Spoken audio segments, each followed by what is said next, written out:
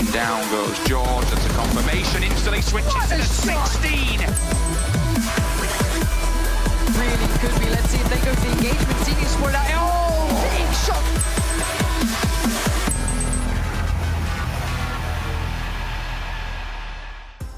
Welcome back, everyone, to the PUBG Mobile World League West Season 0. I'm still Jason Kaplan. I've not transformed into someone else. If I transformed maybe into Seven Worlds Gaming, I would have shrunk about half of my height. But I'm going to be covering all the action. I'll be the host here, not the man with the brain. That's why I have two other lovely people to come in and help me find mine. We have Seven Worlds Gaming and Glitter Explosion going to be joining me here on the stage. I'm sorry, Seven, you're a little bit short. I've met you in person. But how you doing today, man? You're looking great. You're floating head at the moment, but you're looking fantastic. I'm doing great, brother. I feel about an inch taller today. I woke up on the right side of the bed, so everything's looking good, and I cannot wait for the matches we're going to have today. And Glitter, I'm a little bit sad to not see like a floral pattern, maybe no camo, no matching outfits between you two. What's going on?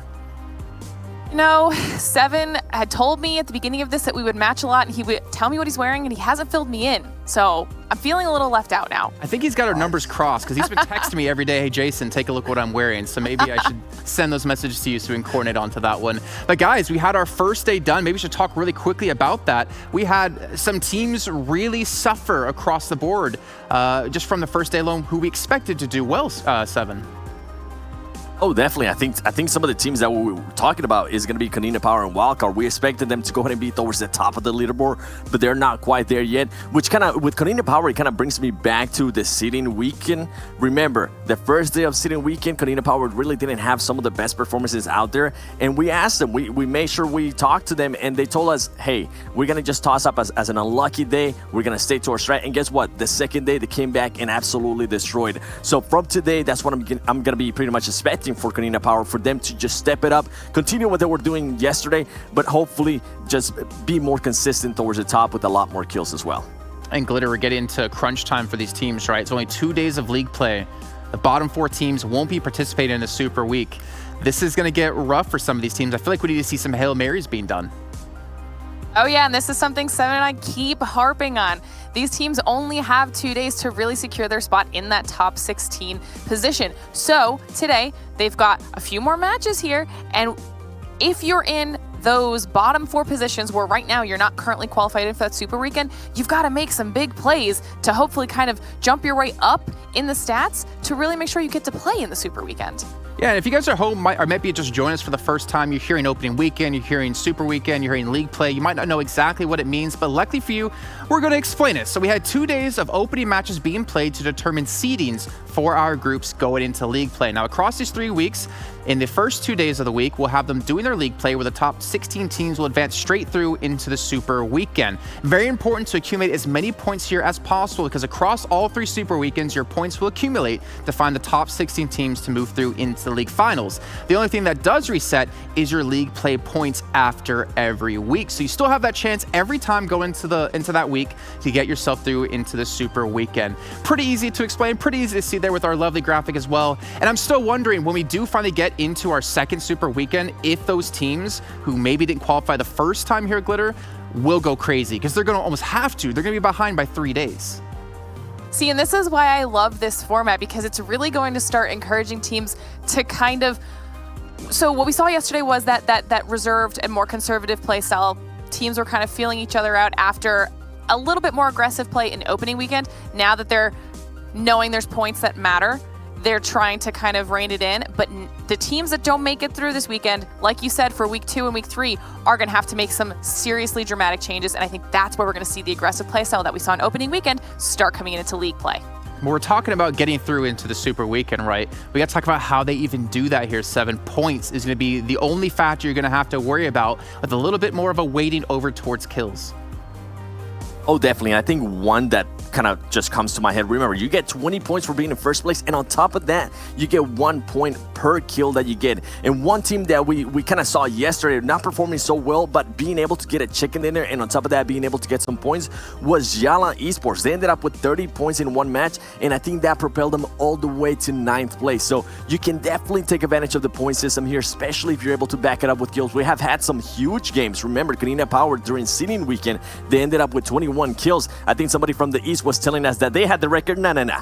West has that record, so sit your butt down real quick there. Now, the other ones that we have seen Loops Esports come up with 18 kills. Unique yesterday to end the day with 16 kills. So if you are able to maybe just muster up a win, and on top of that, back it up with a lot of kills, you're gonna just shoot up straight to the top. And getting to the top, get yourself one step closer, taking home the lion's share of our $425,000 on the line over the course of our World League. You can see the breakdown here. So not only are you going to get a chance to win $50K from the Super Week if you place out first, you have a chance to win $100,000, Seven. That's a whole lot of camo shirts we can buy, Seven. Imagine how many camo shirts I'm going to be able to buy. Actually, it's just today. It's just for league play that I'm going to be wearing these camo shirts. Wait until the weekend. I got that flower stuff for you. But something I do want to go ahead and notate over on the East is that one of the teams that actually surprised me was Orange Rock. So shout out to Orange Rock for an amazing performance that they had on the first week of league play. If you guys have not been watching over there, highly suggest to watch both, because you're going to be able to see a lot of differences between the different regions here. And I love the difference of play style that certain regions have. Someone clip that and send it over to Scout. I'm pretty sure that's exactly what you're going for, Seven. I know you. I'm in your head. But if you guys haven't paid I already told him good job. Okay, all right. I want to see it posted in his Instagram story, though, and see your followers just shoot up from him. But let's actually take a look, though, at a documentary series we have coming up, released over the next weeks. It's an 8-part series, and the trailer was posted over on Twitter before. If you guys didn't catch it, we got it here for you.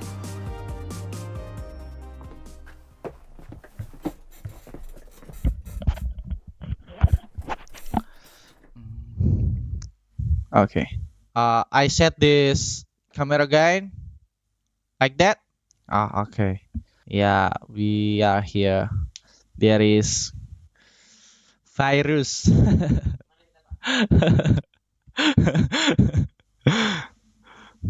We can go anywhere. Welcome everyone to the PUBG Mobile Club Open 2019 Fall Split Global Final. Best of the best in the world here with us today, John. We'll see how these teams can work under the pressure that it will push down on them. Welcome to PUBG Mobile Club Open. It's time to shine. Then Luxy comes in. He takes the kill, and now he's in a 1 versus 2. Luxy for Biggie-tron. He could go all the way. That was amazing. And so is this from Klotzgon as he wipes them out. Case for Jonathan, his Neo goes down. Jonathan's in the open. He's going for the spray. He's taking blue damage. Needs to figure it out, but 2 of them are down. He's snaking it around. Goes for the spray. Takes it down.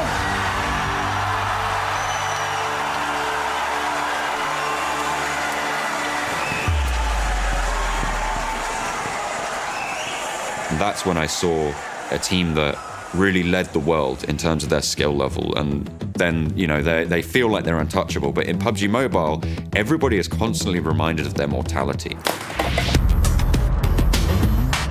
Now we're coming into a new year. There are pro leagues happening all over the world. Clean kill! Thousands upon thousands of teams will battle it out to go to the end of the year for the World Championships and meet and clash on that final stage. Are you kidding me? 21 years old! Look at 2 knocks looking for more runners! Dropping out of the plane, you need to know that the 3 guys next to you have your back, and they are willing to go with you in any situation. There's a team that can breach well, it's Loops. Beowulf just shuts them down. Pittsburgh Knight cutting through B4. Down they descend into the valley. Kita siap.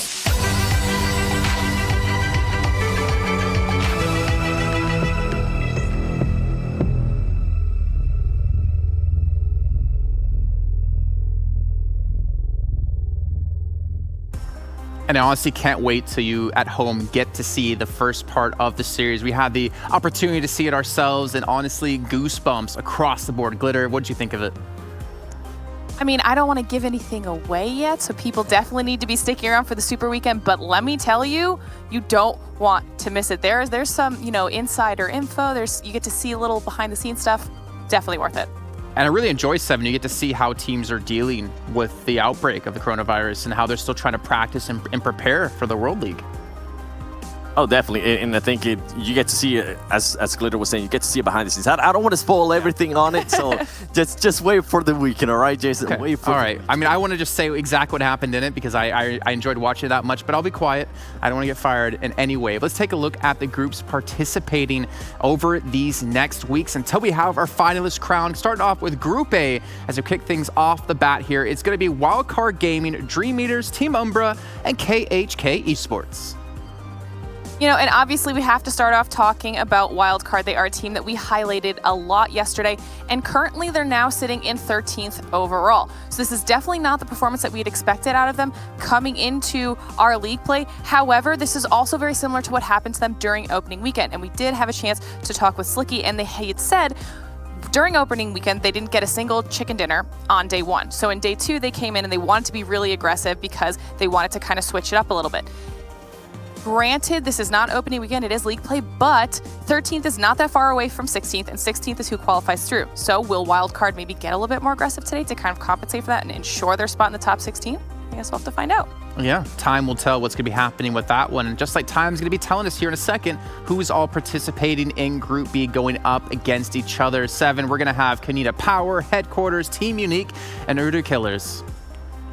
Yeah, and I think from here, Kanina Power, one team, as we were mentioning, even with Wildcard, we highlighted them because they had just such an amazing opening weekend. Right now, they're currently going to be sitting above 10th place, so we'll see what happens there. I look for a stronger day today out of them. And Team Unique currently sitting at the top of the table. I think they have showed up. They're finally starting to get comfortable with how the other teams are playing, and they're able to go ahead and put up just huge, and I mean huge kill games, and that's good for them. And obviously, we hope a lot of other teams that maybe don't have the chance to qualify at the moment will be able to break through today as we take now a look at Group C. And we look at the next 4 teams participating: Loops Esports, Team Queso, Nova Esports, and Yala Esports. Now, the one team that I actually want to call out for this group is Nova Esports. Nova Esports is currently sitting in 16th place, right on the cusp, with 22 kills. Now, yesterday, they were consistent, but they just weren't doing enough as far as acquiring those points. They got 9th, and then 10th, and then 9th, and then 10th for their games yesterday. So we're seeing that while that was enough to get them in the top 16, it might not be enough to keep them there today based off of what the other teams do. So Nova Esports is really going to have to step it up today. Yeah, that's the luxury the top teams have right now, right? Is that they are pretty much safe and they can kind of just ride out this and save the energy coming into the Super Weekend. Let's take a look now at Group D. 4 more teams to throw into the battlefield here between all of the others. We're going to have, looks like Tempo Storm, Alpha Legends, Cloud9, and of course, SWAT 69. And I think for me here, one of them, we can definitely talk about Alpha Legends, Tempo Storm, and Cloud9, but I want to go ahead and focus on SWAT 69. They're currently sitting in 18th place, so that's a team that a lot of stuff might have not worked out for them yesterday, or maybe they just got an unlucky, like how it happened to Kanina Power before. They need a stronger game today. They need to be consistent towards the top, like Nova has been, but they also need to go ahead and back it up with kills, because if not, you're going to miss out on the first Super Weekend, and boy, you want to do everything you can to not be able to go ahead and do that. And another team, Tempo Storm and Cloud9, those are 2 teams that actually performed really, really well yesterday, and I hope they go ahead and continue that kind of performance and maybe carry that momentum all the way to the Super Weekend. Well, Tempo performed well when Glitter didn't pick them as the team to win. We'll just say that. Let's look at our final 4 teams, though, playing in the Battlegrounds, ready to drop out of the plane. We're going to have B4 Esports, we're going to have Footballists, Pittsburgh Knights, and of course, Frag Machines. Listen, I love Tempo. I will not be their bad luck charm, okay? I will not let you put that on me. But looking at this group here, we've got B4, PK, and Footballists, and they're all in very good positions right now. The team that I want to focus on is actually Frag Machines. They're currently in 20th overall in our leaderboard out of 20. So this is kind of like that moment where we've been talking about what are those teams going to do? Because 16th is a little bit different. You're sitting on the cusp. Maybe you can take a few risks, but also still keep it a little bit conservative. I want to see Frag Machines really, really going for it, going for those big plays, trying to take out some of the bigger names early if they can, to try and secure some of those points that are desperately needed right now to get into the top 16 position. Otherwise, they're going to miss out on our first Super Weekend, and it's going to just be a struggle from there. I think the scariest thing is a team that has nothing to lose. If you're in last place, right, why not go all out? Look for those early kills if you're confident to do so. But we've been talking about who's on the top. We've been talking about who's on the bottom. Let's take a look so you guys at home can see currently how things do stand out. And I want to point out right off the bat here, Team Unique currently in first place. I want to say this. In one day of league play, they accumulated 75 points. In 2 days of the opening weekend in our seeding games, they accumulated 62 total. So already doing better in 1 day off the bat than they did an entire 2 days before. Yeah, that's something you love to see, right? You want to go ahead and obviously see a team start hot on seeding weekend, but when it actually matters the most, when you're in league play, you want to go ahead and see them step it up. And Loops Esports, another team that we were hoping that we'll go ahead and start off hot. Well, guess what? They ended up getting a win with 18 kills. I picked that team on that exact moment. Just want to go ahead and point it out. And then you got Temple Storm, as we mentioned. I know we were throwing some banter there to Glitter, saying that they were one of the teams that got knocked out on the last Erangel. But guess what? Even though they got knocked first, they're still third place. They have some cushion to work with, and that's what some of these teams are going to be looking for. You are always going to end up having a bad match, but you also need to take advantage and have an amazing game, at least somewhere along the way. Yeah, and then jumping onto the second page here, one thing I do want to know from the first page first is Yala. Yala was actually in a little bit of a rough spot, had one really strong game on Vikendi yesterday, and that is what put them into the current 9th place position that they're in. So like I've said a few times here, all teams really need is one very strong game, and it can catapult them into a very safe spot. But noting here on the second page, we're looking again at Konina Power and Wildcard, the two teams that we highlighted from yesterday, currently in 11th and 13th respectively, and not exactly where I think you or myself, U7, had really kind of predicted them to be, right? Yeah, and something absolutely right, and something I actually want to focus on is 16 and 17. They're currently separated by just 8 points. That is just such a very small margin, so you're going to be looking at teams like Nova Esports today, just being right there. I'm pretty sure they're going to want to go ahead and have an amazing game to start off here, so they don't have that stress of, hey, we might not qualify. That will start eating away in your head, and you don't want to get towards the end of the day and having those problems down on yourself. SWAT 69, one of the teams that we actually noticed that hot drop on Temple Storm in Pochinki when we play Erangel. Are they going to try to do that again, even though they lost 3 players? I know when I was talking to Temple, they were saying that they were very surprised that they actually landed on them again. So maybe Temple might be a little bit more prepared this time if they try to go for it again.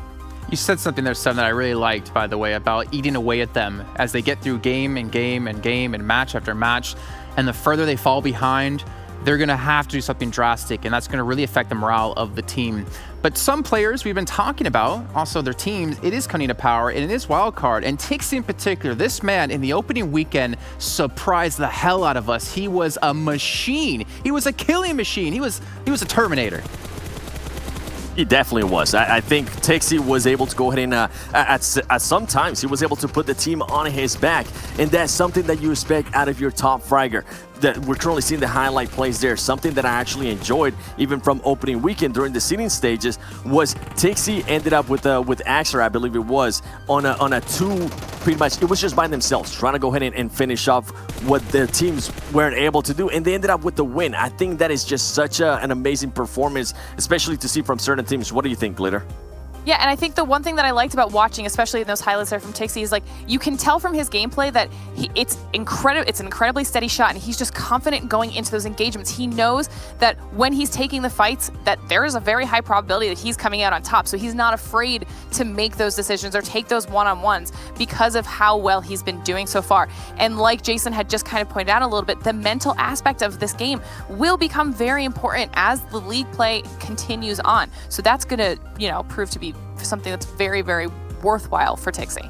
And I know we have a really cool graphic, so if you guys can, go ahead and pull up that graphic for me, because sorry to cut you out there, Jason. Oh, no. I want to go ahead and show how consistent this man has been, and that's something you expect to see out of your top players. That's something you want to go ahead and see out of your top players, is consistency. And guess what? On the first week, this man had 490 damage, and to back it up here on league play, he has 381. That's not only that, damage received has actually just gone a little bit up, still very consistent, and with kills, he's still averaging 2 kills a game. That is huge for a team, especially if it's your fragger. You want to go ahead and see them continue to have that consistency, because if you see some kind of drop off, it might not only just affect that player, it might start affecting the whole team. I think that's really important. You're talking about consistency is key, especially when your team isn't having the same kind of performance like they had in the second day in the opening weekend, right? This man's been able to keep the damage up. He's been getting the kills consistently for his team. He's someone that's definitely not slacking off within the team at the moment. But we also have to talk about another player from another team, Wildcard. We're going to have to talk about ACDE here, Glitter, because there's a specific reason why. Yeah, Okay, I mean, the specific reason is because Acer has been an absolute slayer so far for his team. He's always consistently a strong player for them. And so when it comes to his damage output and his kills, he's a valuable asset to the team. So making sure that he's always up is incredibly, incredibly important. Not to mention that he's kind of, you know, who we're looking at right now as far as almost like an equally as strong player as Tixie for Konina Power. So Acer probably is feeling a lot of pressure. We're seeing here in all of these clips how he is able to just be incredibly, incredibly smart with his movement and the fights that he's choosing. Wildcard had a very, very strong second day and opening weekend. And like I said a little bit earlier, they didn't have the best showing yesterday, but they're used to this. They're used to having the pressure on them and having to maybe play a little bit of catch up, and they're not in a horrible position. 13th is not bad. They should be safe as long as they're consistent today, but I really want to see what they can manage to pull out. What do you think, Seven? Yeah, and I think for me is that consistency. As you're currently seeing there, the graphic, thank you for everybody in the back. We're seeing consistency, and it's not there at the moment. It could have been just maybe a bad day, and that's what I'm actually going to go ahead and put it as. Remember, seeding weekend, 345 damage, and here on the first day of league play, we get 132. Kills, though, kills have been very inconsistent. He's barely averaging half a kill per game. You want to go ahead and see a player like that, of that caliber, go ahead and step it up. Hopefully his teammates are able to go ahead and support him on that, because we have seen Acer end up being the last player of that team at certain times. So hopefully, I'm just going to go ahead and toss up that first league play day to just bad luck. Listen, overall, they are currently still in 13, as you were saying. They do have a little bit of cushion, but you don't want to get too comfortable there sitting on 13. You always want to go ahead and shoot up to the top. And on that note about bad luck, I mean, we talked to Konina Power after their first day in the opening weekend, right? And they said they played the exact same one from day 1 to day 2. They just had some bad luck on the first day. So maybe here for Ace or a wildcard game, and they can really show up today when it's going to matter. Because again, there is a chance they could be leapfrogged out of this one we were talking about before, and they don't want to be dropping out when they were one of the strongest teams, if not the strongest team, in the opening weekend. But what I can tell you is we're getting very close to starting off our first match of the day. But you guys at home might be curious, well, what necessarily are the matches going to be played across today? Because we're only going to be having 2 of them. It's pretty similar to what we had yesterday. And here is our schedule. Starting things off with Vikendi, going over to Erangel second, and then going back and forth until we end things up over to Vikendi. But again, the letters you're seeing on your screen, you might not know exactly what that means. That refers to the groups, and the one that's going to be grayed out is the group sitting out. So for instance, Group E in the first match of the day will be sitting out. And who's in Group E, Glitter? That means we will not be seeing B4 Esports, Footballist, Pittsburgh Knights, or Frag Machines. Okay, so some big teams there that have already had chicken dinners for themselves, not having the chance. But then again, that means if they sit out first, they get to play themselves 4 games straight. We talked about this before, Seven. This is important. If you have a good start, you don't want to be going on a break here as we do get ready to jump into Vikendi. Oh, definitely. And I think one of the teams that Glitter even mentioned there was Frag Machines. They're going to be sitting out. They're currently sitting in last. So what I'm hoping they're doing here coming up this match is that they're also watching. They're trying to see what kind of strategies some of the other teams are going to be doing here in Vikendi, because we are going to be playing 2 more Vikendis later on. And they need to go ahead and take advantage of that.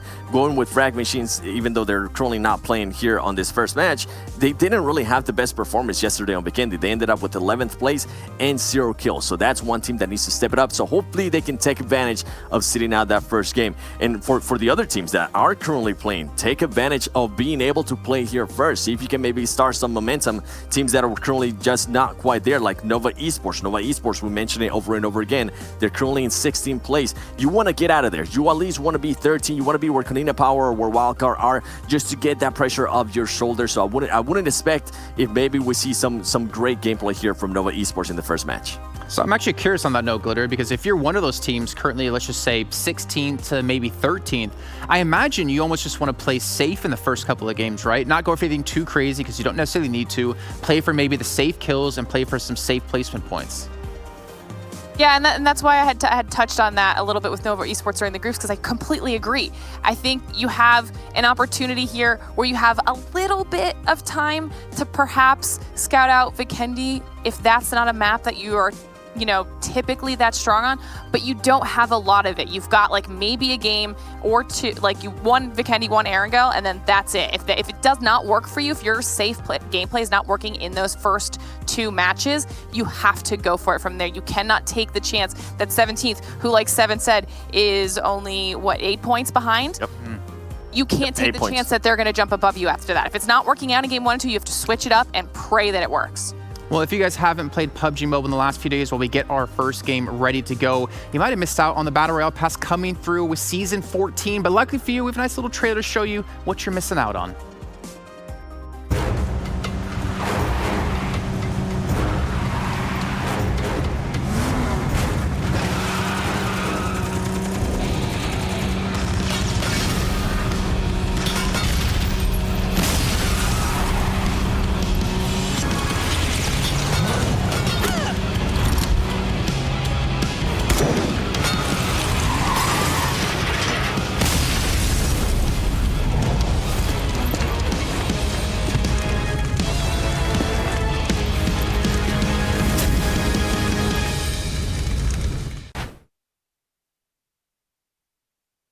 That is so sick. Seven, I gotta ask you, looking at that trailer and obviously picking up the Royale Pass yourself, what was the one thing that you're looking forward to getting? I already got it all. What are you talking about? Already got it all? Already? Everything. Yeah, first day, you always buy the Royal Pass from the bat, and then on top of that, you go ahead and do some giveaways. Well, now I know I've been doing wrong. But let's talk about what we're potentially going to be doing right here. It's time for prediction games, yet again. And we're going to start things off. We did you first yesterday, Seven. We're going to start off with Glitter this time. Who do you think is taking this first game? Listen, I'm holding out strong with Wild Card. Like I said, this could be the same exact thing that happened on Open Weekend, and then they came in on day 2 and won the first map and won the last map. So I'm going to stick with Wild Card for match 1. Well, I do feel bad for the Wild Card guys now because they're probably going to be dropping out in 16th place. Seven, who do you have? My pick, do Brazil. Loop Esports. They got a chicken dinner, and on top of that, 18 kills. Come on now. You know they're looking to go ahead and back that up and maybe even get over 18 kills. So Loops Esports is who I got. Twitch, YouTube, Facebook, let us know who you guys got, because in the future, we might start featuring some of your guys' comments here on the broadcast. Well, you know what? I'm just going to say my team. Team Unique. I'm not even going to tell you why. I'm going to let them do it when we get into the game. So you two get out of here. We'll check in with you after the first match is done to talk about that game. Let's bring in our commentators, though. Yeah, get out of here, Seven. I don't want to see you anymore. Let's bring in our commentators. We got Inviram and Cameron Davis going to be joining us yet again. Let's start things off. Let's get into predictions here. No, you know what? Let's give you a chance to think of predictions a little bit more. Let's talk about yesterday's games really quickly. Give me like a little summation of how the day went for you, Inviram. Yesterday was, I think, a lot about contrast. I think the difference between Erangel and Vikendi was apparent to a lot of these teams. I feel like Erangel was a lot more calculated. Teams had a really good idea about what they wanted to do, but Vikendi was all about aggression, pacing, making sure you're able to keep up momentum, third parties, fourth parties, fifth parties, block parties. It was an adventure from start to finish. Well, Cameron, we'll hear from you about the day later on, but I want to get some quick predictions out of you too. So, Cameron, hook me up. Who do you got to win? I'm gonna follow Seven. I'm gonna pick Loops. I think out of all the teams yesterday, they looked the strongest on Vikendi in particular, so I gotta hedge my bets with them. Okay, and Inviram, real quickly, who do you got? I got Loops as well, actually. I think we're kind of a unified front here. They just look. I know. Look, it's boring, but I want to win, and I'm lame like that. All right, they're a good team. You definitely are up there in the talent leaderboards we have going on. But we're about to hop into the first match here, so boys, take it away for us. Thank you so much, Jason. Let's get into game number 1. I am so very excited to start things off on Vikendi. We had an absolute blast with it yesterday. Cameron, those teams, oh my goodness, aggression was the name of the game. It was so much fun to watch. Yeah, and as I was talking about yesterday, the nature of the map with the amount of compounds that there are, the minute you see a circle go in one direction, you want to be in a strong position, because generally that position is even stronger than it would be on any of the other maps. I hope that makes sense. I feel like that was a little too convoluted, but nonetheless, there was a lot of contesting for compounds, and I think we're going to be seeing a lot of similar contestation again, because we're going to... I recognize this circle. This was the second circle from yesterday. This is the exact same one. Oh my goodness, we had this this fun final circle sort of in the wastelands between Cosmodrome and Trevno and Pushkova. It was, this is gonna get exciting, that's for sure. What's also exciting is another contestation in Volnova, my city. I love this. Let's get some roof action, let's get some roof play, but it's going to easily be another repeat of the exact same circle, because I don't think the plane was too different on that game as well. Wildcard didn't really go aggressive against Konina Power because both these teams had to rotate to the circle, but Sam is already here on the roof trying to spot out some information, and Konina, they're looking pretty good on the leaderboard right now, so they could afford to perhaps go a little aggressive this time around. And that's why Sam being on the roof to call out any information, any potential aggression from the opposing team is good for wildcard. Yeah, I mean, Konina Power coming in 11th place, Wildcard 13th place. Like, these are both teams that a good day today could propel them up into, the top 8, whereas a bad day today, I mean, they're on the cusp. I think they're pretty much safe here for a super weekend, but this is definitely something they're going to be cognizant of. And we kind of got a little bit excited last time because maybe they're going to take a bit of an early fight. Maybe there'll be a bit of aggression. And they're like, nah, we'll have a little bit of respect. We'll handshake, passing like 2 ships in the night. We'll fight another day. And I would not be surprised if they're going to do the same thing here. Neither of these teams, I mean, Glitter touched on this as well. If you're the team sort of in this area, you're not quite on the cusp. You're sort of in that safety zone. Probably not going to want to throw that away with some rash decisions.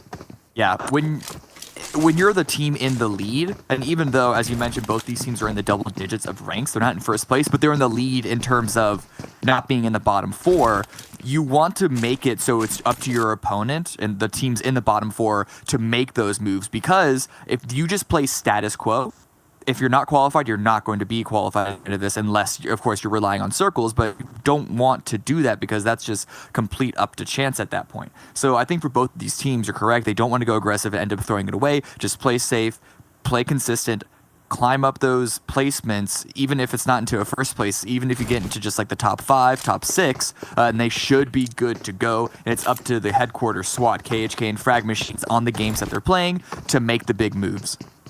I think that's, a really good point, talking about the idea of just get yourself in there. Just get yourself in those final circles. Actually, Pittsburgh Knights was a team that did that yesterday to incredible effect, whether it be J7 or Raven able to just sneak their way into multiple like top 4 ending situations. Like everybody else would be fragging and fighting. You're just like, hey, look, Pittsburgh Knights is here too.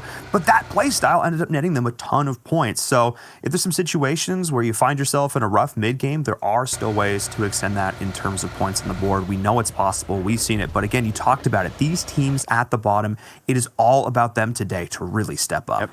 And I do want to just be clear that this play style, I only like it when it comes to the 2 days of the league play. Once you hit Super Weekend, that's when you want to go big. That's when every team, you want to go aggressive and make those big moves, because at that point, it's all about first place and getting the points that you can. But for here, more than anything else, it's just about vacation and security. Look, we're casters. We would never encourage a team to play passive, at least for me. I like action. I like, momentum. I like good gunplay. I'm never, or make yourself a pancake or something. Just chill in the kitchen. Whatever you're doing, just take it easy. No, I am very much in agreement here. Again, it really comes down to the day. And these teams, at the level they're at now, again, especially with a lot of them, they have the support staff, they have coaches, they have managers, like they're aware of this. They have a game plan coming into that. They actually talked to us a little bit more about that, Cameron, the idea of having a game plan, not only for a map, but for a day as a whole, or in this case, a section of the tournament.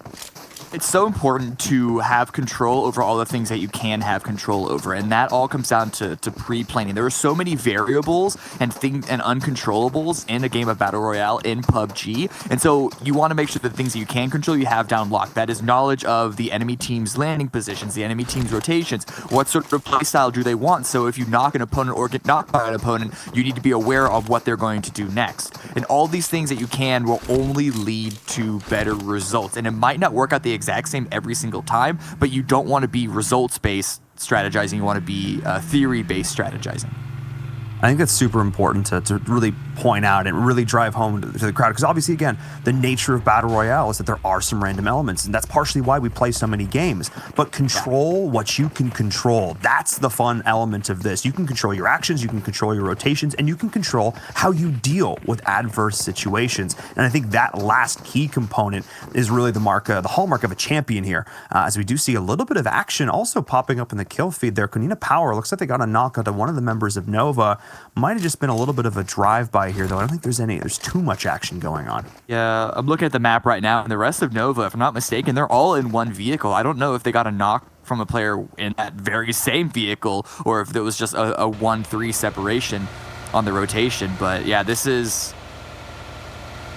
wait, there's only 2? Okay, no, there are 3 in here. This is a bit rough, because if they got a little unluckier with that spray, we could have seen the whole vehicle go up. Okay, yeah, so it was a single player. I don't know if they were forward as a scout. I actually think that they were further behind, which is weird to end the vehicle with most players in it first, but at least this time around, it actually worked out for them. The downside, of course, being is that's GFan that got knocked out. Of course, one of their star players at this early stage of the game. That is not ideal. Getting caught out on rotations, that's, again, one of the nature of the beast in this sort of thing. And that's why having knowledge of your opponent's drops and where they're going to be rotating is also important. But we've also seen Zana getting picked up here from Yala Esports. Yala, of course, sort of went from being a team that we didn't talk about a whole lot to suddenly rising up, being able to walk away with a chicken dinner, sort of their saving grace of the day yesterday. Really kept them in contention, I guess, for some of these top spots and making them the top 16. But they're a team that I think has the potential. They've shown us, but they're going to need to continue to demonstrate this today, and they're going to need to just clean up those shots a little bit more. Yeah, and actually the game that they won was on Vikendi. So hopefully they can replicate that there and maybe come out as one of the Vikendi experts in this 20 team. Okay, hold that on. KHK versus Loops, and Loops going big. Let's go, Loops! Let's go, Loops! All right. Hello. 0 to 100 real quick here, and that's our first team eliminated? Meeting on the road. Oh my goodness, Loops. 4-0. Yeah, you get a knock, but you are so happy with that. And this is the aggression of Loops that we were talking about. There is only one direction, and it is forward. There is only one direction, and it is towards the fight. That is Loops in a nutshell. That's one of the reasons that I had this team picked to do well, and especially on a map like Vikendi that seems to benefit, that seems to just, say, hey, we're going to give you everything if you play aggressive. We're going to put you in better positions. We're going to give you better compounds, better angles, and they are capitalizing on it so beautifully. Yeah. On the flip side of things, though, KHK is one of the teams that are not currently qualified, and to go out first is almost disastrous for them. They're going to need to have the other 3 games that they're playing today be really, really big if they want to qualify. We didn't see the start of that engagement. I don't know if it was Loops or KHK that sort of started that whole thing off. But either way, it's still not a good end result. Not super ideal. Only 5 kills to their name across the opening 5 games of play. Being able to take at least one member of Loops down there would have been, I think, even a bit of a moral victory there for them. Because that's also something we have to talk about. It's the idea that, especially if you are one of these teams at the bottom, it's easy for us as the third party, as a spectator, looking and say, well, just, do better and shake it off. But there's the big mental factor if you're going in and you're taking fights and you're losing, to be able to reset on that and continue to show up the next day. That is is really something that a team at this high level needs to be able to do and needs to be able to do consistently. But as we say this, 2 teams in sort of the middle of the pack right now, maybe eyeing to start a fight. Konina Power, they haven't moved too much further north from where they first got an initial knock on to Nova, and I think they want to play this early game slow and then hopefully go bigger once it comes in. But I'm always nervous when teams are okay playing the edge of phase 1, but maybe it's because they spotted out Cloud9. The ship coming out can't quite get a knock. Long-range shots, down-range. Can they find it? Back and forth. Just pinging down armor, pinging down helmets as best they can. They're stacked so close as well. Cloud9, though, able to sort of force back Konina Power actually into the blue. This is actually, all Cloud9 has to do is keep them here. And they were able to secure, I think, 1 knock there as well. They were.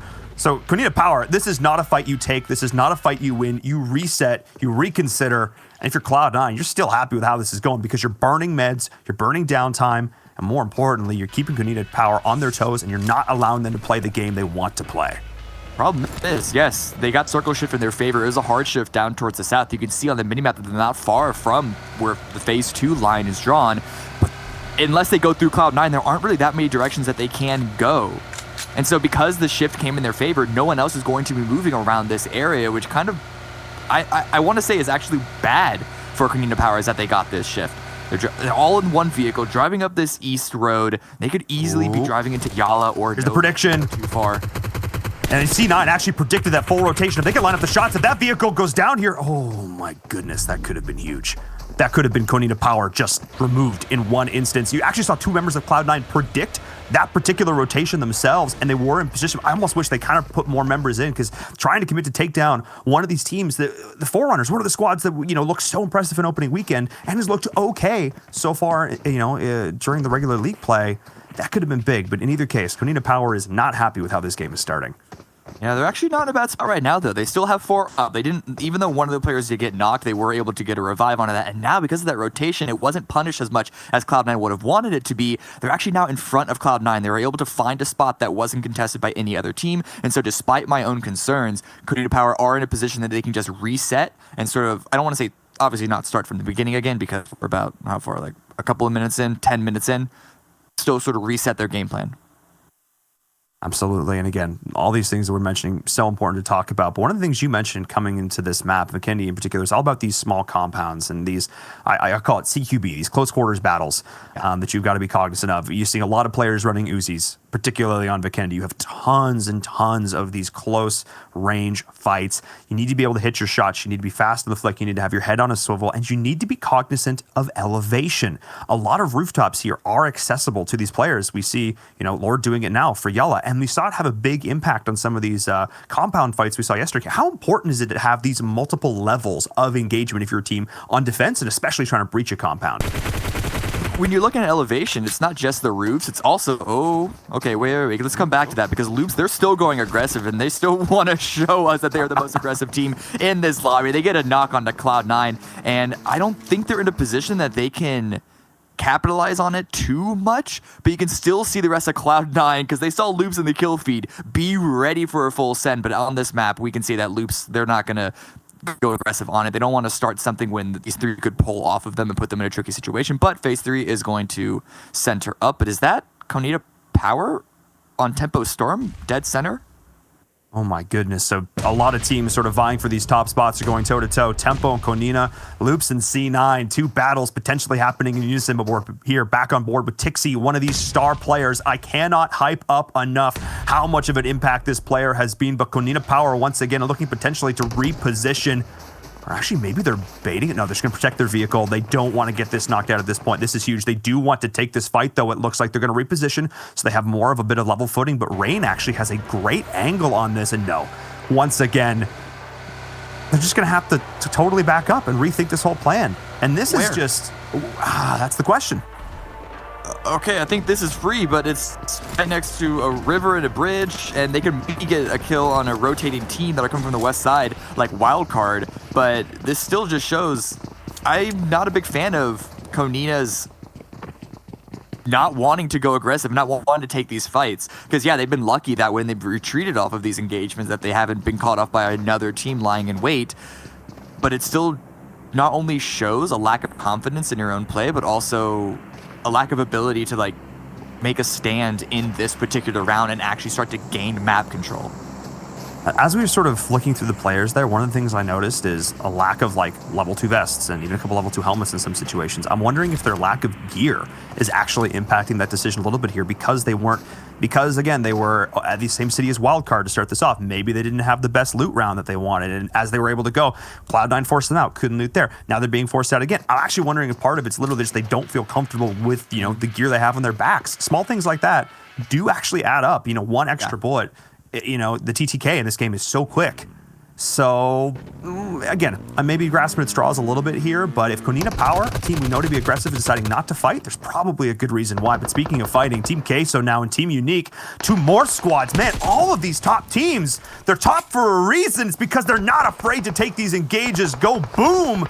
Ayala picking up that first kill here for Team Queso. Marco's already gone down, though, but if in a potential 3v3 situation, at least they've been able to even this up, going up against our lobby leaders in Team Unique.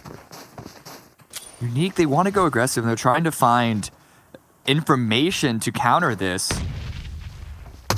But Queso aren't really giving them anything. It's a lot of smokes out, a lot of grenades coming up. I think Lightning might have found an angle, but he gets knocked for his troubles. Mystic with the perfect shot. Oh my goodness, trying to provide some long-range support, though. Unique is not potentially in the best position to deal with this. Frozen has his work cut out for him here. He picked the right map for it, though, but the long-range shot punishing Mystic for the rotation to try and thirst that kill. And the nade as well from Frozen. Oh my goodness. And now what looked like a great position for Team K, so they now have to totally reset, totally rethink, and they are going to be able to get the res, at least on the side of Team Unique. This fight has gone back and forth, Cameron. Unique there, prepping the grenade, waiting to see if Mystic is going to get revived or not. Okay, I think both teams are... No. They're reviving each other. It's a trade. A little bit of a slow pickup on the revive for a Ayala onto Mystic, but Unique, they're pulling back off of this because the circle has shifted away from them, even just momentarily. I wonder if Unique are going to try and totally flush Queso out of this, or they're going to try and rotate around them. We're getting to a point in the game, though, that you're going to have to start to take a fight eventually, but Queso are also backing off. Uh-oh. Queso's backing off, but Frozen has the audio cue. Here's the footsteps. I think they realize this. They need to try and take this fight. They have to rotate west at this point. When the opponents are north and south, that means somebody's got to make the play. Call this the game of chicken. Who is going to move first? Don't have a whole lot of time before the circle is going to move. They're going to be able to hear the footsteps. Who can hit the shots? That's the big question. And Frozen's going to back up. Ooh, prone reset. Taking a lot of damage for his trouble, though. Got to try and snake his way out of there. But that's going to be the angle. Mystic. Again, I talked about the power of these SMGs, these close-range fights, and we're seeing it now. But Mystic has to rethink because Unique is also finding these unique angles. And Lightning is here. This is such an interesting fight. So much top-level play, so many great shots, but it's the mind games, it's the angles these players are using, Cameron. Yeah, it's a very interesting footsie game here because both teams still need to move in the circle. And I really like how Queso are playing this, especially. They get a knock, but they don't push for the kill. They use that quick moment in time to get into the circle themselves because they know that they're going to have to fight Unique further on because they're the only thing standing in between Unique and the zone. And so the fight's going to happen to them eventually, and so they might as well use that time to get a better position. And inside a compound like this is a pretty good one.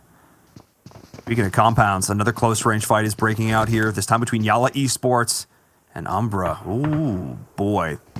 It's going to get interesting, and oftentimes we're seeing this. With these compound breaches, you're going to have the one player sitting back, the one that has the optics, a couple pushing up. But in this case, Anas is a little bit out on his lonesome here. This could get interesting. Umbra's aware of this. If they turn the corner and they're able to get the shots, he's just dead. There is no hope that's going to be able to come and help him out here. And that grenade, feeling a little bit sad. Second one made his way inside. Oh, it's just now, certainly, if Umbra didn't know that there was someone right next to them, they do now. But I wonder what Lord's going to be able to play off of this. Circle shifts away from them. And so Umbra need to make the decision if they want to take this fight or just move into the circle. I like the idea of taking the fight at this point. Hopefully, Yala will go quick enough to allow them to finish. Nice. Well, that's a good start. Vindex getting that knock is definitely the beginning that they needed. It is, but they're actually getting third-partied right now by Nova, who's joining on in, did hear the shots. Nova, of course, who lost one member early, going to try and do the same over here to the side of Umbra. Let's see what HCL can do. I think at this point, you just have to try and pick a fight. And that's exactly what they're going to do. Anas is going to get absolutely wrecked. And that is going to be Yala Esports eliminated, capitalizing on the damage that Nova was able to do. There was one knock there, but HCL and the crew have an interesting angle on this one. And now this is going to be the full send into the compound. Cameron, Nova wants these kills. Good time for them to send as well with the knock, and I think that's a second one onto Vindex. Molly's coming into the top floor. What can Easy do? Oh boy, he's going in. No, he's actually going to back up, reset, rethink this. They're going to try and isolate this, make this a pure 2v1. I like this. Potentially even thirst for these outside kills. Just totally reduce Hall's decision-making out here on the outside. One additional member, PRZ, who was able to flank Nova. That might have been a misstep, leaving the safety of the building, and now Umbra is collapsing, but it's a complete back-and-forth trade. The nade's going to try and go out here. No, PRZ from long range. AZ making it easy, and not that easy. Who is already down and out, but Nova take the best of that engagement. PRZ almost stole that away from them and brought it back into Umbra's favor, but I think prepping that grenade just a little bit too high up on that rock made his head visible, and they're going to go out, but Nova still they're still in the blue right now, and they need to run, but so do Loops, and Slicky is aware of it in the vehicle, in the smoke to try and get away. Let's take a look back. We're going to see how this fight started off. Oh, the one vehicle, the clown car. No, this is why you don't do that. Loops, a bit of a rookie move. I wonder if it's some of the damage they took on earlier. They're still going to be able to take this fight. And Cloud9's even getting the down there onto Slicky. We are starting to get into the realm of beyond third parties at this point. Adder's going to be able to secure that one there. Bayo does actually end up going down. What is it with the play zone and killing Cloud9? Not okay, team. They're going to be able to do some damage over on the other side. Federal is going to drop. Loops is not going to be able to get out of this too easily here. They are pinned on multiple fronts down behind the tree, and this might be the entire caster desk being a little regretful of that Loops decision there, because I think that's it. Like they're in a world of hurt. Yeah, it's not looking good for them. At least we can rely on their 4 kills that they got earlier and maybe picked up a couple more. But yeah, that's going to be them out losing to their final members to the play zone. At least that's not a point going to Cloud9. And they only have 1 kill. So just hanging out here on the edge trying to clean up the stragglers coming in from the zone. They only have 1 point to account for things. But they have their eyes set on Konina Power, who are still alive. The Clown card of their own, hiding behind the rock. Oh, this has been Konina Power's game so far. This has been their day. Oh my goodness, pinned down, outgunned, and clumped together in a way that one grenade have us all yelling Kobe. But let's jump aboard now with Alpha Legends. Kato, one of these players that had some almost pop-off moments. I say almost pop-off because there's like almost some 2v1s that were clutched, almost some situations that would have done even more for the team. But we'll see if they're going to be able to win that respective fight as we jump back on board with Konina Power, who, despite the fact, look, I've been giving them a hard time. I've been joshing them a little bit here. They have kept all 4 players alive, Cameron. At this stage of the game, that's actually really impressive. It is, especially considering the situations that we've seen them retreat away from, but ABDE does go down. How are they going to reset off of this? I like them playing this 3-1 with Axer off on the side for the crossfire angle, but he's going to have to go big to clear out space for his team. We're seeing Dream Eaters, Alpha Legends. This is the fight we checked in with earlier. Dream Eaters, though, needs to be careful because they have teammates on multiple sides, and Alpha actually went for some interesting flank. The send around, the nades are going through, but the play zone is being additional team that every single player in this lobby has to contend with. So much blue damage being dished out, and Dream Eaters now trying to make something happen as they are getting knocked, trying to take down Alpha Legends, who are just going around the outside. Wildcards also eliminated through all of this as well. But what a sloppy fight between these two teams, because now Alpha is potentially going to be facing off against Konina Power as well. You haven't even dealt with Dream Eaters, and now you're trying to take another fight. Cameron, I can't cover all this at once. Every single team is shooting. It is way too difficult to keep track of everyone, and so I can't imagine what it's like to be inside the round right now. Adder here trying to go aggressive. You saw him spraying down damage onto Konina Power. But Cloud9, they're able to make their way into the circle, and they find some trees of cover. That's the reason why this circle is so chaotic, is because there is no hard cover. It is all trees, all rocks, which means that if you step out to one side trying to dodge someone's angle, you're going to walk into someone else's line of sight. Oh my goodness, and another top 4 of this lobby eliminated as well, but you absolutely nailed it, Cameron. There is no clean angle. There could be an opponent around every corner, behind every tree, every rock and bush. Nature itself is out to get you at this point. Vikendi is biting back, they're fighting back, but Alpha, the last man standing, Raymond over there, that's what I was talking about. Oh my goodness! No, okay, it doesn't get the kill with the vehicle, but they end up cleaning it up. Konina Power is still somehow surviving through this, but finally Dream Eaters, after dealing with most of Alpha Legends, is dealing with them, and now Konina Power is out in an instant blink, and they are gone. They tried to set it in with the vehicle, but they picked up that 1 kill. Getting out to get that kill put them in a terrible position, and then they instantly get eliminated.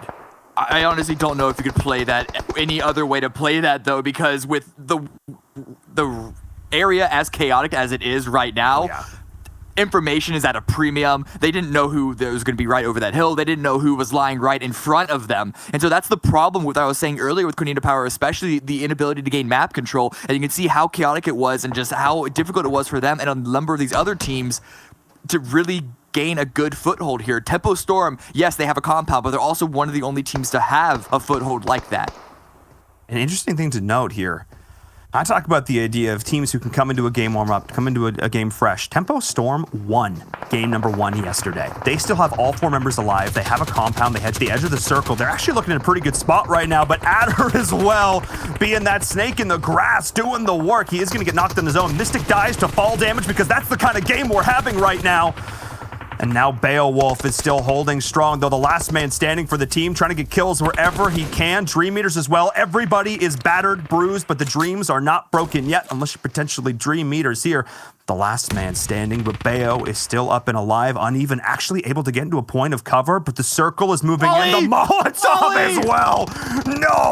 No, Eversett's just being like, please, I know exactly where you are. I know exactly what I need to do. Get down, Cloud9. Get out of my server. Make you doing so much work. That was actually sick. The nade and the spray, I will watch that all day long.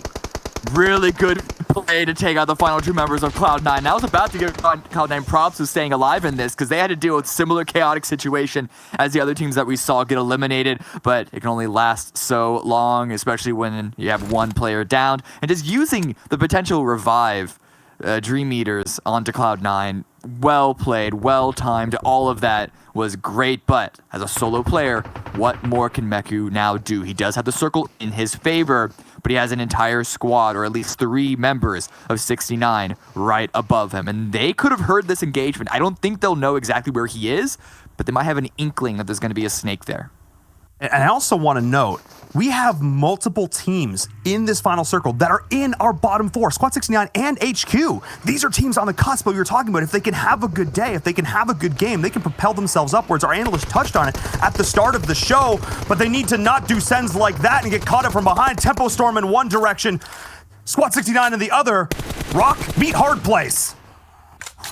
Problems here, giving all his problems away to HQ, making sure to confirm those kills as well, because as you said, they need as many points as they can get. They only have 3 right now. HQ only have 2, so 2 teams that actually haven't been in a lot of engagements, but they're making up for it in placements. Oh, maybe not the best time to bandage. He hears the footsteps, not spotted.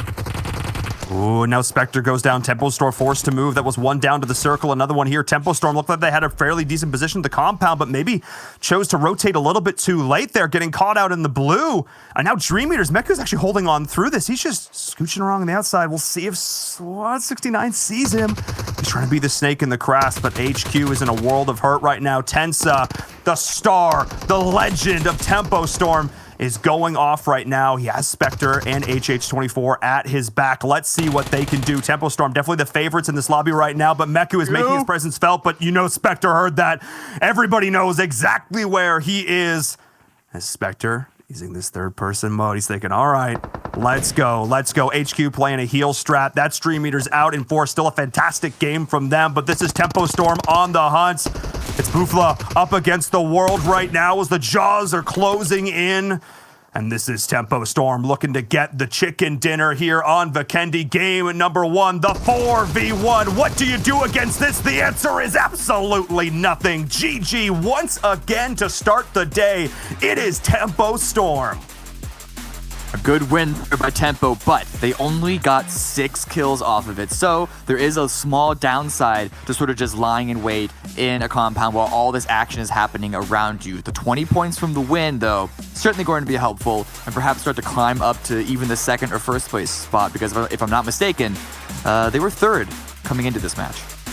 I mean, this is going to have to make me rethink my first pick of the day, you know? I mean, this is now a win on Erangel and Vikendi.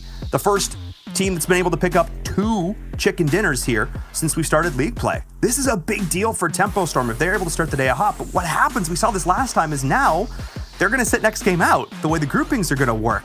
And they weren't able to maintain the momentum last time around. Let's see if they can do that today, because that's the big difference maker here. So, I'm sure our analysts are going to break all this down, Cameron. We're going to let them take another look at that game. Boy, that was exciting.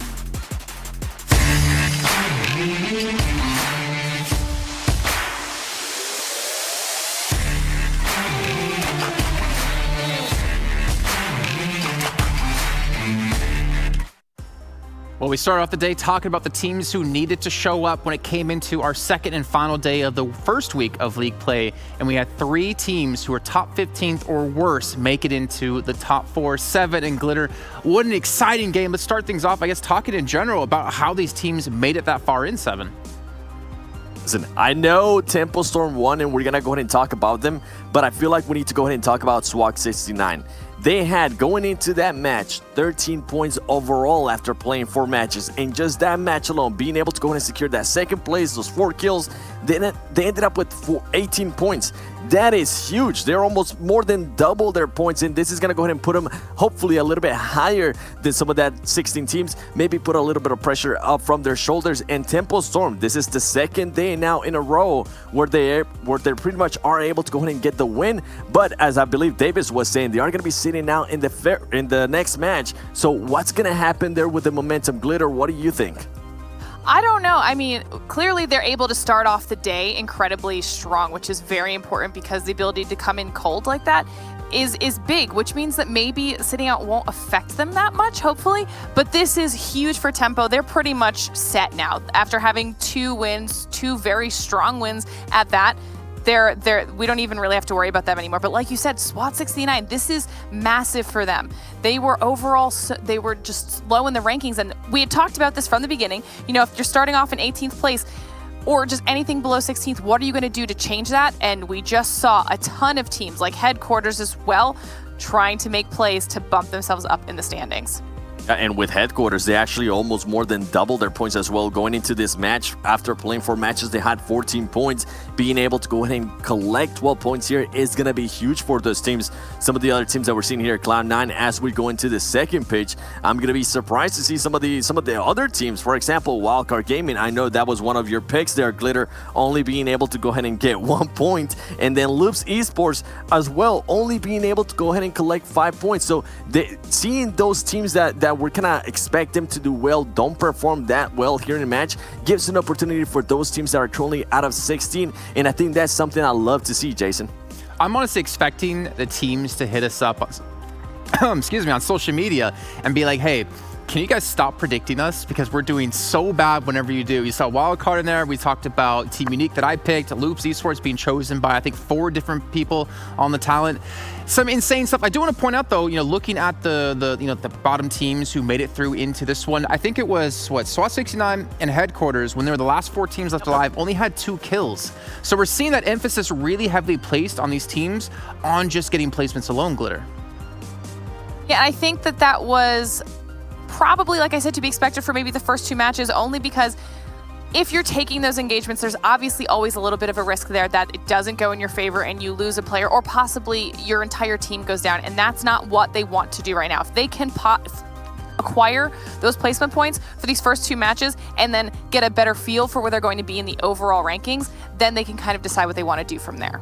Okay, I think with that said, it's kind of okay to not have that much of maybe go for kills and be a little bit more passive. As long as you're able to get that placement and go towards the top, like SWAT 69, being able to get their second place and 4 kills, that's good. That hopefully will start some momentum, and then later on through the day, you can go ahead and pick up the kills. But right now, we're seeing the team that won everything, the team that honestly I expected them to go ahead and come in and do really well as well. Tempo Storm being able to go ahead and get only 474 heals, and that's something I actually want to go ahead and touch on, because Tempo Storm, for most of the map, they don't really have to fight anybody. The circle, they kept coming their way, and they took full advantage of that, not having to engage as much, getting 6 kills on top of that 5 knocks. I think that's huge for them.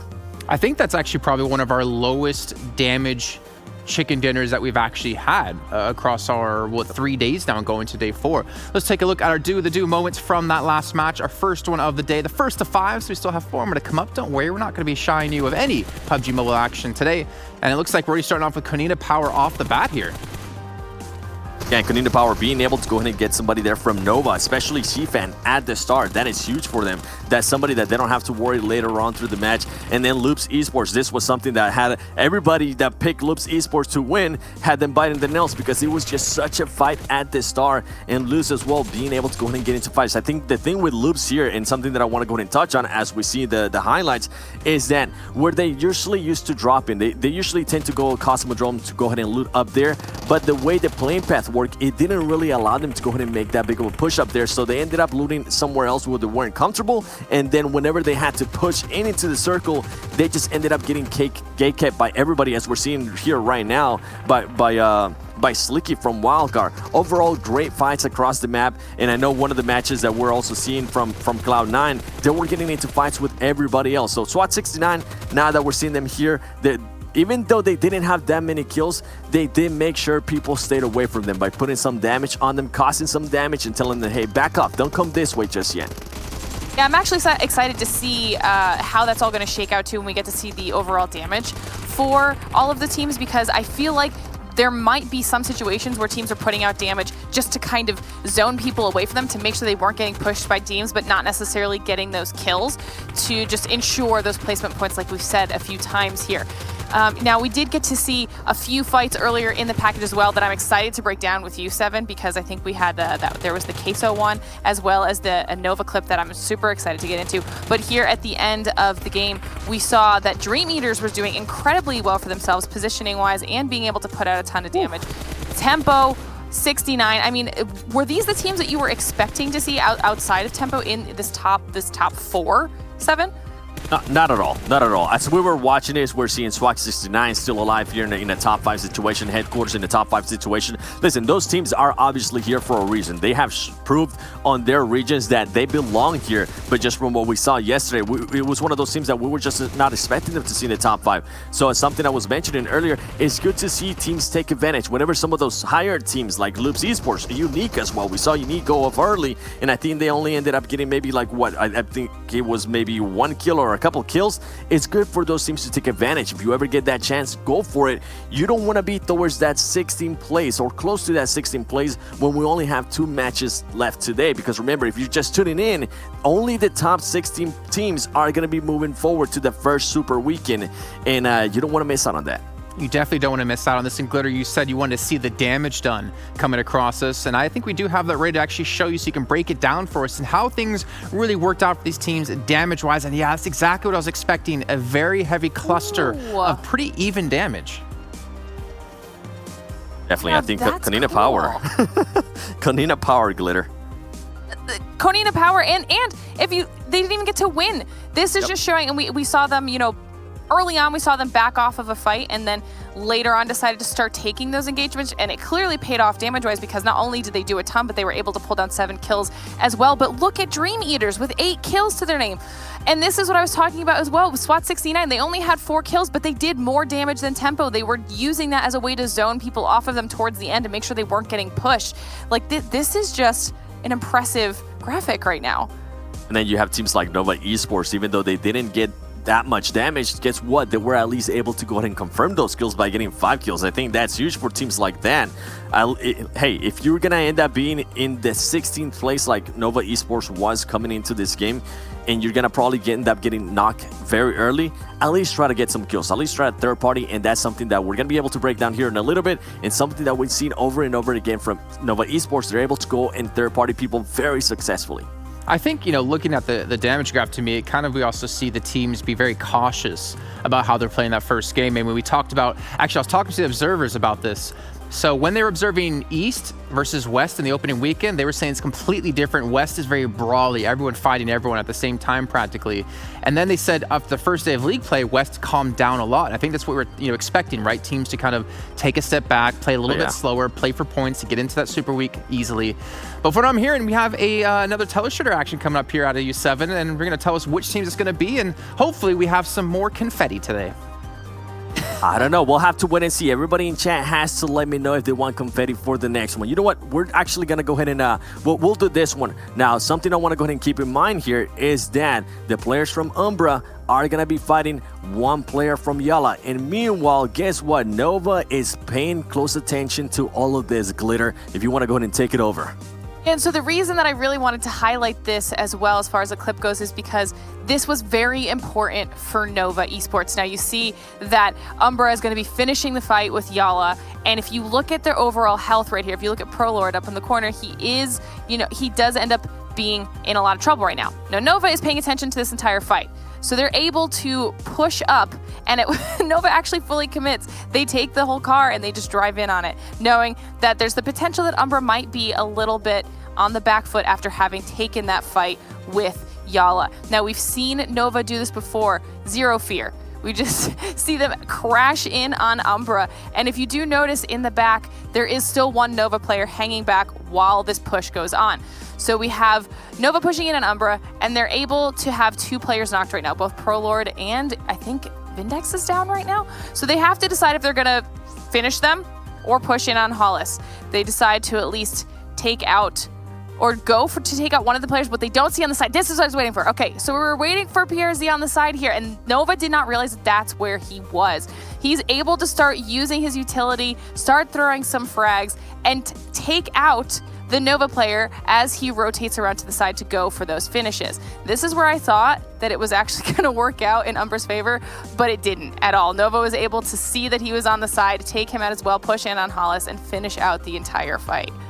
Yeah, and I think something to mention there with HCL, I think it kind of ended up working out perfect for them that he waited towards the end to make that push. It ended up saving their life. And something that I actually wanted to go ahead and note here, it's going to be Konina Power and Tempo. Even though they didn't end up fighting, something I want to go ahead and keep in mind is we're currently only 13 minutes into a match. Sometimes you don't want to take those fights. I know while we were watching, some of the casters were saying maybe it was a show of Konina Power being scared of not taking this fight, but if you honestly see it, especially towards the end here, you gotta be noticing that Konina Power just were in a very huge disadvantage. Right now, Tempo has everybody set up for anything that comes their way. They have pretty much all the angles covered, and if this team from Konina Power tries to make a push for it, guess what? Tempo's gonna go ahead and make all their players adjust to it, and they're going to be ready for that push. So I actually very much enjoy that Konina Power didn't take this fight.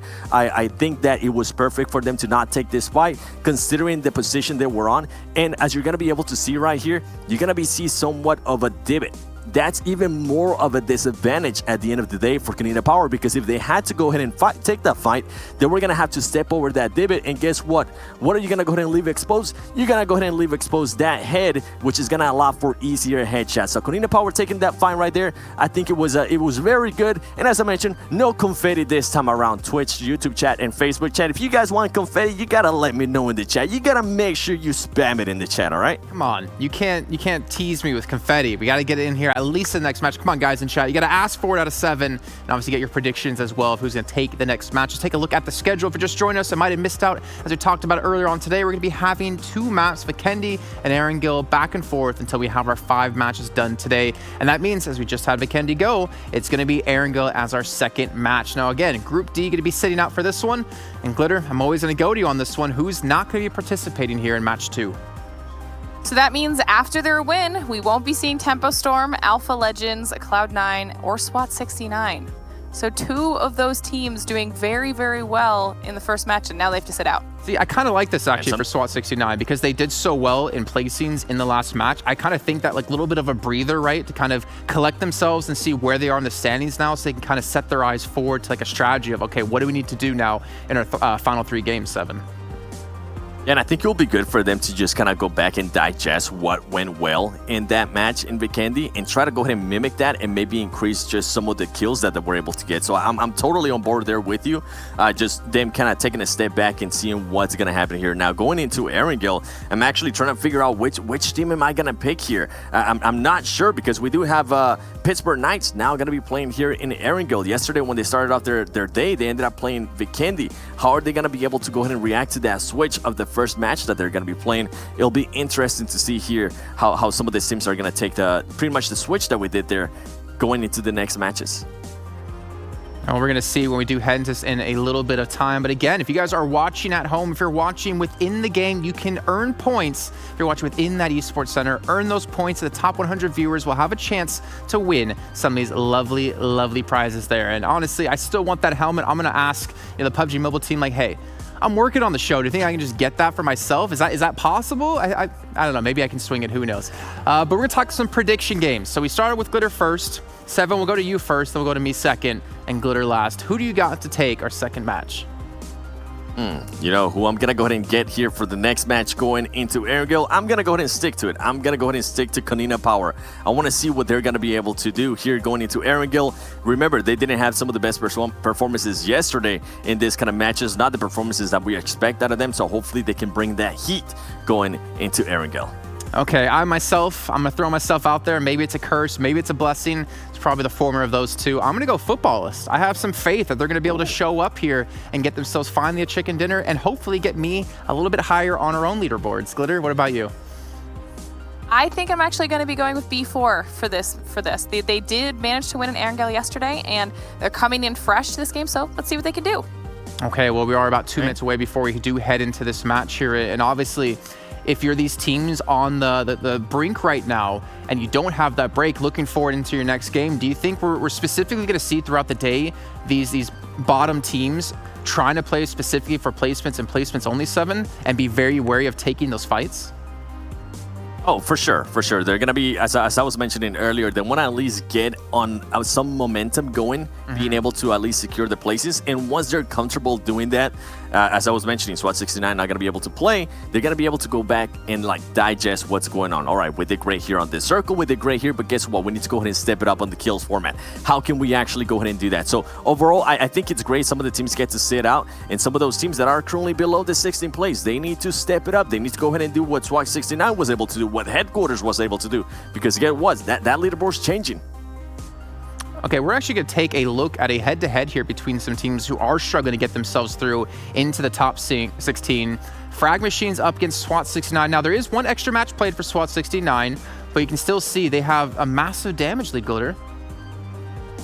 This is actually, this is really cool to see, because I think today, especially, we're going to be focusing a lot on those teams that are working towards getting into that top 16 bubble, right? And we can see here that technically, there's potentially the damage difference because of the really, really good game that SWAT 69 just literally had. Frag Machines sat out that round, so now coming into this match, they might be able to make up that discrepancy a little bit. But across the board, similar damage received, similar kills, even the knockouts aren't that far apart. Yeah. So, I mean, if they have as good of a game as SWAT 69 did, and by that I mean Frag Machines, easily they can also climb up that leaderboard. Okay, well, we're going to see if they can do it here coming into our second match of the day. We're going to have to lose you and get you out of here. One of these days, I want to just slap you guys out. Oh, hey, it worked. There we go. Let's bring in our commentators, and Viram and Cameron as well, to talk about this next game. And I always just want to go straight into predictions for you two, because I believe the game is right around the corner. Cameron, I'm going to start off with you, man. Who do you think is going to take match number 2? Don't curse my team, please. This is the big Hail Mary. I think it's got to be Wildcard. They're right on the cusp of falling out of being able to make it to this weekend, and they need a big game, and this is a team that we know can have it, so hopefully they know it as well, and they're going to go big. And Viram, he said wild card. He's going for a risky play. What are you going for? I'm going for Team Unique. Oh, I mean, why? Why not last game? No, I looked at some. So Erangel, they do better on Erangel. They have a second and a first place finish in Erangel. They also never do well at the start of the day. Okay, well, it is not the first start game. of the day We'll write no it longer. off. So let's get into our second match of the day. We're going over to Erangel, brought to you by Viram and Cameron Davis. Thank you so much, Jason. Let's get into the action here. Map number 2. Map number 1, as always, it's Vikendi. It was full of action. I expect us to slow things down a little bit here, Cameron. This is a map these players have played hundreds, if not thousands of times at this point. They know it well.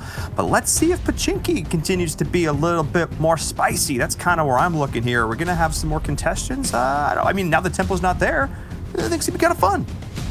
Could be. I don't think anyone's actually taken over that spot. Maybe Novo, but no, I think they're just going to be passing over as well. Yeah, no one's going to be taking that tempo, or they're too strong. They're too powerful. Yeah, their energy, just their spirit is staying there. No one wants to touch that, but this first circle is going to be pretty central, a little bit of military base, and so we're really only looking at about 2/3 of it as actually playable at the start. I wonder if anyone's going to go down to Sosnovka, just in case, though it's more likely a team like B4, who are currently landing there and looting there, are not going to move off. I don't expect to see anyone else actively moving there until phase 2, if it does shift that direction. And to start this off, things can get a little bit interesting here. A couple members of Konina Power out, Unique, getting some scouting onto that. No guns or anything to be had, though, so just going to be a little bit of intel before the reset comes in. As I say that, though, are you going to try and run him over? Are we going to do this? Are we going to have some bumper cars? Is that what's going to happen? Hello. Oh, okay. This is... do we stumble into Mad Max? What is going on, Cameron?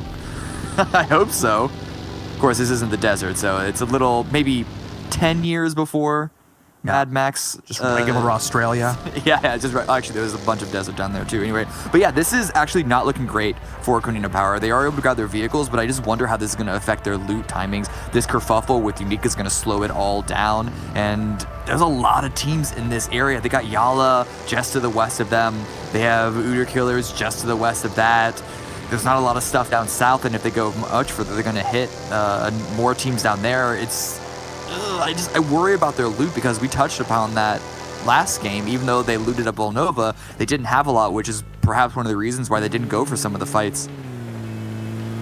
Yeah, as the analyst pointed out during the break, the idea of, wanting to make sure you have the best angles, want to take that as well. I think there's a lot of contributing factors, but I definitely think the point that we touched on with the loot could have been another one of those additional factors as well. Nova, G-Fan this time around, let's hope he has a little bit better luck with the vehicle. This time getting picked off very early, I believe our first kill in that last game. So just going to be playing taxi service here. Ding, ding. Hello, sir. Get on in. Let me be your guide to Erangel. But Nova, again, one of these teams we're really looking forward to stepping up here. They're obviously a force in PMPL Americas.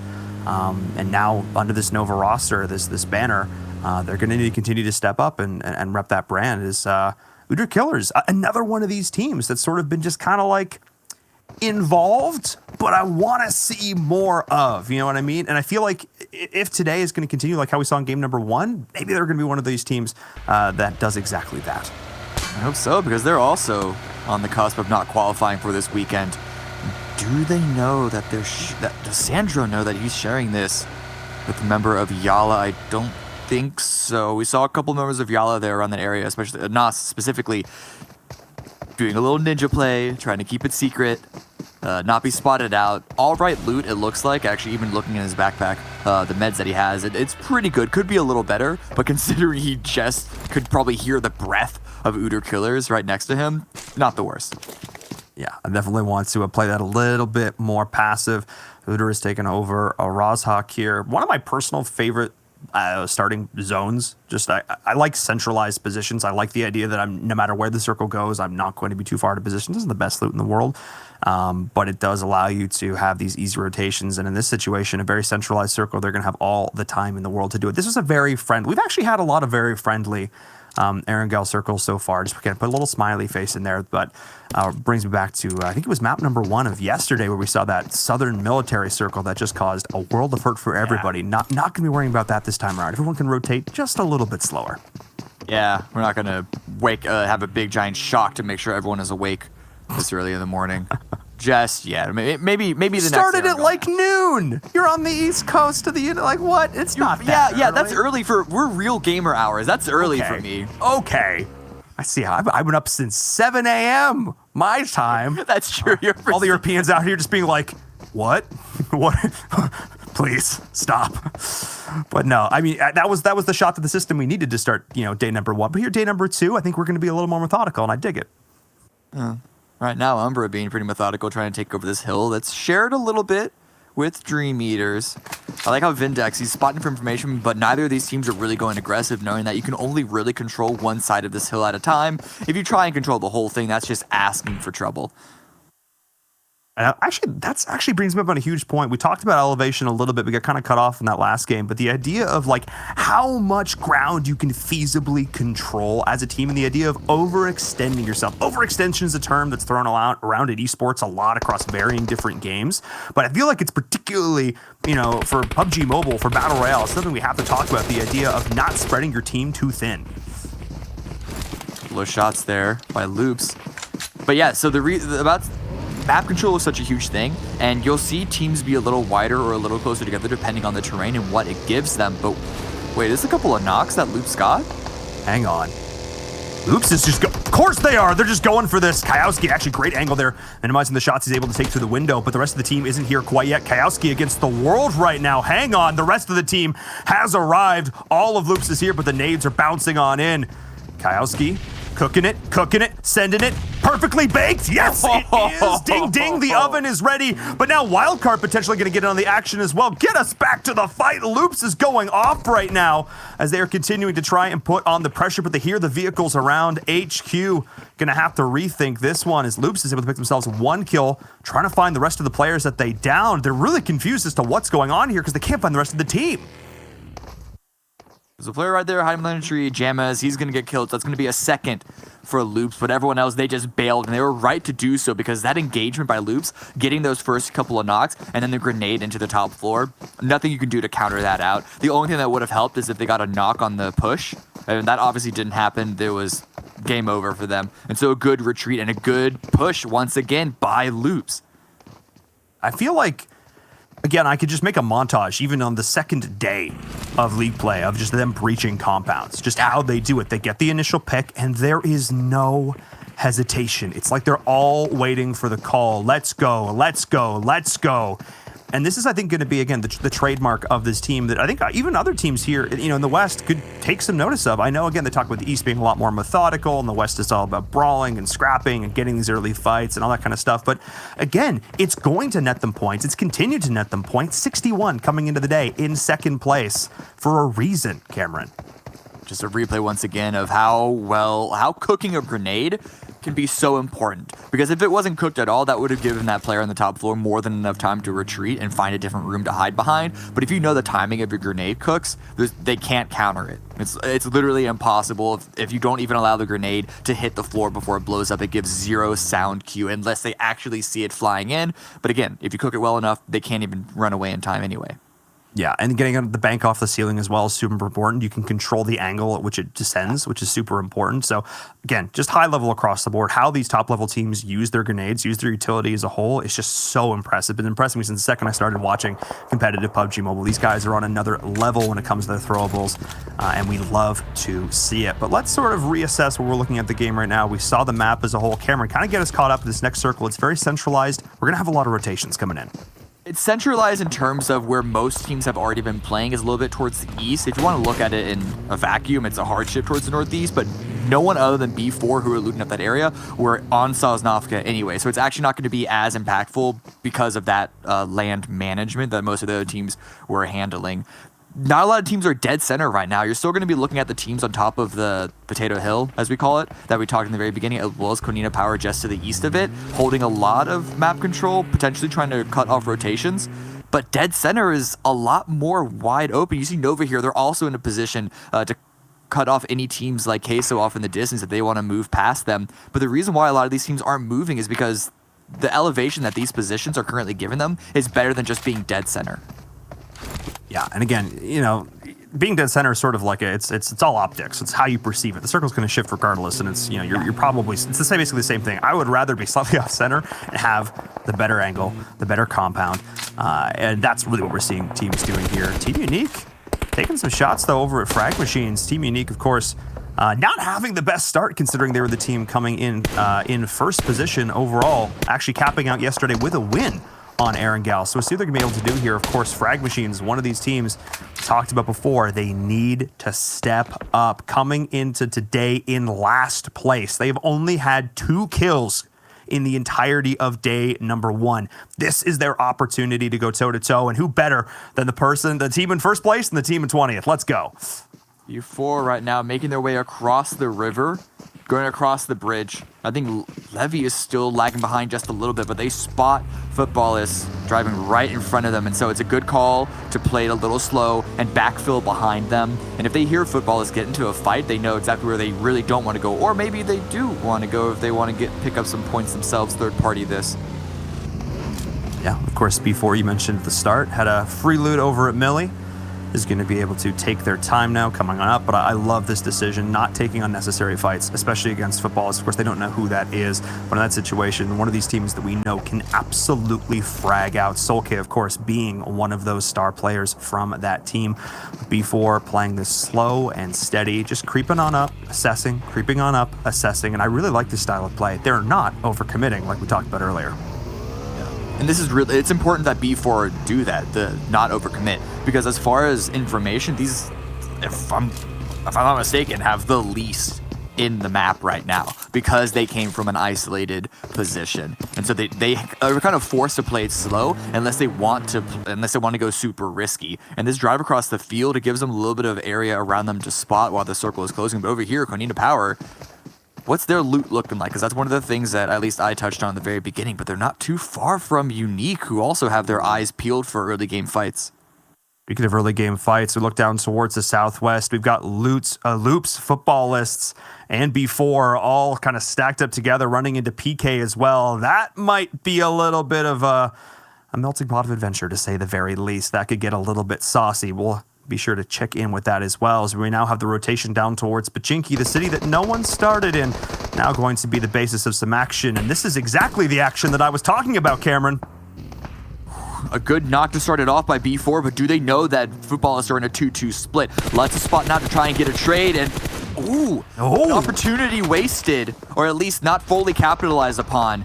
And so now B4 are aware of the separation. Uncharacteristic there from Lutz. Lutz has been such a staple for this team. One of the top damage dealers, been looking so good.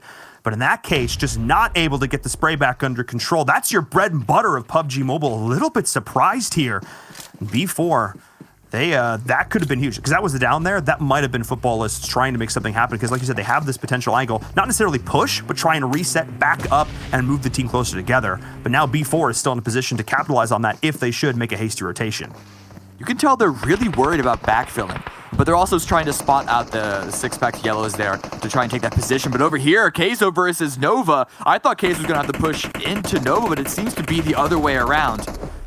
Oh my goodness, Nova with the full surround right now. There is nowhere to go, nowhere to retreat. HCL, I love his positioning once again on the outside. Konina Power, though, rotating in the back. We can see, let's see if a third party does end up happening here. Z-Fan up close and personal. The A-Cam. Let's see what they can do with this. Playing this a little bit slower and steady, but again, I love the idea of having that one player further off to maintain that angle. But how the nades come in, if they can get that initial knock, Cameron, that could be GG for Team Queso. Nova are going a little slow, and they allowed the revive. And so all four members of Queso are still chilling on the top floor, but AZ has made his way inside, slowly feeding information away. But Mystic's running down. Is he aware that someone's on the bottom floor with him? I don't think so. Oh my goodness, he's actually able to get himself back up the stairs. What? No! That is not how that's supposed to go. Gremlin hiding in the attic, popping back down, making his presence felt. Ayala also taking a lot of hurt here. Mark on the outside getting down. No. This is falling apart for Team Queso. The cheese is melting. It's spilling out everywhere. Axiel is going to need to go off right now. Nova is still looking fairly healthy. AZ taking a bit of damage. Is going to be able to med back up. Team Queso, the one player down. They just have to play the slow up there, Nova, but there's the second one. They don't want to slow down at all. HCL getting caught out, but that is Team Queso in a world of hurt. AZ needs to hand the shots, and yes, they do. That is Team Queso down and out. Marco there was the ace up the sleeve of Queso, and once he got knocked, he didn't even get a knock before he was traded, or not even traded because there was no knock. Before he was taken down, Nova just went big on the top floor, and they got a couple of knocks against them. It was really close at the end, but nonetheless, I feel like it should have gone a lot better for Queso there, considering they had a sneaky player off on the side, up on the side flank. But look at this for Nova. Not only do they get the 4 kills, they also get a powerful compound because of the circle shift. Oh my goodness, this is the game that Nova needed. If you are a fan of Nova Esports, you've got to be so happy with how this is going for them right now. This was a massive opening, taking down another one of those top contenders. And like you said, Cameron, they are in a fantastic position. Not only do they have the loot, but they have the compound to boot. This is huge. Now everybody else is going to force to rotate in, and these are going to be hasty, probably a little bit fast and loose, because this was a hard shift. And we can see it now as Spring gets picked off. It is exactly that. Nowhere is safe. Gosh, those predictions feel good. They do, don't they? I picked wildcard, reminder to everyone. But the reason why we're seeing a lot of hasty rotations is because there really aren't that many places to go outside of Nova's compound, outside of B4's compound. You can see in the distance, wildcard, look at what they have. It's nothing. And they rotated faster than so many other teams, and they still couldn't find anything. Out in the open right now. This is about the worst position there as Footballists and Unique are going toe-to-toe, but actually Loops picked up one of the kills there onto a member of Team Unique who found themselves in a wizard tower with nowhere to go, face down 2. This is what I talked about. All of these teams in the southwest position getting caught together, and they've chipped each other up, and Team Unique now maybe in a world of hurt. They have nowhere to go. This is not an ideal situation, Cameron. Couple of counter grenades almost made its way through the window. Sick. Oh, the second one's gonna go out. Maybe they can find something. Oh, directly onto Soul K. Good start. But Unique, they can't really push off of this because crossing that road is gonna be suicide. If anything, it only delays Footballists' response. And lucky for them, Lutz is in a little bit of an engagement with another team. But speaking of engagements, Uter Killers finding Umbra. And now Vindex is like, all right, we are going to go in this direction now. Thank you very much. Leaving the teammate for dead. But there's nowhere to go, like you mentioned before. Real estate is at a premium. Feels like shopping in San Francisco. Just not going to happen right now. So now Konina Power is looking to pick up those kills. And Vindex trying their best to survive, but not a whole lot of options at this point. Gonzo taking a little bit of damage in response, but you're literally just prone on a hill, and that's Vindex going down, and that's Umbra eliminated. I don't mind this by Konina Power. They saw the rotation come their direction. They were on the edge of this next phase, and instead of moving, they recognized that there'd be a lot of teams moving through their area, and so they basically set a trap. Unfortunately, once this phase is closed, all opportunity is gone. They want to pick up as many kills as they can right now, or else they follow up behind where Wildcard is. We already saw what happened there. They have a small sliver to work with. Oh, and the grenade finally made it through the window. We've been waiting for that one, and now this is the opportunity for Lutz and crew to push on in. How many nades do they still have cooking? That is the big question. Continuing to throw those in. Frozen is going to need to land some massive shots. And I actually can't believe this. Hang on a second. Unique is still alive somehow. Trying to bait and distract. Lutz is pushing on in. The team is being very methodical in this application here. Moving up 2 and having those behind. Cameron, this is looking spicy here. Footballist is in a pretty good spot, but Memphis is on the flank. This could go disastrously for them if they're not careful. Oh, Footballist taking the push a little bit slow. But Lutz in there, you saw the damage that he put out. He even got a knock onto Frozen, who was supposed to be the sneaky player off on the side, but are they prepared for Memphis? Yes, they are. Yes, they were. And that's Unique out in 13th place. Rest in peace, my predictions. But that was a fantastic push from Footballist. That Loops joining in the fray, making that a 4v3 was absolutely massive. And speaking of Loops, the team that most of us had pegged to do a fantastic in game number 1 is like, oh yes, we're in this lobby. 7 kills already to their name. They've been looking for fight after fight. We saw them start things off earlier on with that compound, and now up on the top of this hill, they have such a fantastic vantage point to work with. The thing is, where are they going to move? The circle shifts fully away from them. It's big wide open plains in front of them, but they're so distracted by the teams sort of gatekeeping the way, like Konina Power for one. But Konina are currently in an engagement with Nova, who are standing in turn in their way. It's a big old domino. It is, and none of these teams are really in a good position other than like Dream Eaters, Yala, KHK. These are the only squads still have this circle. You're seeing Lutz, the man who knows how to throw grenades, also now taking his wild card, is now going toe-to-toe with Footballist. Slicky with a scrap of HP. Oh, he gets it! No, but then he gets taken out. The third party from B4 comes in. The boys from Brazil coming on in as cleanup crew. Oh my goodness, but now Loops is here. Okay, continuing the fight. It is non-stop. The action will not rest here. All of these teams trying to make their way in, and the dominoes, Cameron, they're starting to fall. Before they picked that up, but now they put themselves in the exact same awful position. This is why you see a little bit of a game of chicken. They're gonna send it even further. In the vehicles, they don't care. It's a drive-by, and now B4. This is such a scrappy fight, but Loops do not lose those. Loops still going, taking down their compatriots, and only 2 downs. All 4 are still alive. Look at the loot boxes, kids. It's Christmas. No, but they're also going hard, or at least they're going hard defending their compound. The compound that they stole from Queso just moments prior, a couple of phases before, and I believe they just deleted Konina Power.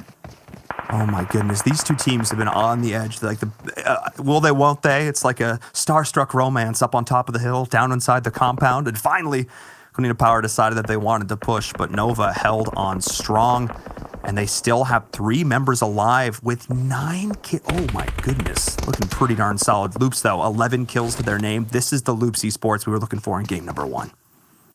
Yala, what can they do? Because they actually have an opportunity right now. Look at where they're positioned to punish Nova, depending on where their circle goes. They're likely going to have to move later. Okay, it's actually pretty even for both. I was waiting to see if it was going to be more towards the east, but now both squads are in a equally not so great situation. It's just Yala have a man advantage right now, and also a seemingly med kit advantage because they haven't been in as many fights. Yeah, I mean, flip side of that is, of course, if you are able to actually loot the opponents that you're killing, hoping they've got some meds on them as well. It can counteract, but again, a lot of these fights, no, to your point though, these fights have been so drawn out. We've had so many resets, picking people back up, taking the fights really slow and methodical, that you burn through so many meds, and it's definitely like here. Nope, I'm not seeing any first aids like across the board. Like you're looking at Dream Eaters and they have very little to work with. 5 bandages. That's all you've got to work with at this point in the game. You take even a little bit of chip damage, and that could be it. You're pretty much out of the fight. Dream Eaters right now focused. Okay, right now they're also focused on trying to deal damage to Loops because Loops don't have that many tools in front of them. They're just barely inside the edge, again, phase after phase, and they have a bunch of vehicles, but I don't know how many are working. Instead, they're just going to send it all in a single clown car, and hopefully everyone else is distracted by each other so they can't punish it too much. AZ missing some shots there. Unfortunate. Trying to blow up the vehicles. Going on into Yalla, who need to get on out of there, but they really have nowhere to go. They did a little bit of a send into the circle, but this is just an open field. What is this final circle? Like, these final circles, this is just silly. You've got, like, a rock. That's why you got to go big now and try and clear out your sides, clear out your angles. That's why Dream Eaters really trying to get rid of KHK, but unfortunately KHK have a small hole that they can hide in that is, I think, just barely inside the circle. But Frag Machines, they're not going to be so fortunate. They're going to be eliminated. We're up to the top 5 right now. Oh my goodness, and Nova have been having such a game right now. They're slowly, though, forcing to move on out, and they've got Loops on their flank. They're battered and bruised, and Loops looking like the team to beat, but all of these teams actually still have a decent amount of players left. We're not seeing too many stragglers. I believe like PK was one of the last ones to get cleaned up. We still have all 4 members of Dream Eater up, but now Nova on the flank. Once again, the sends right on into Loops. Becker is saying, please, what are you doing? As now Nova have to reconsider their life choices, and they don't really have a lot of options. No, I almost went for Loops a second time. Yep. And looking at them, top 5, 12 kills.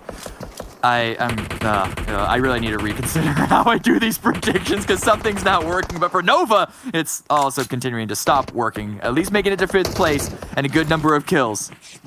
Yeah, I mean, this was still a game to be proud of if you are Nova Esports. You took fights, you did it well, you didn't make unnecessary trades. Your team play, especially, again, in those close quarters battles, looked really, really solid. But in the end, oh, what do you see? They get the shift again, and they still have some members behind cover in the circle. It's all going to be on everyone else to kill each other first. Look, they have a shack. They have a couple of vehicles of cover. That is so much more than anyone else has to deal with. Everybody's feeling super jealous right now as the vehicles at this point, they're just a big old target on your back. And if the team fire, again, because you have enough teammates that are still alive, the idea of team shooting, if everybody tunnel visions on the one vehicle and they shoot, that thing just goes boom instantly. These guys do not miss those shots at this stage of the game. The adrenaline is pumping for everyone. And speaking of not missing shots, Cameron! Good nade by Anas there, I believe, to get that knock. And he's just chilling. He deserves that drink after that. Drink a little bit of soda pop.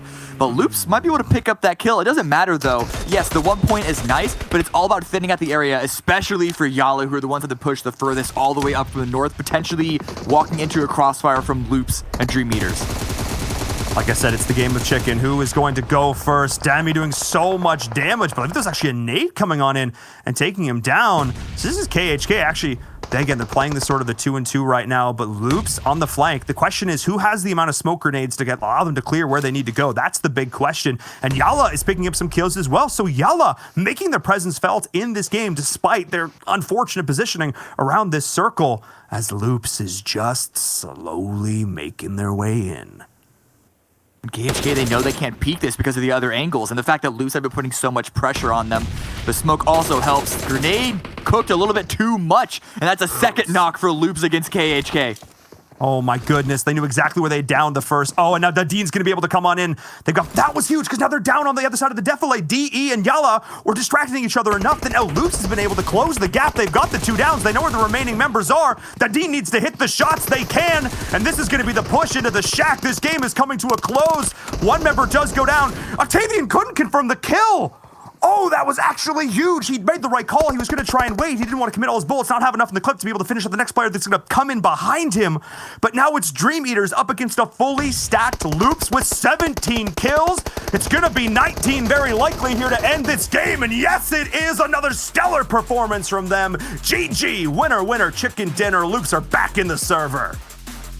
This is the firepower that game after game Loops shows us that they can deliver on. Even whether it's a game that they win like this or a game that they go out a little earlier like the previous one, they still come to fight. And that is what we love to see, because going for those big plays, that's what you need to win these events overall, not just slowly slide into the top 16 qualification.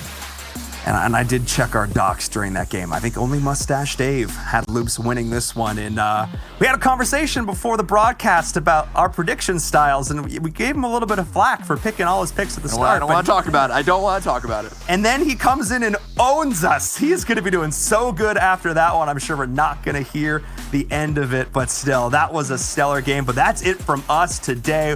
We were so fortunate to be able to cast those. Let's send it over to the analysts.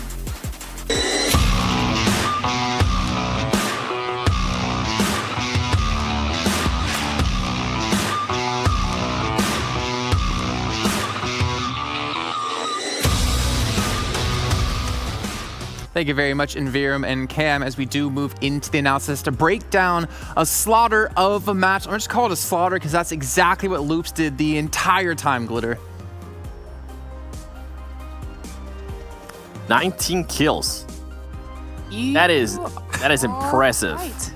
She was that stunned. Kills. She couldn't even talk. I'm not kidding. It's because I was looking at the stats. I got sucked into looking at the stats from that game, and Loops just went off. But even behind Loops, Nova, and we're going to talk about all that. But that was a great game. We can see that was an impressive game. They actually beat the other game that they had yesterday with 18 kills. They won up it by being able to go ahead and get 39 points. I know my boy Mustache Dave is going to be very happy being able to go ahead and add all of those 39 points to his tally, as we're seeing Nova Esports, also one of the teams that kind of needed to go ahead and step it up going into this day. Getting 17 points, 10 kills, 7 place points, that is huge for them. And look at this. Another team that we kind of saw them towards the bottom, was Frag Machines. Frag Machines being able to get 7 points. Guess what? At the beginning of the day, they only had 6 points. They're able to go ahead and more than double their points just in one match. This is huge for them, Jason. It's massive, and you obviously got to give some credit to KHK as well. Even though they only got themselves the 1 kill, they still get 10 placement points, and that's definitely one of the teams trying to battle for getting into the top 16. And we can see now the second page, Wildcard, only 4 or 5 points gained, and they're one of those teams only, 3 points ahead of being potentially knocked out of top 16, which none of us would have expected coming into today, Glitter. Yeah, which is... it's a little bit surprising, especially because I think we all just know how capable a team that they are, but it's also really illustrating overall how close that 12 through, 18, those teams actually were. We've pointed out a few times now, all anybody needs is a strong game to really jump up 2, 3, 4 slots that really, really cushion you, and we're seeing people drop down or jump up because of exactly that. Let's actually take a look at, by the way, Team Loops and see how they did. Loops Esports coming through big with the 2,700 damage. But honestly, I feel like they were just running around as a squad throughout the majority of the map here, 7, just looking for frags.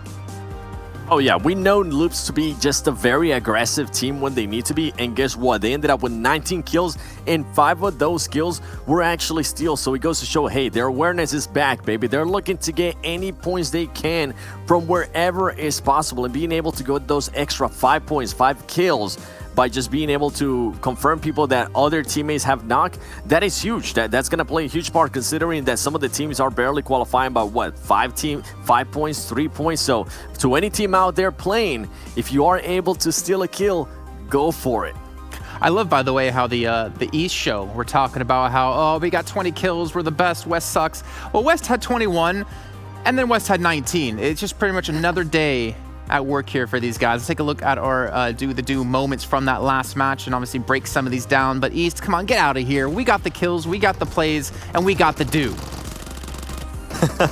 And right here, one of the engagements that we're actually going to be able to break down in a little bit was Team Queso going up against Nova Esports. I know my boy Hot Jukes was picking Team Queso. Sadly for him, they ended up only getting 1 point in that last match. But Nova being a little bit more aggressive. This is something that kind of we expected out of them. They're another team that they're able to go ahead and just flip the switch on whenever they need to. And I know that football is, I know we're currently not on the screen, but I'm still going to talk about it. Football is versus Team Unique. I feel like that engagement was huge for Footballers. They were able to go ahead and get some kills, but then Wildcard, I believe it was, came in and just knocking down, and Jason's streams just went shattering to the floor. I And did B4, scream. another team that B4, a team that Glitter picked, also one of the best performances that we've seen out of them. I'm pretty sure they're gonna be looking to just gotta step it up even more. Nova being consistent, they took advantage of just beating Team Queso in that compound, and they try not to move until the circle forced them, Glitter. Yeah, and that was something that I think the casters had pointed out as well. It was that fight that essentially turned the entire game in Nova's favor. Once they won that compound against Team Queso, not only did they obviously get those kill points from winning that entire engagement, but where the compound they were able to hold was so beneficial for them just based off of the zone and the teams that were around them. It allowed them to put out a ton of more damage to get more kills by the end of the game, and that was what they needed to do here in this match. Something that I love seeing there from Yala was how covered he was from all those scars. And then Loops, even though they were still snaking, guess what? That grenade right there, that was amazing. That man jumped up, threw it, and hoped for the best, and he was able to go ahead and connect. And something that I was seeing here from Loops that they actually did at the end was just their ability to go ahead and rush, their ability to work together as a team. It's something that we've seen over and over again from that team. When they see some kind of sense of weakness, they become a great white shark, and they just go after it until they are done with it, and that team gets back to the lobby. Let's take a look at our total damage now. We obviously talk about Loops. I can't wait to see how far ahead they are. Pretty much everyone out there is going to get that up on your screen. You can see pretty damn well here for them, as we do even have Nova climbing their way through. As you guys were talking about, this team was definitely starting to step things up when it came here today too, Glitter. I'm just really, really proud of Nova today because we I called them out at the beginning of the day, knowing that they had to do something big overall to really jump themselves up in the standings. Right now, after that game and that very strong performance, they've jumped themselves up into 12th place overall. But another team that I really want to point out, because they've done an amazing job for themselves and been in like that top 4 position 2 games in a row now, is Dream Eaters. Dream Eaters putting out a ton of damage, almost hitting that 1200 mark. They're doing very well for themselves as well.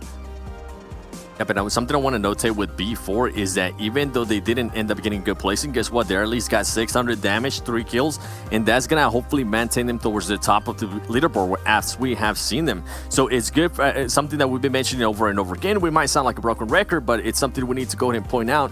If you are at least going to get knocked early, try to get those skills, or if you know that you're not able to get those skills depending on maybe the rotation that you're going to be doing, depending on what the circle is going to end up giving you, try to go for the placing. You got to balance that in such a manner that is impressive by seeing some of what these teams are doing here.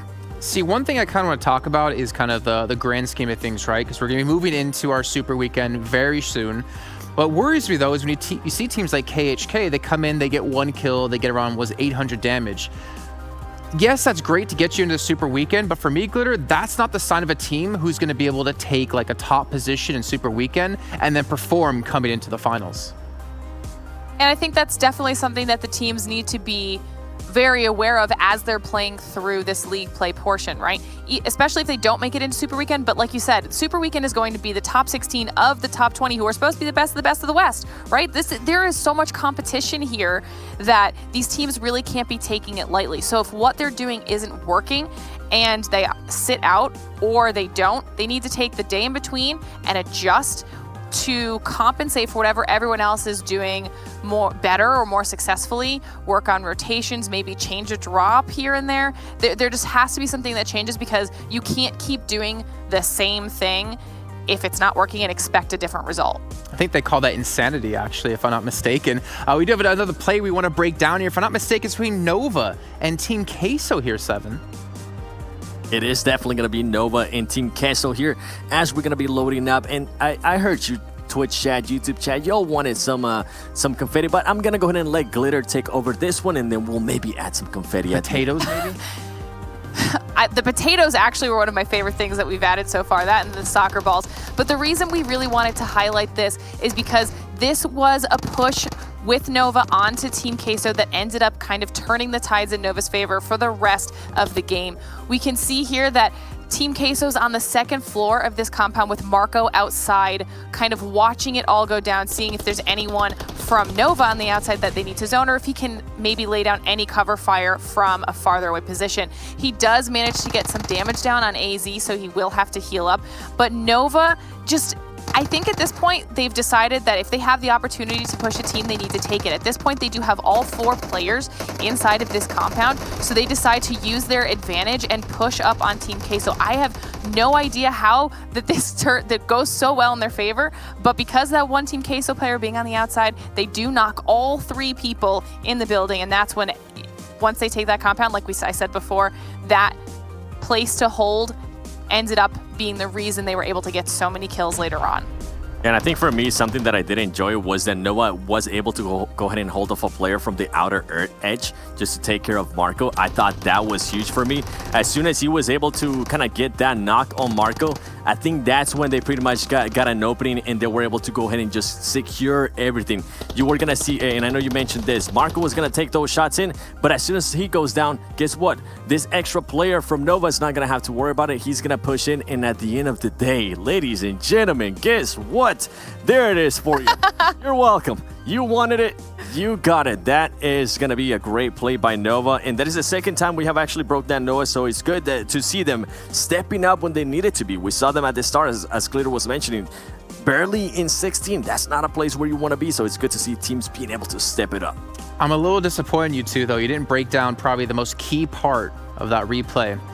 It was Hot Juke screaming, hoping Team Queso would have done better, as he had himself very low on the standings in our talent prediction game. But let's take a look, though, at the overall results now, so you can see where all the teams currently stand, and more importantly, who's at risk of not making it into the very first Super Week. Glitter, why don't you take us through? Oh, I think 7 is going to be very happy with the positioning that Loops has put themselves in so far. Look at that, being the first team to break triple digits with their overall point tally. So that's definitely going to be good for them. But also notice we've got Dream Eaters moving up into the top 10. Yala consistently in the top 10 at this point, and PK right in that 10th place position. Love to see some of these names up here, 7.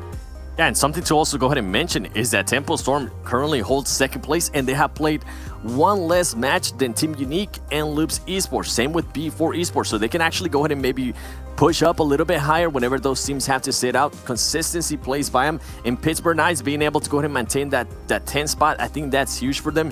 They don't want to go ahead and go any lower than that. But right here, the one where it's going to make people start biting their nails, SWAT 69, after they had a good performance, I think they ended up going and shooting themselves up to 13. Bad performance again. Guess what? You get shot back to 17th place. And look at this. Currently, points-wise, they are tied. They are at 31 with Uter and SWAT 69 with 31 as well. So it's so close to who's going to be sitting out in the Super Weekend that I cannot wait to see what's going to happen, how teams are going to go ahead and adjust here on the matches coming next. If I'm not mistaken as well, like the tiebreaker when we get into that, if we do need it, comes into Chicken Dinners first, and I believe Kills second. So that's why I think we're seeing them above each other in that little bit of a mix between 16 and 17 place. Also, something I want to note for you guys out there, you guys might have noticed yourselves, is that Loops Esports have 50 kills. The team in 10th place, Pittsburgh Knights, have 51 points total. Loops Esports almost has more points in kills alone than our 10th ranked team. That's how far beyond ahead they are than everyone else. But now as we move into our third match, we'll take a look yet again at our schedule, see what maps is coming up. And of course, it's going to be Vikendi another time. And Group C is going to be sitting out, which, Glitter, you got to tell us, who's it going to be? I feel like the teams know this is coming because now the team that just won our last map, Loops, is going to be sitting out alongside Team Queso, Nova Esports, and Yala Esports. So wasn't it in match 2, Tempo sat out after winning, and now Loops is sitting out after winning? That's what I'm saying. What's going on here? I sense some scheming behind the scenes going on. But yeah, going into this next match here, we need to see teams really step up your 7. If you're in that danger zone, we'll call it, you need to start having some big gains, but that pressure put onto your shoulders is insurmountable, knowing that if you get too aggressive, you get caught out, you die. Your hopes of getting top 16 are losing. If you try to play passive and a little bit too passive, maybe you're not getting enough points later on in the game. Oh, definitely. I think it's something that from here on out, We saw it in the first Vikendi. Something I actually wanted to go ahead and re-mention again was the playing path. Depending on the playing path, teams are going to have to adjust. We saw Loops Esports in the first Vikendi having to adjust to that bad playing path, and it didn't end up going their way. So for me, going into the next matches, I want to see some of those teams that are currently sitting in the 16th place and below. They need to go ahead and go even more consistent. They need to go for maybe a top 5, and on top of that, get some extra kills. As I was seeing my boy Hot Jukes change his prediction there from Team Queso to Cloud9 or Konina Power. Smart move, Hot Jukes. Smart move, my man.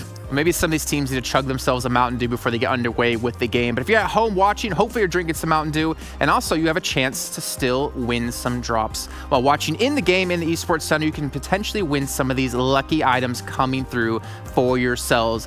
I know myself, Seven, Glitter, all got our games open, ready to go. Definitely trying to get our own chance to drop this one.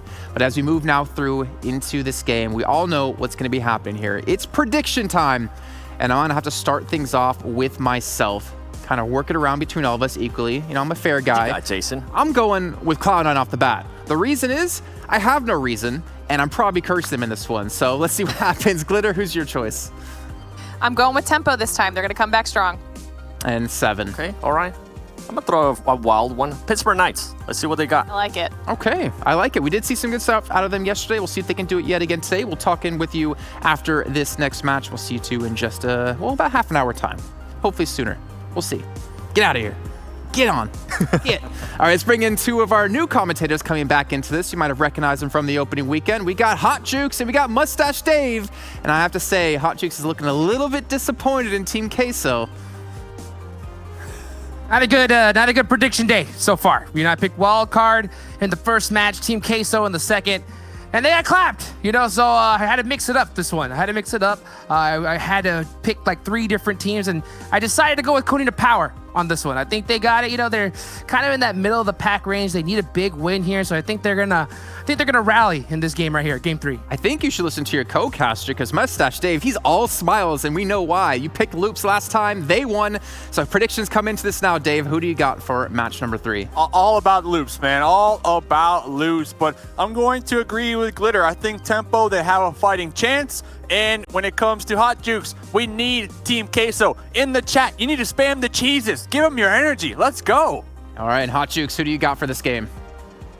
I got Konina Power. I said it once, I'll say it again. I want to give you a second chance. I think they're going to come bring it. I want to give you that second chance to change No, that's it. Final answer. All right, well, gentlemen, why don't you take us into our 3rd game of the day? You got it. All right, here we go. Match number 3, ladies and gentlemen. Let's get into it here. Good old Vikendi. Now, Dave, what are your predictions on this one right here? They're gonna my predictions? Heal off. Okay, heal off. 9 out of 10. 9 out of 10. 9 out of 10 times. Yeah, I'm going with it, man. I'm going with it. I think we will have the heal off this game.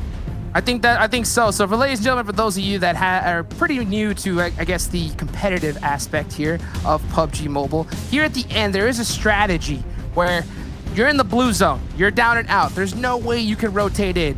All the players hand off every single first aid they got, and that person just sits in the blue. Tap it, that first aid button, as fast as they can, just to get as much heals as possible. And oh my goodness, Dave. I mean, what do you say? What do you say? Feels. Right? What do you got to say? What do I say? There's no words. Hey, what I say? Good old-fashioned Vikendis. Number 1. That's what I'm saying. I mean, the viewers, you're used to this by now. You have to assume the players are used to this as well. Hopefully, they have some type of game plan on how to adapt to circle number 1. I mean, looking at teams that look like they are in the best possible position right now, I have to say B4. I mean, they're right in the middle. Oh, yes, they are. And here we go. Right off the bat, wild card. And Konina Power seeming to get it here in Volnova right here. One of the teams I predicted. Hopefully they're able to just kind of, loot up and get out of this one alive. You can see Gonzo. He's got that off angle right there with that good old Thompson. But he looks going to get caught out by Spring. Woo, Spring going for that. And he does. Yep. Oh, with the cover fire from the squad mate right there. Gonna be jumping on down, trying to get an alternate angle and get the flush, get the confirm, because as the desk mentioned, Wildcard currently in 15th place. They need all the points possible right now. So far, they only have 12 kills altogether, and this is kind of like a rematch. I believe if we saw this in game 1, Konina Powers and Wildcard very early on, I mean, hot dropping one another just has not been working for Wildcard here, at least today. You know, that's always the tough part, I think, especially when you get to at this high level. You just kind of want to avoid all engagements early on as possible. And you saw there, Wildcard, they got that initial knock onto Gonzo, but right there at the last second, they're like, you know what? This is Volnova. We don't know if there's going to be a player on the roof. Let's not run out in the open. Let's play it safe, move on to the next one, and I think that that's the best play right there for Wildcard. Yeah. I mean, you already know they're probably in the team comms like we need it. We need it. At least that's what Spring is saying. And hopefully in this case, Spring won't be caught off guard because the other 3 squad mates of Wildcard, they have pulled back. They pulled back and looks like they're going to be continuing to get that loot. And if Spring is caught off guard, well, you know what? They might not be fortunate and Spring might get thirsted. Looks like Gonzo was able to get picked up by their squad mates. You know what? We have a term I like to call for that, Dave. You know what that means? You know what it is? What is it? It's tunnel vision, baby. You know, you cannot get too thirsty. You know, you got to relax. So Spring. Oh, real quick, football list. Ron getting a good knock onto Dream Eaters, so they're gonna be down 1 member for the rest of the match. But yeah, you can't get too caught up in a fight, especially in the early game with the zone like we just saw. They're all the way in Volnova. They need to get looted up and get into this circle. So I think that, of course, you know, that aggression that we see from Wildcard, they want to automatically push that, but then all of a sudden, that blood, you know, just rushed back down to the rest of the body from their head and just said, you know what, let's just think about this. Let's think about this. Yeah. You know, let's get some loot and let's get out of here right here. Exactly. Hey, you can't be too thirsty, man. This is a marathon. It's not a race, but in this case, Wildcard, 15th place.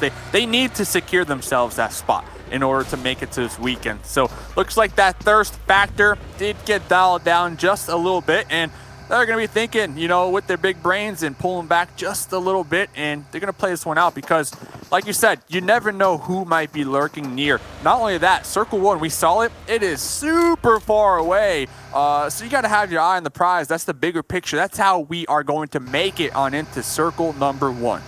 Definitely. You know that Wildcard wants to make it into Super Weekend really, really bad right here. So they need to have a good game and pretty much every single game for the rest of the evening. And, you know, opting to play this safe, I think, is their best bet. We're moving over here to B4. And, you know, just kind of, this is the way the first zone usually is in Vikendi. It's normally a little bit slower, but, you know, every single time you have one halfway in the water, you know, you're always going to catch some crazy rotations. And I think that's what we're seeing so far. Everybody's just kind of driving around, trying to find a spot right now.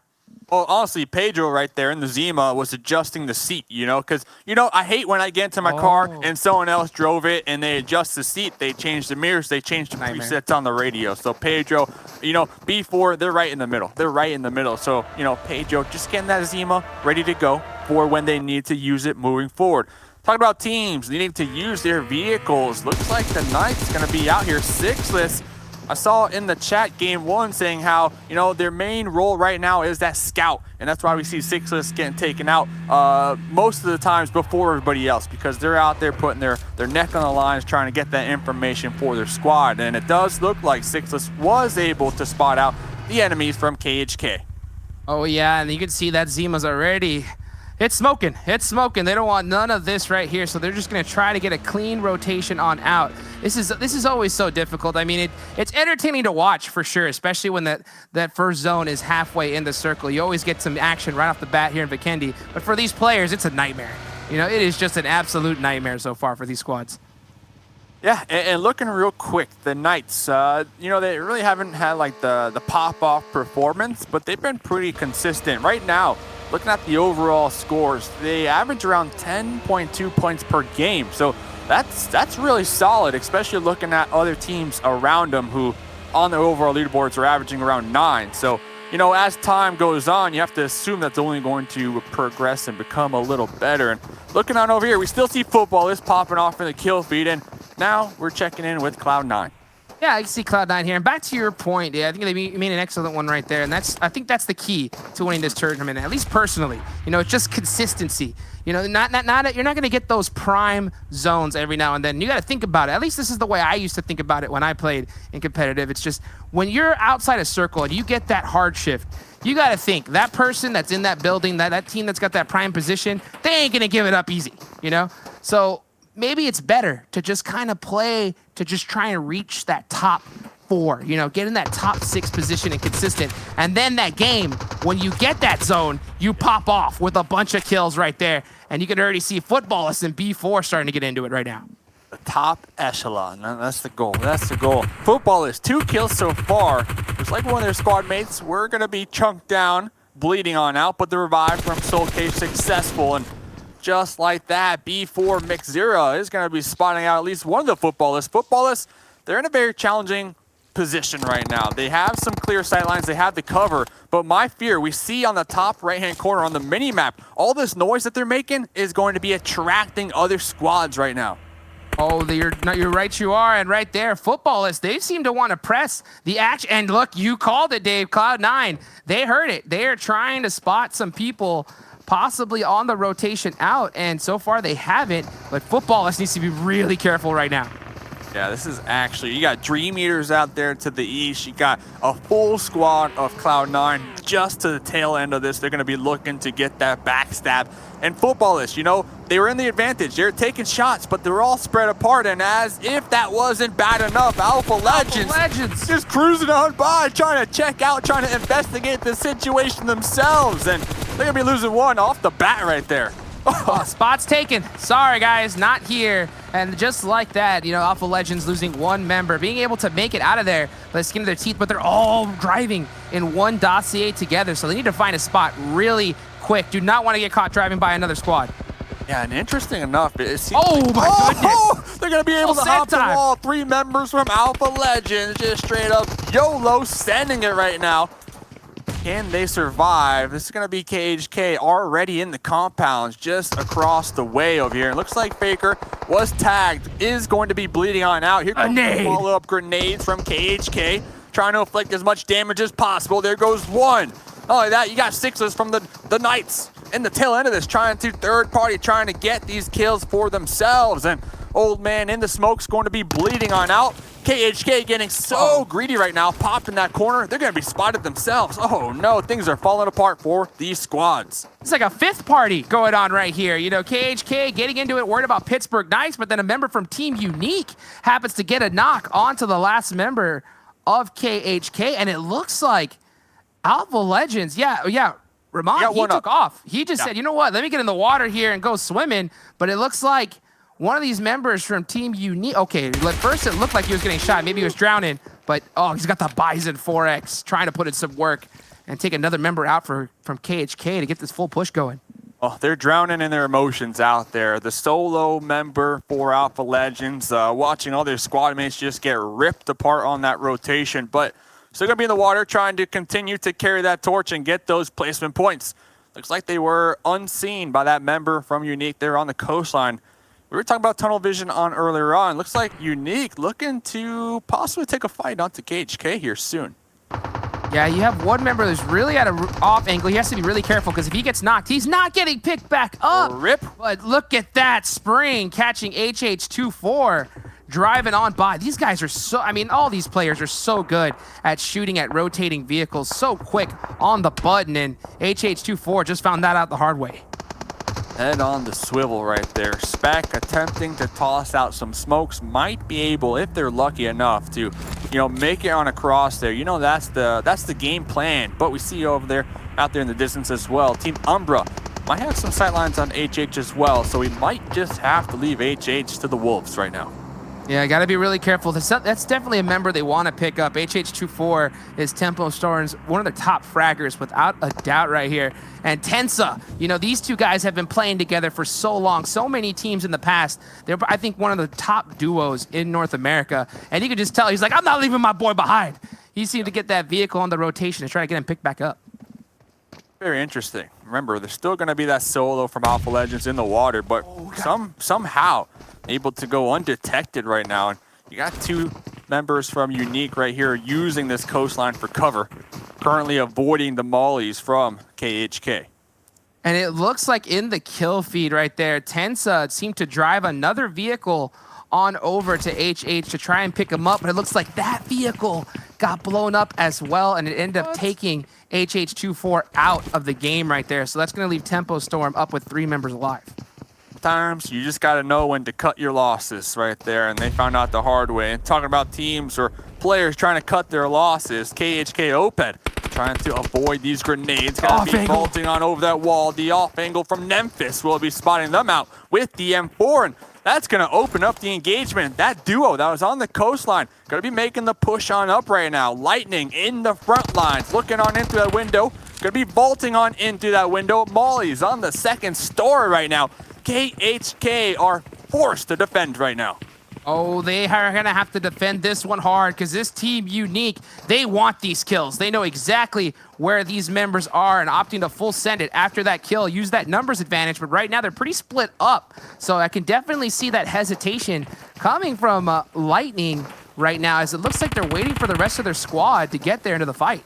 Very split, very split. And that's why we see Frozen actually in a vehicle right now trying to close the gap, but needs to be aware that the Knights also have sight lines onto this. Frozen gonna be making the push up onto the compound. Oh, I just saw someone fly off the cliff. Might have slipped off the cliff. That's a big fail right there. That ice is slippery. That ice is slippery. Looking to go and hopefully join Frozen in the off angle and falling down right here. That's just going to slow this fight down even more. But there's not really anywhere that this KHK team can go. So it's what a Molotov. That's a molly. That's going to get him. Prediction Molotov. Oh, that's one of the best mollies I have seen so far in the PMWL right there. Got him right there. And that's going to open it up. Octavian trying to get the return fire onto the squad mates on the roof from Unique, and the angle through the windows. There they go. KHK taken out right there. Just like that. Team Unique, I think, just executed that to perfection. That off angle on that roof was just so disgusting. That Molotov was perfectly placed right on top. Cooked to perfection. As Sixlance with the M7. He's got something to say to Team Unique right now. This was my fear. Yeah, this was my fear. We saw moments ago the Knights, they had some angles on these compounds, and I was actually surprised they didn't push up maybe 30 seconds earlier. Instead, they're going to be waiting. Sixless going to be getting the first knock on to Lightning, and J7 Dukes the hazard right here. Going to be crashing right on into the compound. Raven finally turning on right now. Going to be taking some shots with that Uzi, trying to connect, and it does look like Team Unique full retreat mode right now. J7 coming in with the cop car after that first knock and thirst. That's the warrant right there, issued out. And we got some runners right now. Memphis and the rest of his squad, they're out of here. They don't want nothing to do with this fight. They are out of here and just in time. I mean, they got some points in the bank, and talking about teams trying to get on out of here, Football List going to be in their own heated engagement of their own right there. We saw it was up against Dream Eaters, and it does seem as if they got the better half of Dream Eaters in that fight. They should be able to get the revives here. Man, as soon as that fight started, it was over. It was over so quick right there. Football is just taking out Dream Eaters really, really quick. This is definitely a squad that we saw just frag out in the opening weekend, and now finally starting to get some kills right here because Footballists, you know, they've been doing. They haven't been having the best game so far here at the start of league play.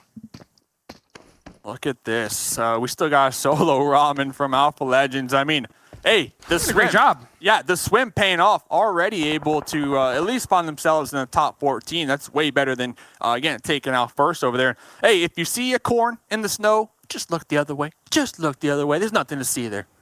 Yeah, you know, corn in the snow, that's a new version of that cropped right there. Yeah, you know, like it's a hybrid.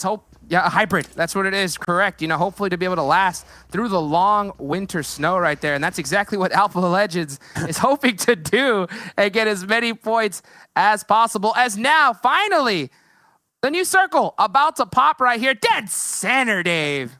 I'm not going to lie. That was circle one. I totally forgot. That's insane. I forgot that was circle one. That is insane right there. That just goes to show you right here, Vikendi. It's a map full of surprises, and I wonder what's going through these teams' heads right now. I mean, it felt like circle one. I know we're on circle 4 right now, you know, but at the same time, like it basically has been that way. Like these teams have not moved since circle 1 at all. As we move over to this replay right here, Team Unique. Oh man, that off angle was just disgusting.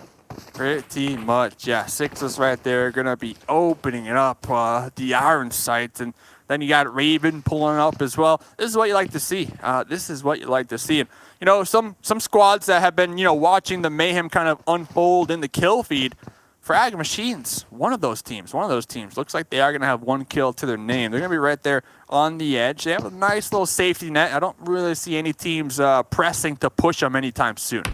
This is so much of a mind game, I think, for all of these players going into this, because they have been sitting in the same buildings all game long right now. 17 minutes of staying in the same spot. You got to get antsy. You know, you got to get antsy, and like I think your autopilot is just trying to kick in and thinking that a fight should have been happening by now, but because of this first zone, it's just causing a little bit of a stalemate right here at this early Vikendi. Yeah. Finally, we're going to have some water, still, on the tip, still going to be in it. You have to assume the next zone will no longer favor that one. So we'll have to pay attention to see if our lone ranger from Alpha Legends can continue to survive, because right now, right on top of them, that duo that we saw run away earlier from Team Unique. So for now, all these teams, they have their nice little compounds. They got their magazines. They got their fires lit. Unfortunate for Team Umbra, we see a couple burning vehicles, so they won't be able to utilize those. Yeah, and they're at the edge of the circle right now, so they're really hoping that they do not get a hard shift, because, man, look at all these teams that are just gatekeeping them right now. That would be the worst case scenario from them. Oh, Ramon got caught out. Survive. Survive. They got third party. Third party. Are you kidding me? Dixie with the third party. Alpha Legends. Angel of Death. Ramen continue to survive. Some water still going to be in play. They might be able to swim.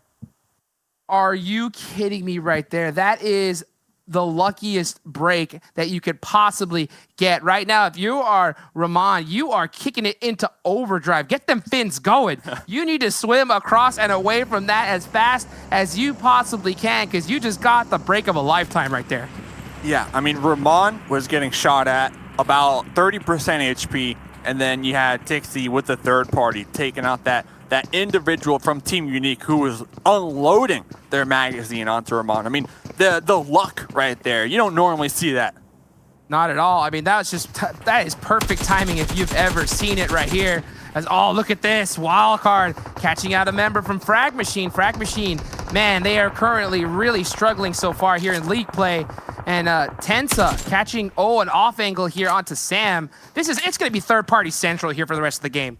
It's all over the place. Yeah, Frag Machines, they were making the pull up on into the new circle. Wildcard catching them off guard right there. And then, everybody seemed to have forgotten about Tempo Storm all the way in the tail line right there. They're going to go for that backstab. I believe Tempo going to be popping in the vehicles and going for that wide rotate.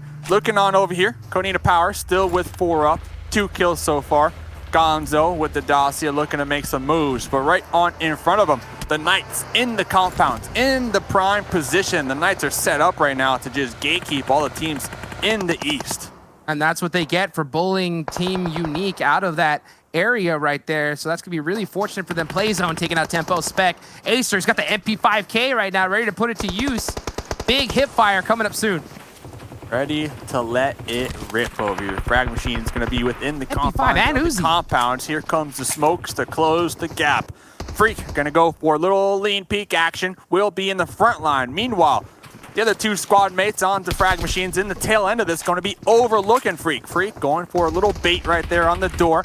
Blue Zone finally pushed on in right on the tail end, right on the backside of Wildcard. Slicky looking to get the open knock with this grenade. Acer was spotted in the process, jumping from that roof. And here comes the Mollies right now to slow down the push from Wildcard. Freak, ever so slightly, going to be pulling back just a little bit closer to their squad mates. This is crazy. This is methodical right now from Frag Machines. Oh, man, I really love this gameplay and teamwork that they're doing right now. They're covering each other's shots right now, so they're able to move together as a unit. This is the best. This is exactly what you need to be doing.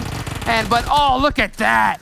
Just oozes out. Oh, great return knock. Oh, yeah, the return fire. Freak able to get not 1, but 2, and now it's just up to Acer. Sam's going to be healing on up right now. Out of the fight, might opt to go for that revives. Acer pop in the corner. Will be spotted themselves. Sam swapping on over to the Bison. Going for that hip fire. 1v1. It comes down to the door block. The door block. Able to finish it off for Frag Machines. The strategic door block. Oh. Duke! Sam screaming at the top of his lungs, hold the door, and that's exactly what he did right there. Oh, that's all clutch right there. You just have to hit those shots. He had that good Uzi right there. He put it to work with that hip fire. I'm sorry, the Bison actually able to get that kill. Huge clutch play for Wildcard. Talk about clutch. Yeah, that door block was clutch, but look at this. Football is trying to make the pull up right now, trying to get up close and personal onto B4. Pedro gonna be thirsted. Grenades are just ringing on out. Here comes a Molly to add injury to insult. Football is looking to get the revive right now. It's up to Mixera though. What can Mixera get from that angle? Might need to pop out, might need to get a little aggressive, but in the back line, see Cloud9, they're making some moves over there on the edge of the zone. Solke tossing out a Molly to kind of force B4 back into the compounds to kind of put a break on this one. Kanina Power, the team I predicted so far, not out in 11th place. Tough break right there for that squad, and it's going to be a tough one for Wildcard. Oh, but getting a lucky third break as a third party comes to help them out. Yeah, starting to take those shots immediately spotted. Very interesting as well, because Footballists, they're in their own heated engagement with B4 right in front of them, so opting just to get a couple shots. And talking about the third party add-on right there with the G36 trying to take some shots on into the barn. And here comes the blue zone to apply that needed pressure from the push from Footballists. And Footballists just wrapping around every single compound, clearing out the corners right now. 10 kills so far on the squad. Can they find Maxon and get the squad wipe? Yes, they can. They get it done right there, but they have to heal up and get moving right now. You know, they're at the edge of the zone and on the thin side, so that's going to give them a little bit more time right now, but they have to cover their backs as so many squads are most likely going to rotate right towards them. And look at that, Acer at the ready. Yeah, I mean, just talk about getting sandwiched right now. You got Cloud9 with angles on you from the backside. You got Wildcard trying to make the push up. We got a Uzi on Uzi battle right now. Solke gonna be vaulting back on over that wall. The smoke will be blocking the sight lines, at least in front of them from Wildcard. Cloud9 trying to make the pull up, trying to get some kills of their own. Currently only sitting on 1 kill. They're gonna be playing the long game right now. Oh yeah, but they just ended up helping out their NA brethren right there by shutting down pretty much the momentum from Footballists, allowing Wildcard to get Wildcard Slicky to get Acer back up and into this fight. And look, they're looking to push this again. Yeah, the Uzi's out. The Uzi's out. Going for they're ready for this one. There goes another Footballist member popping that window. Will be spotted. Only one more player from Footballist on the defense, and they got it again. They got it again. They were so close right there. Wildcard. Third time's the charm. Oh my God. Third time's the charm. Again. This fight won't stop. This fight won't stop. Carnage making the pull up. Can Carnage get in there before both of these revives occur? Carnage 1000%. Here's these revives. Going to be going for the jump shot, trying to get these 9mm shots to connect. Smokes are out. Carnage is screaming. Come for the support. The blue zone started to take out some of the members from Footballists themselves. 1 HP, 2 HP. Carnage able to get it, but at what cost? We see in the backside, Raven was just taken out themselves. Man, Cloud9, they're just sitting pretty right now. They're at the edge of this zone, ready to put on some big shots. It's all up to J7. He's in the blue zone right here. I don't know if he's going to be able to get this first aid off, and that is it. Pittsburgh Knights out in 5th place. Cloud9 in a really good position to win this match. Dude, Footballists, what? They had like 3 different teams fight on one after another. Actually crazy. I mean, no break from them. So all these other teams that did have the break, you know, out here on the edge, Cloud9 and one of them, they have a nice little hill to work with. They're going to be overlooking this. They're going to be overlooking SWAT 69 and Team Udir right there, 4 up. Yeah, and just to break this down really quick, you know, Cloud9, they are at the top of the hill, so they're going to have that height advantage. That circle, though, is dead center, and there's not a lot of coverage at all. So you start seeing that smoke wall come out as they're going to have to kind of just wiggle their way into this. Oh, man, look at Pocus. Talk about being on the edge of the blue zone. Holding on to it. Holding on to it. And we've seen Udir Killers, you know, get good placement points at the foothills. I mean, last game, yesterday, game 5, they're at the bottom of Erangel. They had to make their way on up the Death Valley, and they still managed to, you know, pull it off somehow. You got Cloud9 up here, all piled behind this rock. One molly, one grenade could spell disaster for the squad, but they don't have many options. SWAT 69 attempting to make the pull up, trying to get on into this new zone on the edge, but they are going to be spotted. King, chunk down and out. It's all Cloud9 right now controlling these fights. They have both Uter and SWAT 69 completely pinned down right here. So all they got to do is just play, execute this properly, and they should be able to get this win. But you never know what happens when you're fighting some of the best that the West has to offer. Yeah, you got Cloud9, the 3-1. You got Pyra kind of holding that off angle right there. Here comes play zone. Yep, play zone going to start inflicting some damage. Pocus will be spotting out one member, Adar, from Cloud9, taking them down and out. But remember, Cloud9, they had this rock to work with. Pyra now going to be making the push right now. Has this little tiny tree, little skinny tree. Doesn't provide the best cover, but Pyra able to get this information right now and relay it back to the squad. Well, Pyra has been on a diet. He's a thin guy, so he should be able to hide behind that tree perfectly. But, man, you can see how good he is with this recoil control, currently with the AK-6X. And he is currently using it like a laser. As the rest of his squad, they like this rock really well. Yeah, they're playing this rock. Here comes the grenades, here comes the molly. So, yeah, like you said, Pyra able to spot these two members from Uter Killers right on in the shack. I mean, they had this window. What can they do with this? I wonder if they're going to throw some offensive smokes. That'd be interesting. Yep, and that's exactly what they do here. So they decide to go ahead and throw offensive smokes to cut down their sight lines. And Beowulf with a huge knock. Here comes the full press. It's all Cloud9 right now. Making the push, pulling up with that Dacia. Yep, just unleashing the mayhem right there, catching them off guard. Cloud9, they had multiple opportunities to take fights, especially on that footballist mayhem, one after another. But instead, playing it cool there on the edge. And I gotta say, Jukes, that paid off big time for him. It was huge. That zone just happened to rotate on them perfectly right there. And even though it off-shifted them a little bit, they didn't have many teams that were really gatekeeping him. So they were able to kind of just push in and just bully the rest of the squads. But at the same time, they had to control so many areas. We saw footballists get into it with so many squads. They're on the right. They were worried about SWAT 69 and the other squads on the left. But man, Cloud9, big game for them and one that they really needed. Yeah, they definitely needed that game, at least when it comes to bragging rights. And teams that I'm going to have my eye on, coming into this game, they're right on the cusp. I mean, wild card, Uter Killers, that's a great game for them as well. But I believe that's going to be it for us. We'll be right back, but let's send it to the desk.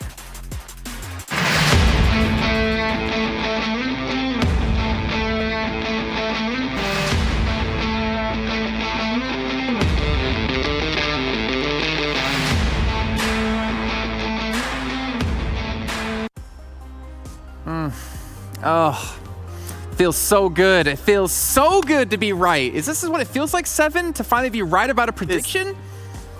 Bro, welcome to the winning team. This is exactly what it feels like when you get that nice pick and then just on top of that, they get some kills. Just enjoy it. You feel different, right?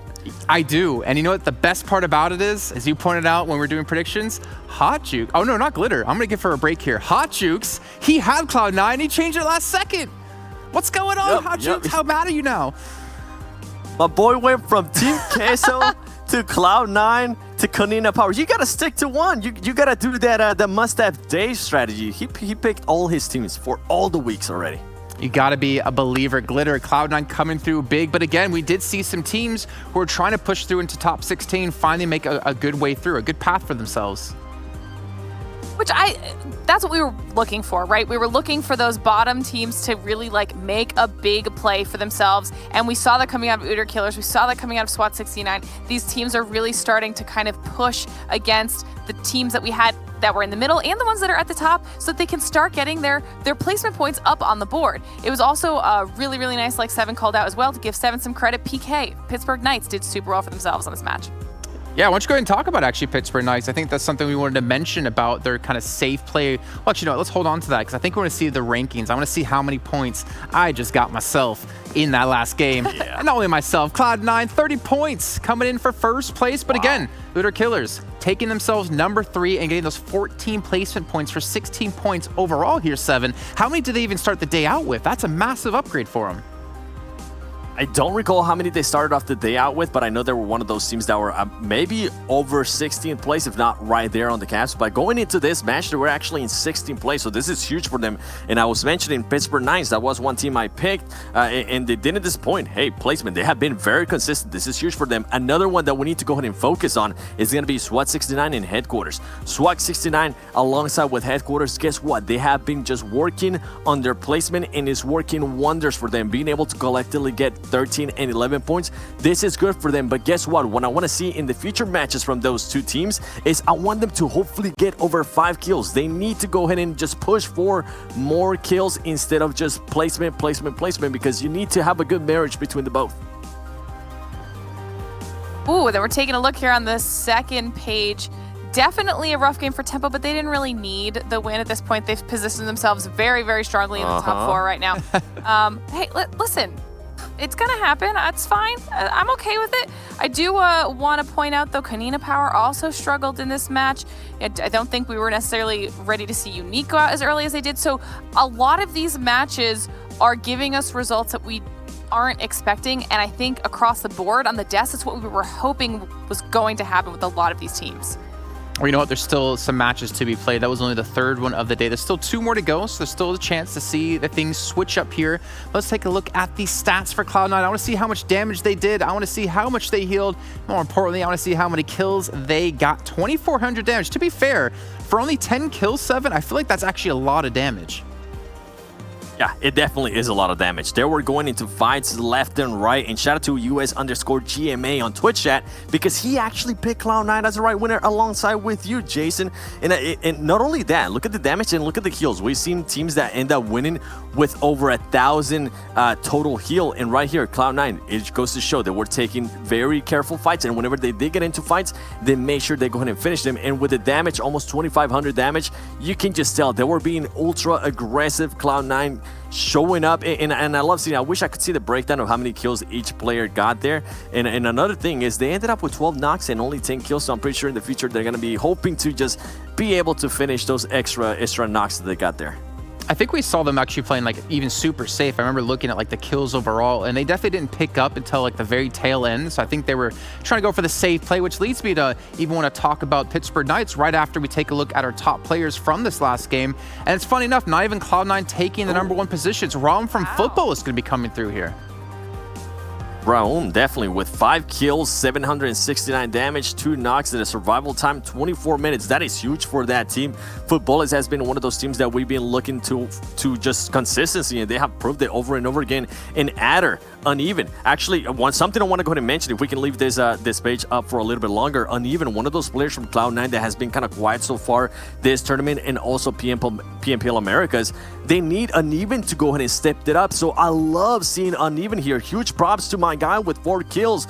Beowulf and Adder. This is what I expect to see from Cloud9. Hopefully they can go ahead and continue this momentum along the sides of what we saw in PMPL Americas, because they are one of those scary teams. They are one of those teams that I wouldn't be surprised if we see up there along the sides of Tempo Storm and Loops Esports towards the end of the day. And again, for me, Glitter, that's one of the storylines that I've been kind of following within Cloud9, is with the pickup of Adder. Can he really be that powerhouse damage dealer that they need? And I think we saw it right there, right? We saw the glimpse of what the Cloud9 can be with his 800 damage.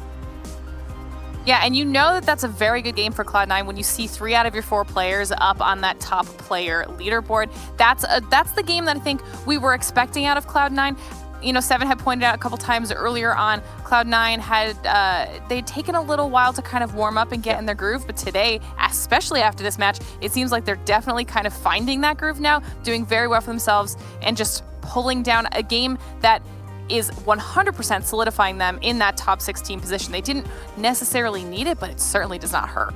Oh man, I would love if we got a chance to interview one of those Cloud9 players right now, just to see where their mindset's you know what, at. That'll be amazing. Well, you know what? I feel like the producer's in your ear as well, because we do have an interview with a Cloud9 member. It's going to be Uneven join us here on our virtual desk to talk about not only that last game, but of course about the World League in general. So Uneven, first of all, let's just check. Can you hear me? Are you here? Yep, I can hear you. Awesome. Well, first of all, congratulations on your first chicken dinner here in the World League, in the league play. I have to ask you off the bat, how does it feel to finally get that first victory under your belt? It feels good. You know, we've been at the brink a couple times with a few second places, and really trying to crack that win. We're a slow starting team, so once we really build up that confidence and we get those wins going, it'll steamroll and we'll really get going, and you'll see the true Cloud9. Oh, the true Cloud9 7. I like that. Let's see what you have to say. What are you gonna ask him? It is. What up? What up, Uneven? Good to see you in here, my man. It's good to see you again. Now, one of the things I actually want to go ahead and ask you, Uneven, that you just mentioned, you guys are a slow starting team. So for the upcoming weeks in regards to league play, it's something that we mentioned over and over again. You cannot afford to have a slow start here, especially on any of the days for league play, and if you want to make it to Super Weekend. So how are you guys going to be willing to adjust in the future league plays? That way you don't have such a slow start as we have seen here. For sure, yeah. I mean, the specific format for this tournament is slightly different than PMPL, right? So we don't really have that catch-up time that was available to us in PMPL over a 64-game tournament. So we're really just working together on removing all these mistakes and being confident and us right out the gate. And it's something that, it's difficult, certainly, but getting wins early on like this is the motivation and the boost that will definitely get it done for us, I think. Yeah, I'm pretty sure you guys getting this win right now, and especially you. Something that I mentioned, the team definitely needs you to go ahead and step it up, and it seems like you have done here. So congratulations, Glitter. Is there anything you want to go ahead and add? Yeah, just a quick question. I know Jason's brought it up a couple times, but you guys had the addition of Adder.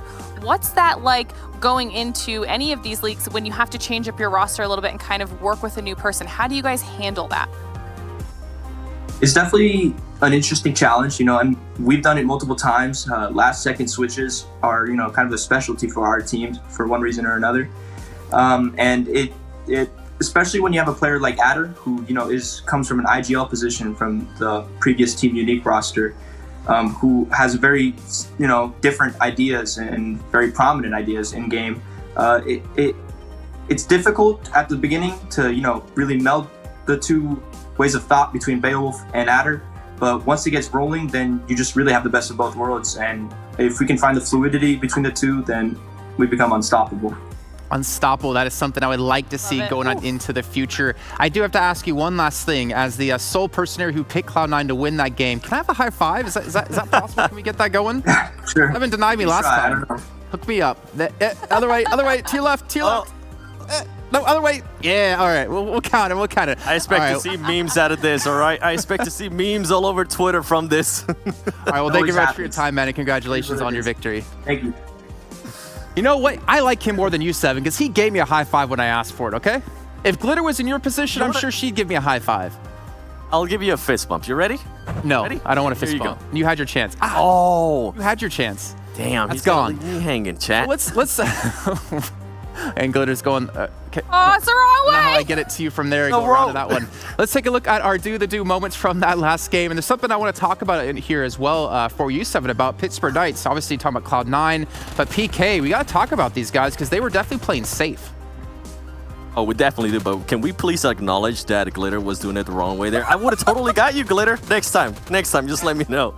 But PK, the reason why I picked PK is because they have had good performances so far and consistent performances so far in Vikendi. And I was hoping they would go for that win, but guess what? They weren't able to disappoint me. They still got consistent placement, and something that I actually enjoyed was pretty much how collectively and how much of a team they were working as towards the north. They got blessed kind of by the first circle because they didn't have to rotate too much, and whenever the other circles the zone started popping up, they made sure they secure a compound, they stay there, they didn't try to force any fights that weren't needed. So it goes to show to me that they're still trying to get comfortable with each other. Keep in mind, this is a new roster again. They still keep making changes again, so they still might be adjusting to each other, so it's good for them to go ahead and kind of take the time. If you don't need to take any fights, if you don't need to force anything, just wait until it actually comes your way. And right here, by the way, this was quite a fight that we were able to see. Glitter, which one was your best fight out of that match?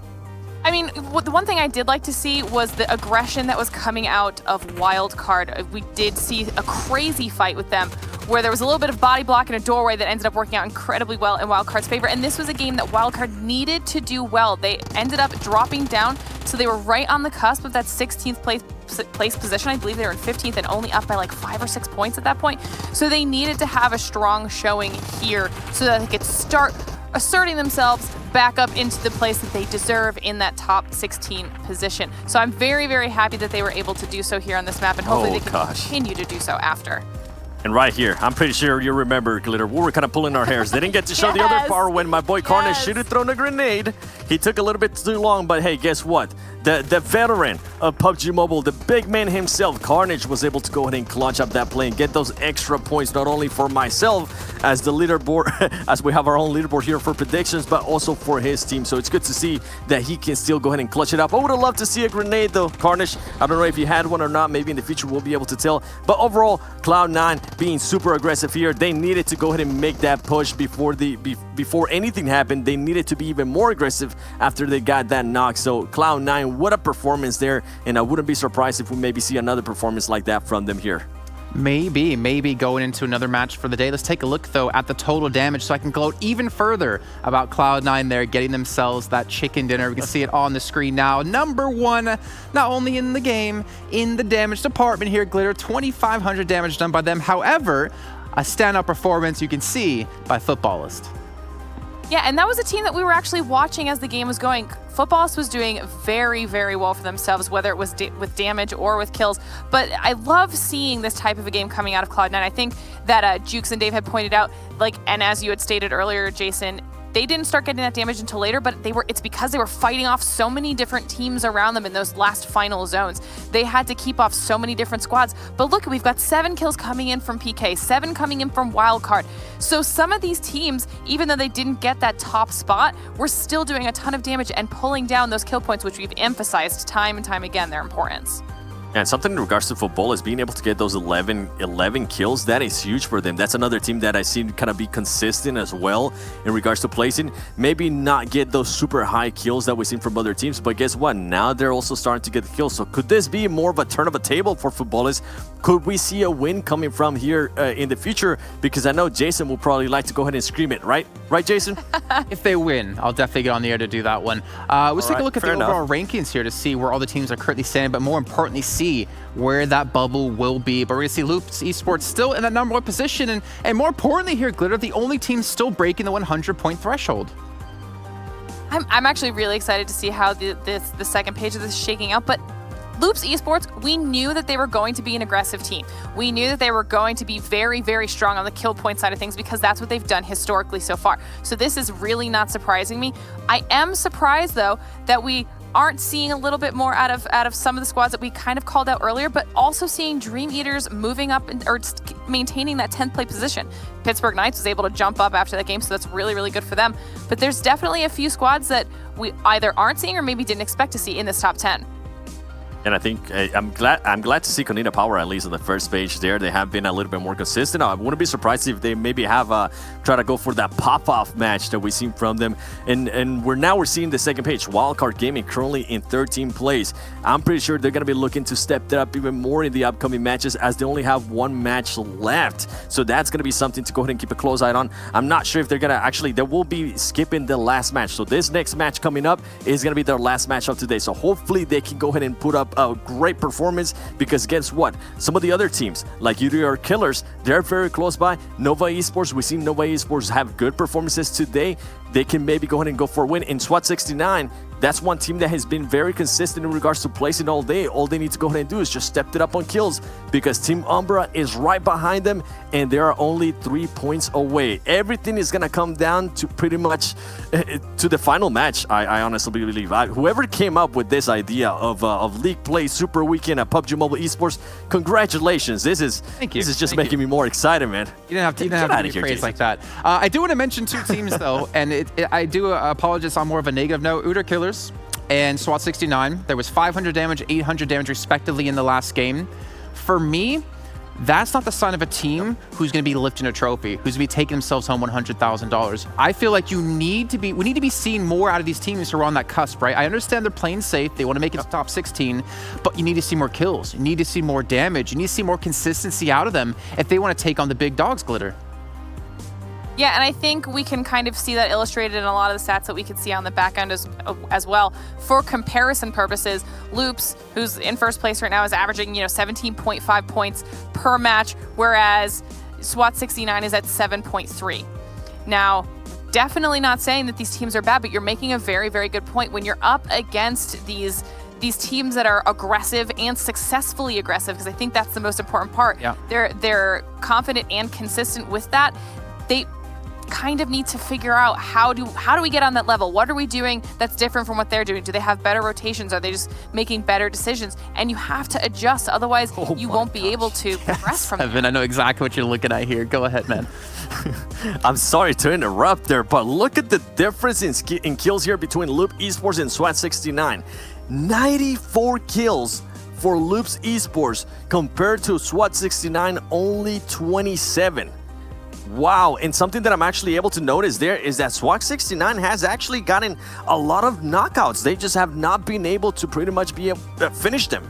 Hopefully in the future, they're themselves able to see this stat and they're able to realize, hey, those are, I'm not going to go ahead and make the match. I think it's maybe 15 extra points that they would have been able to go ahead and add if they finish those extra knocks. So something to go ahead and keep an eye out here. And Loops Esports, I mean, honestly, it's not even a close comparison here with damage done. They got almost twice the damage of SWAT69 and a lot, with comparison, the damage received, they only have just a little bit more than SWAT69. Loops Esports just insane right now. The thing is, I want to dive further into that, right?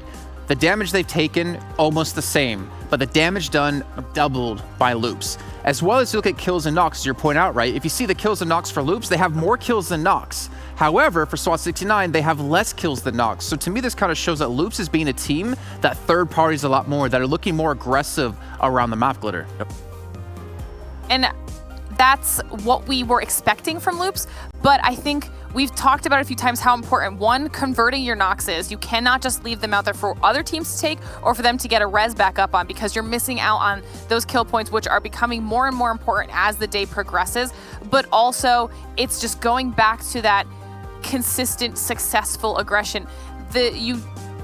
Loops probably has their mentality in a pretty good place right now, right? Because they've just done well the entire time.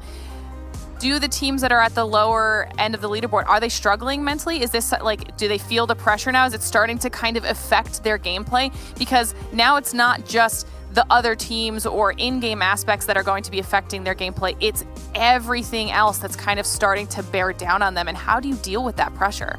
And something to go ahead and follow it up on that is that Loops did get a chance to go ahead and sit out that last match. And guess what? Yesterday, when they set out a match, the next match they came and won it convincingly. So I know we're not doing predictions times just yet, but I'm going to be predicting Loops coming up on this next Erangel that we're going to be playing, because what they were able to do earlier on that Erangel was just disgusting. That's fine. If you want to lose your prediction game right now, you can do that. Let's hop back into the schedule so we can see the fourth match coming up today. It'll be on Erangel yet again, and we're going to have Group B sitting out. So, Glitter, who's going to be watching from the sidelines? That means we will not be seeing Konina Power, Headquarters, Team Unique, or Uter Killers. I would have laughed if Loops was in there, because then 7 would have looked so dumb. But yeah, we're not going to be seeing Konina Power. The Stallions will have a chance to come back in the final game of the day. But I guess maybe it is time to slowly start to get into our predictions in a little bit of time. You obviously chose Loops Esports. I think Glitter and I could take an extra second to think about this as we head into Erangel. But I want to know your thoughts, as I was just talking about with Loops and SWAT69, 7, about, you know, is SWAT69 maybe not as confident in getting aggressive and third partying?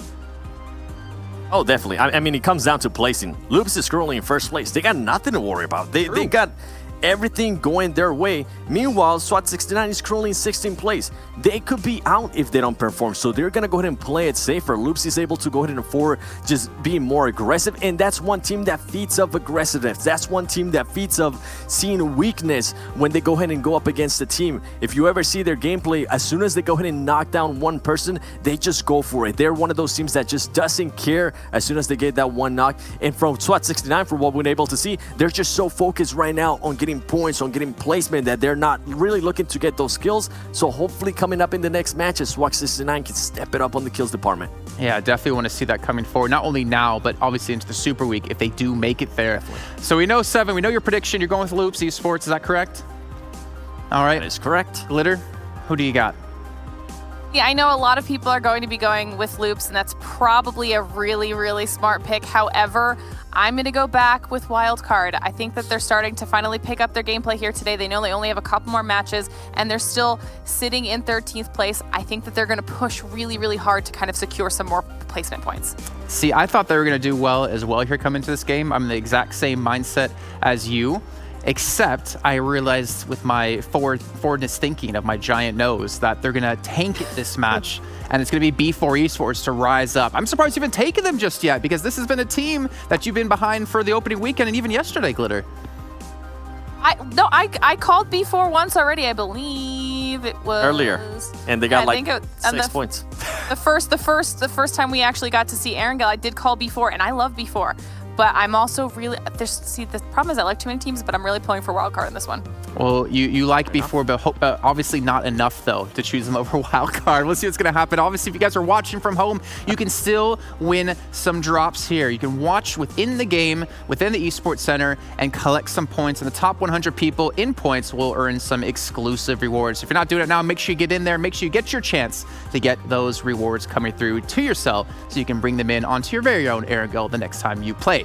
So Seven and Glitter, I appreciate all of your discussion points, your talking points in that last match. We have to send you out of here one more time, and we'll bring you back in later on to talk about match 4. We have to bring back in Hot Jukes and Mustache Dave. I don't know what that was. It really just came out of nowhere, and you look really disappointed with me. You chose Cloud9 at first, and then you switched from that. You should be disappointed in yourself. Okay, first of all, Jason, I'm gonna need you to bring up the respect just a little bit, all right? I'm hurt, I was down, and you're kicking me while I'm down, all right? Let me fiddle. Let me fiddle, okay? Let me go ahead and do my tweak. I like to tweak. It's fine. So at the end.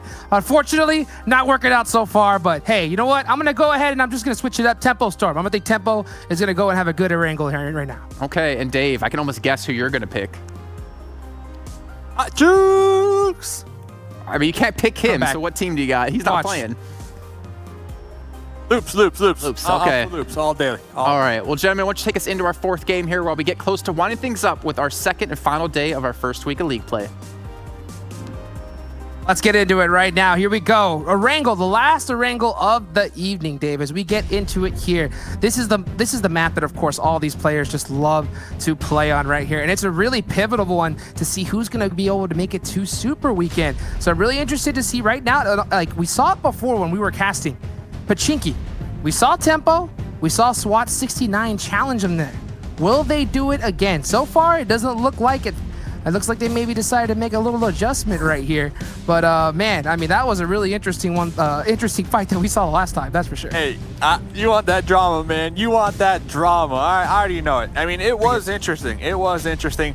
But you made a great point, you know, last night or yesterday in Game 5, after that fight. It's like, who really won? You know, because SWAT 69, they walked away victorious in Pachinki, but they only walked away with only one player up. So it's like, okay, yeah, sure, you beat Tempo, but like, how are you going to win the game now? And at the end of the day, it's all about getting that chicken. Hey, like they say, right? You win the battle, but did you win the war? I think right there, SWAT 69 realized that that's exactly what happened to them. So right here, I like the fact that they decided to mix it up. They decided to mix it up right here because at the end of the day, they need big points. They need big points. They need to play this a little bit more, you know, cautious, a little bit more careful right here. And as you can see them kind of doing this split loot drop, it seemed to work out for them because it doesn't seem like they're going to have too much of a contesting going on. There is Nova Esports really close by, though, so they got to kind of keep an eye out for that. Yeah, talking about keeping an eye out right now. What happened to Spec? Yeah, you got Spec dropping a little further out from the safety and comfort of Pachinki, and it does seem as if a couple members from the Knights have possibly spotted out Spec. But one thing we saw on the mini-map just a moment ago, Footballists, they were able to outtake or overthrow B4 from their drop location in Novo all the way down there. And I spoke to the coach and analyst from B4, Knight, and they pretty much told me, like, it's not worth fighting over, you know, especially early on. So they're just going to give it up. And not only that, they realized that military base itself was open. So they're more than happy to take that as their drop spot.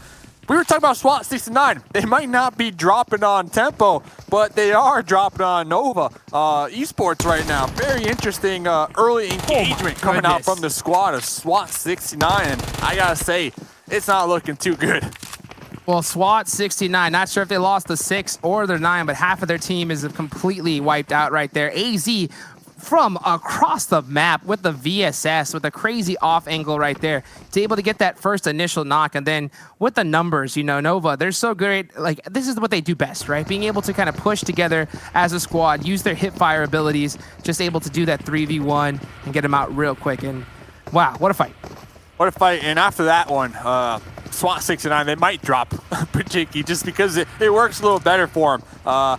I think it's just a team that might be, you know, soul searching a little bit here, at least when it comes to Erangel and like a drop spot. I mean, how do you feel about that? Yeah, it looks like, you know, they're just trying to find their home, you know? And I think that so far they're definitely having a hard time doing it. They challenged Tempo with theirs, did get the kill. They ended up winning that fight. But this, like we mentioned earlier, though, they had to lose 3 members in doing so. And if you lose that many early on, you're pretty much just grasping for straws, just trying to survive and get as many points as possible. And with how good these teams are at spotting the tiniest little pixel that's out of place, it ain't easy to snake your way up into the top 10. And then we saw them challenge Farm, you know? Nova Esports, they drop Farm every single time. You better bet. So, yeah, I don't know. SWAT 69 looking to find a spot to call their own. I mean, you already know. There's one spot that's always open, all right? Stauber. That's true. Worst case scenario, all jokes aside, worst case scenario. Talking about worst case scenario, Octavian just camping it out in the second story. I don't even know. I mean, just relaxing. HCL didn't even see what hit him right there. I mean, he was sitting quiet, just waiting for somebody. He set the trap. You know, that's exactly what it was right there. And really unfortunate for Nova. And this is why, I mean, even at this high level, you think everything's clear, but you just might as well just clear with 2 people at a minimum, because you never know if there's that one person just waiting for you to be able to get that quick thirst and knock and thirst. Oh my God, look at that off angle right there. Talk about having that one person wait for you. Let's check out real quick the replay. Yep. Let's rub some dirt in their open wounds while we're at it and just, you know, have them relive that moment. Here's Octavian just camping. Like you said, wasn't even moving a muscle. Yeah, he was set up. He had the tent pitched, everything. But you know what? No fire, because he didn't want to. You didn't want to let them know that there was smoke there, you know. And just like that, quick knock, quick thirst. You hate to see it. Octavian said, "You don't want that smoke. You don't want that smoke, son. That smoke? You don't want that Get smoke." out of here. Talking about teams looking for the smoke signals, loops. They're gonna be up here on Potato Hill.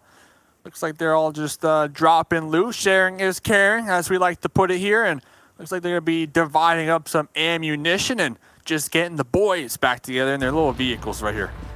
You love to see this. I mean, these are the kind of minutia details right here of pro competitive play, but they're all so important. Every little detail here is what really separates your squad from the others. And you can just tell by loops, they're one of the most aggressive teams. We've seen them right now. They're just crushing it when it comes to kills. And you can just tell the comms right now, their movement, they almost never stand still. And just talking to each other saying, hey, you know what? Make sure that everybody is well kitted out. There's one, there's 2, there's 3 Nova Esports. Oh, that's not a problem for problems. Hey, you know what? He's got 69 problems, but Nova ain't one. He just let them drive right on by. He said, I don't want none of that smoke.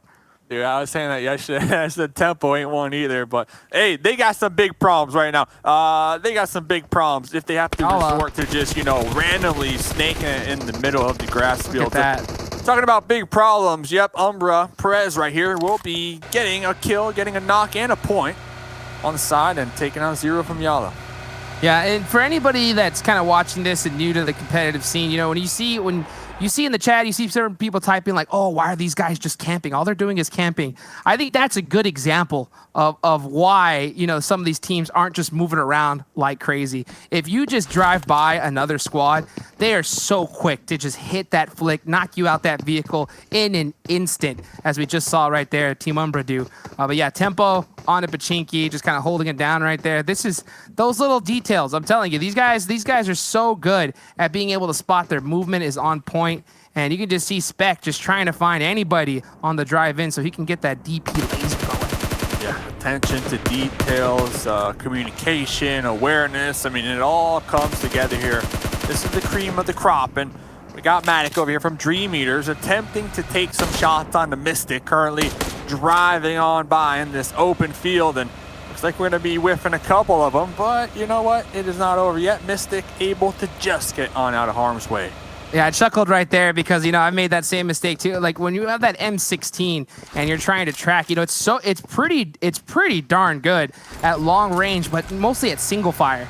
And you can just tell as soon as he shot that first shot, it was in burst mode. So he just kind of stood still like, oh my goodness, switched it to single, but by then it was too late. I can never hold it. I can never hold it still, at least when it comes to burst, like you said. And I know a lot of these players, they like to utilize the M16 single with the 4 times, right? Yeah.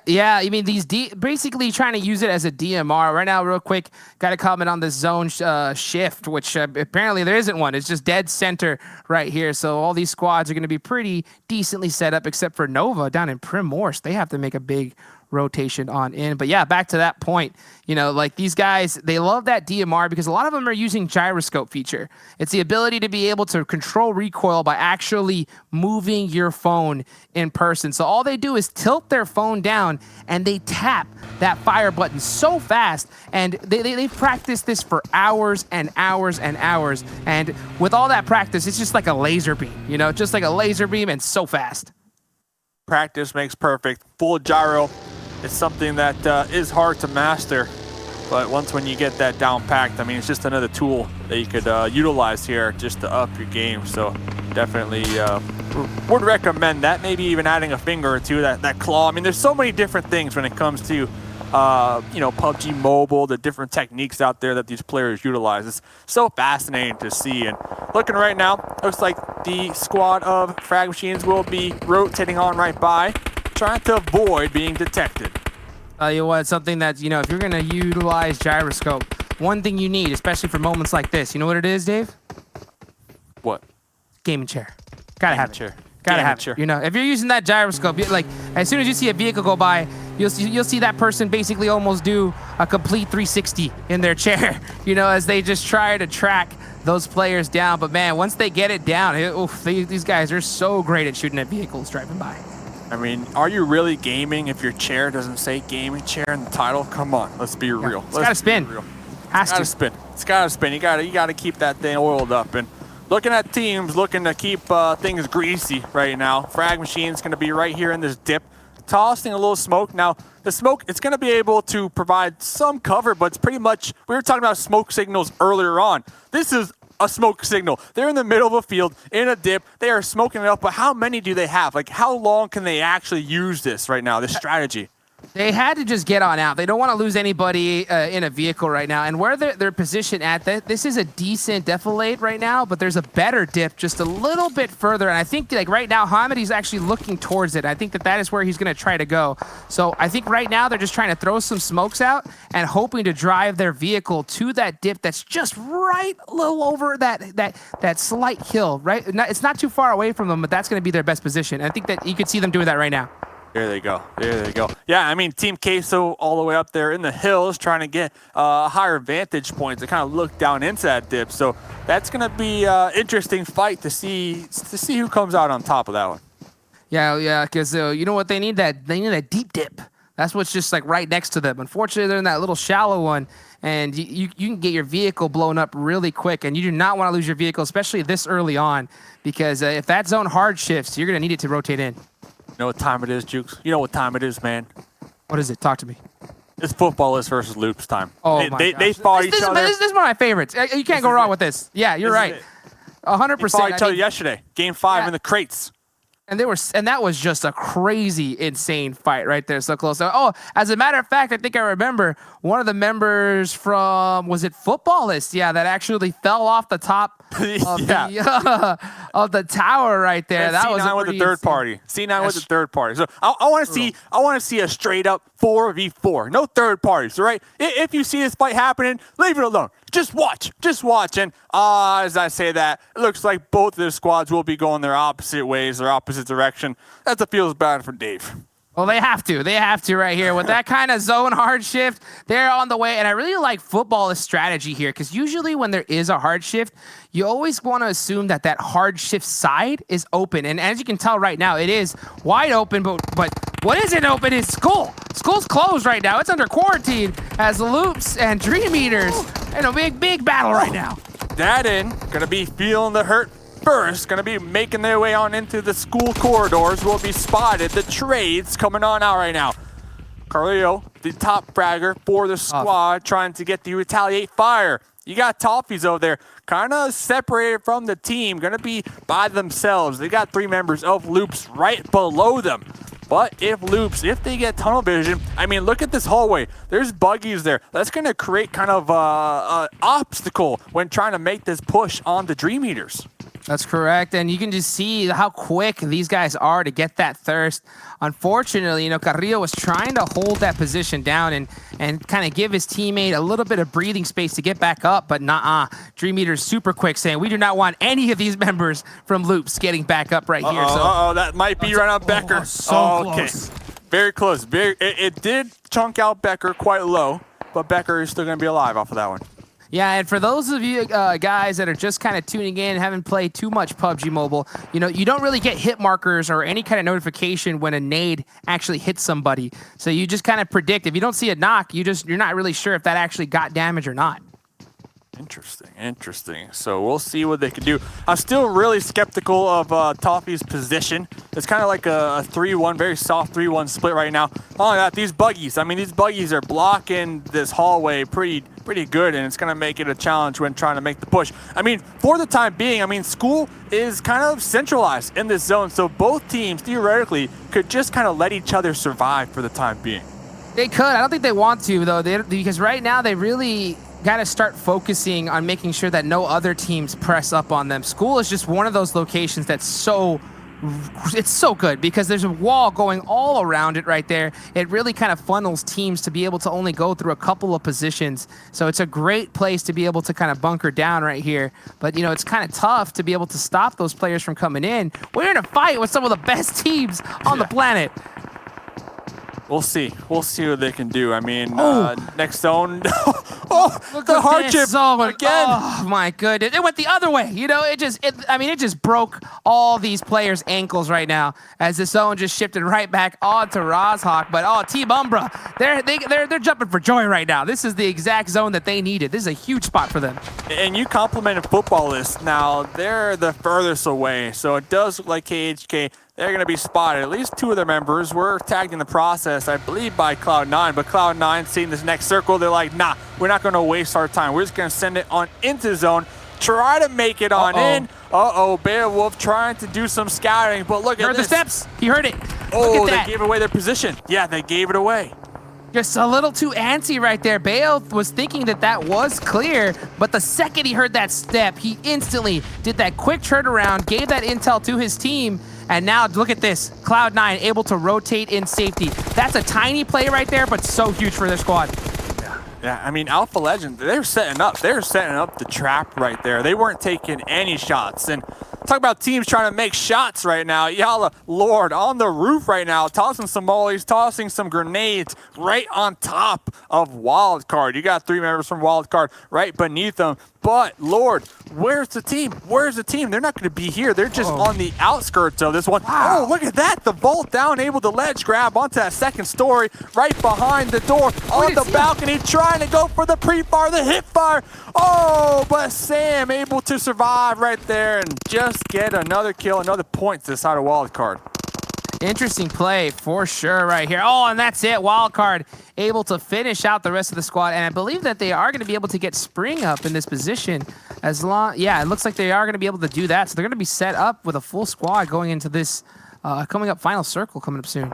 And they needed that so bad. I mean, they were in 13th place, so they definitely have a little bit of wiggle room. But remember, there's only 2 more games to go, and teams need to be in that top 16 in order for the weekend. And talk about teams trying to make it on out. This is on the edge, but Dream Eaters and Loops, the fight is about to pop off right now. Becker extremely low. We see Kowalski tossing out a couple grenades of their own, trying to connect on the Dream Eaters. Dream Eaters running back and forth with the zig and the zag and the jukes and the jives, trying to get the lean peak right now on in the basketball gym. And here's a molly that should stop the push for just a couple moments, maybe allow the revives to come on out.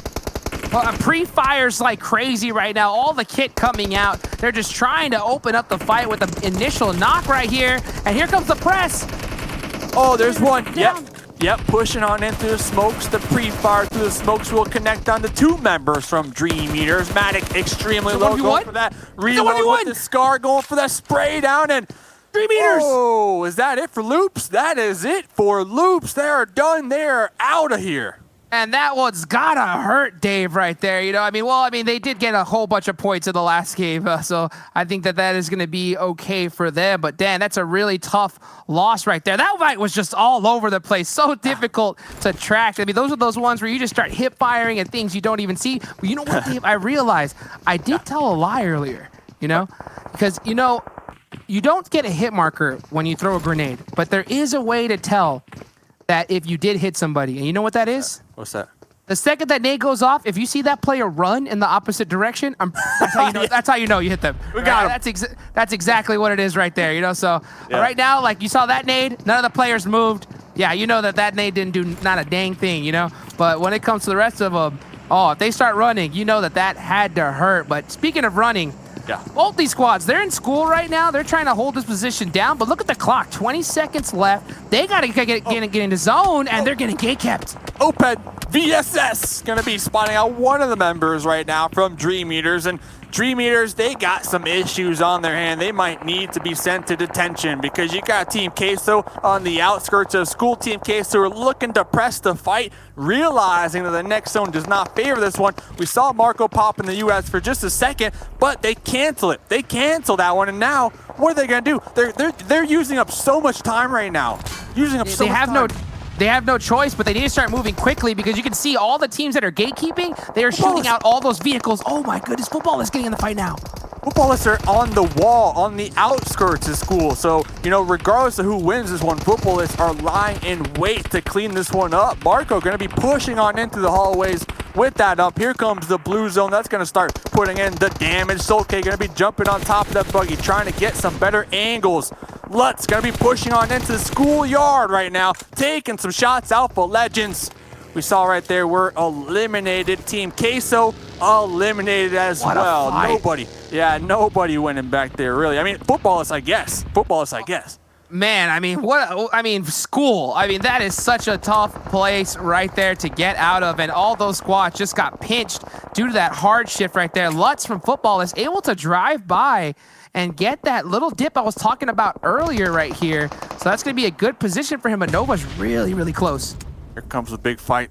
Another big fight. J7 is spotted, is going to be bleeding on out. Sixless on the high ground, kind of separated from the team, doing a little bit of creeping and crawling themselves, but it does look like Levi might have recognized the sneaky play, and J7 calling for help, calling for the revive, and yeah, swapping on over. You see Sixless in the bottom right-hand corner, Uzi in hand, trying to sneak up onto Mick. Carnage healing on up. Here comes the blue zone. Carnage forcing to pop on from their rock. Going to be connected onto Levi.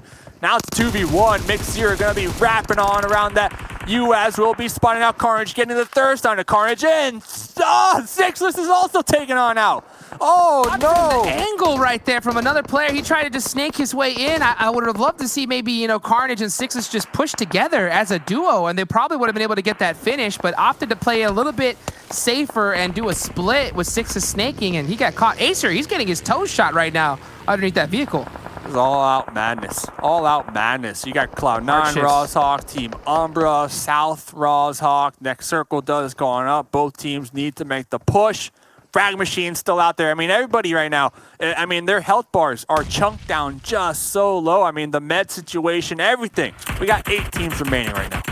Oh, man, and here we go. Cloud9 in Rozhawk right now, having to make the adjustment into zone. And, man, this zone has just been going all over the place. And I think it ended in the most toxic place possible, in the dead open, right in the middle of an open field right here. So all these squads are going to try to rotate in, but how are you supposed to do that when you got so many great teams gatekeeping you? Look at this. Yeah. All card.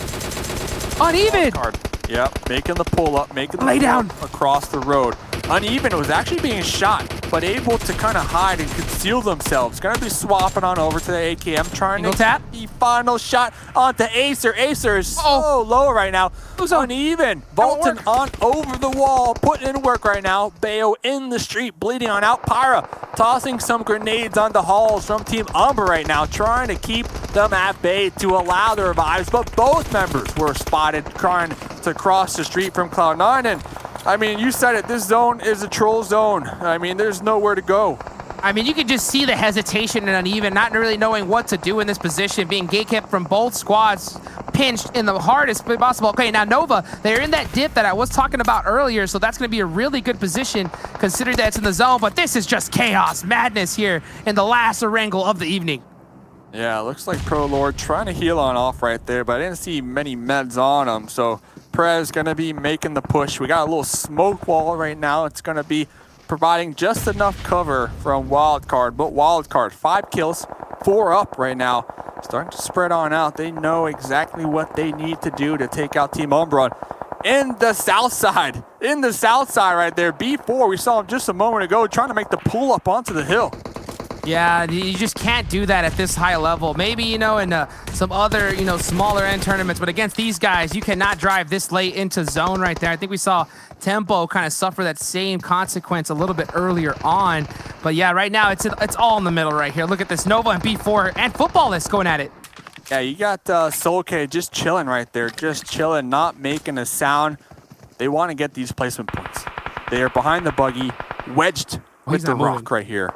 Nova Esports, they might not be aware. I mean, that is a suspicious looking buggy. And yeah, Sheepfan's going to be investigating. Solke connecting on to Sheepfan, but AZ with the support right there, able to help out. Strong play. You know, always whenever you're in that position, you got to clear your backs, and that's exactly what Nova did. Just wanted to play on the side of caution and make sure it was clear, and they did clear it out themselves, but about to finish up this fight here. Frag Machine, they're here in the late game right here, trying to get it done. This is a chicken dinner that they really need, but they're going to have to work for it. Numbers. They're putting up numbers right now. Looks like we see 2 of them on the screen. Nova Esports with 3, and both Frag Machine and Nova, they're going to be up there on the tip, the crest of this hill. And really, both of these squads, they need to fight each other. They need to be the kings of the hill in order to look down onto both Umbra and Wildcard down there. So this is a big fight happening right here. This could be the deciding fight on who gets the chicken. Big fight coming up right now. You can already see Wildcard with 8 kills now. Add that to their total. Nova Esports with 7. This one's going crazy right now. Team Umbra is eliminated right here in 4th place. This is going to be a close fight as Easy spots out Sam. Wow, yeah, Sam had a little bit of cover, needed to pop on out of that cover. We see Slicky down there, the snake, trying to remain undetected, but Easy. Tunnel vision onto them right now. Might be looking to get an additional point on their end of things. And really, Frag Machines, you know, Freak, trying to make the pull-up right now. Using the pan to go undetected themselves and limit those footstep sounds. Yeah, trying to make anything that he can happen right here. It's getting so close as Frag Machine doing everything they can to survive. Big shots, though. The turn. Did he get it? So close. So close. And that's it. Frag Machines! Got it! Clutched it! Freak, 6 kills! Oh my goodness right there. Such a clutch play right there from Frag Machines. A win that they needed, absolutely. They needed it so bad right here. And to be able to get this at this stage, at this point right now in the tournament was just nothing but clutch. Yeah, I mean, coming into this game, 17th place on the overall leaderboard. So talk about, you know, cash in your chicken vouchers. They needed it right now. Like you said, they got a bunch of kills right there. All those placement points should be able to get them within that that spot in order for the weekend. I mean, wow, talk about coming in clutch. But we're going to send it to the desk and see what they have to say about this game.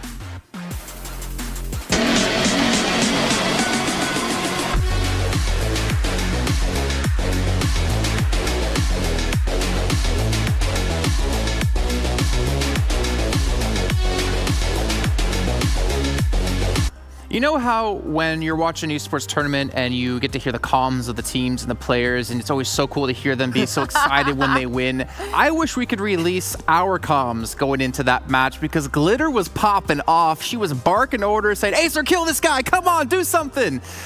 But Glitter, I think they got second place if I'm not mistaken, so you can be happy about that. They did. They did. They were so close to winning too. Oh man, it was right there. I thought they had it. One of these days, we'll get you a chicken dinner going to this one, as, you know, Seven and I looking for our second, just saying. But Seven, what a crazy game coming through into that one. Frag Machines, a team who was in 20th place, take themselves a chicken dinner. Let's take a look at the results from that last match and talk about them here, because that was a massive win for them. Yeah, I think that's one team that definitely needed to go in and have a performance like this. I believe going into this match, they were in last place, 20th place. So hopefully this match, once we see the overall leaderboard, launches them within that 16th to 17th place. And another team that actually needed to push, and I know this is one that you personally wanted to go ahead and talk about, Glitter, was Nova Esports. Nova Esports being able to get those 23 points, I think that's huge. Yeah, I'm very excited for Nova Esports. They really needed to turn it on today. And so far, 3 games in a row now, whether it's between aggressive pushes, good positioning, or just this overall was a great game for them, period. They're so solidified now where they need to be in the top 16, and since they started off today in that 16th position, right on the cusp and not really that much farther above 17th, this has been a fabulous day for Nova Esports. And I think as we're going to be going to the second page, my heart's just going to go ahead and shatter all over the place, as one of my picks, Loops Esports, ended up with just 1 point. I was over there just trying to mimic what what Glitter was able to do in the previous match before that. I think I'm going to have to start picking what Invirim doesn't pick, because that man has been getting 1-to-1-to-1 games. But knowing here, Cloud9 being able to still get 5 points, I think that's good for them. Team Kessel, 4 points. Hopefully we can start seeing more of them. Today they have been just super quiet. And another team we really haven't gotten a chance to talk much about that I was really impressed with their gameplay yesterday was Alpha Legends. Alpha Legends was very consistent yesterday, but now going into this day, this past couple of 2 matches, they just haven't been very consistent. They have been more towards like the bottom 10th, and that's not good. They need to step it up, because guess what? Teams like Frag Machine are starting to have better games, and on top of that, starting to have kills with it. What about KHK, though? They got themselves 5 points. This is a team that is fighting for their chance to stay into the top 16. That might have been enough to break them through a little bit further on, but we'll see as we get to that part later in the show. Let's take a look, though, at our stats coming in for Frag Machines, a team that's been so quiet. And again, 1,300 damage done with 10 kills and the chicken dinner. It's such a low damage number when we compare them back to, like, for instance, Cloud9 the last game, or even Loops Esports before. But Glitter, they did it. They got themselves that chicken dinner. We talked about how many times today that all it takes is those 1 good games to get yourself out of the bottom of the table into the middle of the pack and yourself safe into the Super Weekend. Yeah, I'm actually really excited to see just how much that does kind of propel them upwards in the standings. But you pointed out 1,300 damage. I think that just means that they changed up their gameplay a little bit. They played a little bit safe early to mid game, made sure that they had the right position as far as the zone goes towards the end, and they were able to just close it out there with the fights. They had a really good position on the side of Wildcard that they had a 2-1 split going, and I saw the solo player and I was like, oh my god, someone needs to take him out, otherwise it's going to be bad. And it did end up going poorly, but that's fine because Wildcard turned it around at the end, still with a very solid finish. But Frag Machines, I think we were watching there in that final fight against Nova, and a lot of us are going back and forth being like, oh, Nova's going to have it, I don't know, maybe Frag. And the very end, they just kind of flipped it on everybody's heads. Well, let's actually probably see it in the clips here for our do moments of our last match. I'm pretty sure it'll be in towards the end as we'll be talking about these while we get them up on your screen. And to start things off, Sam, we're already seeing Nova Gfan, one of the players who snaked his way forward into the opening weekend, already having a great start. Yeah, from the first fight, something that I actually want to go ahead and mention that even Hot Jukes and Mustache Steph said while they were watching the match is that SWAT69 decided not to go ahead and land into Temple Storm. And in a way, it ended up backfiring because they did a 2-2 split that just didn't plan out their way, and Nova took full advantage of that. I think that was one of the easiest fights that Nova has had to take so far. And this one by Carrillo, we're going to be talking about that later, all right? Everybody watching. Man, they only got 1 point. About this one. They only got 1 point, but it could have been a lot better. And as you can see right there, the player from... Oh, man. I don't even want to talk about it anymore. Let's go to move on. Footballers. Let's talk about footballers. Footballers actually had quite a match. Another team that's actually been getting over 5 kills per game, or at least being very consistent in kills. And on top of that, being able to get that place in. And KHK, I know that's one of the teams you were mentioning, Jason. KHK being able to at least get those extra points. Hopefully, they can get a little bit closer to that top 16. So maybe they can go for that push. And here, right here, this is when Glitter was just screaming out and even, leave him alone. Leave my wildcard team alone, Glitter, if you want to go ahead and take it over. There were just so many times there where a couple players got knocked on wildcard, and then I don't know what happened, but for some reason the teams would switch their focus to other squads. I don't know if it's because there were third-party shots coming in from a side that we couldn't see, but wildcard would get 1 or 2 knocked. Teams would switch their focus, they'd be able to get them back up. Then they'd get into another engagement where they'd maybe get a knock or two themselves, get somebody knocked on their squad. Teams would switch their focus again. And so it just worked out super, super well in Wildcard's favor. They were able to keep making these small rotations into that zone to kind of hold down their final spots here. And now we're seeing the final 3 with Wildcard, Nova, and Frag. These are those final moments going up against each other. I think right here is the moment where we thought Nova was going to be able to take it, but Freak just stepped up big and was able to put out a ton of damage and help his team secure the win. Such a crazy game and a crazy ending. I think as we get into the overall standings, we're going to show how important it is just to have that one good game. But again, consistency is always key when it comes to PUBG Mobile, and I'm a little bit worried for teams like Frag Machines going into Super Weekend if they have gotten themselves cleanly through into it. But let's take a look, though, at our overall damage, because this is where the numbers are really going to break down. With them having only about 1,400 damage, I'm assuming we're going to see other teams just surpass them. And yeah, you can already see there 7. There's, what, 3 teams who out-damage them. Yeah, definitely. Nova Esports being one of them. We saw them get into fights from early in the match, and then Wildcard, no surprise at all. Wildcard was getting paper from every angle, so they had to go ahead and fire back Cloud9. And then on top of that, you had other teams on the side. B4 Umbra. Umbra is actually, honestly, one of the teams that surprises me on the damage that they went and put out, because that's another team that, if we're talking about teams that are currently not making it into the top 20, they're barely there. I believe coming into this next... into the match that we just played, they were in 17th place. So any extra kills that they can get, any extra damage they can inflict, it's gonna go ahead and help them not only mentally and confidence-wise, but also on the leaderboards. See, that's the crazy thing for me, right? Is that you see Loops going out so early, but having so much damage done. They've done almost more damage or about the same damage as we've seen teams like SWAT 69, like we've seen Frag Machines, like we've seen Headquarters. This is a good sign out of them that even when they do fight, they do lose early, they put out a bunch of damage, but obviously they're not a team that's going to be worried at all going forward into the Super Weekend, as they're already guaranteed through into this one. I really want to see, to be honest, the overall stand to see where all the teams are currently going to lie and where that bubble will be, because last time we saw it, I think it was about 3 points difference. But before we get to that, I hear we have another play we want to break down here, Seven. What's it going to be?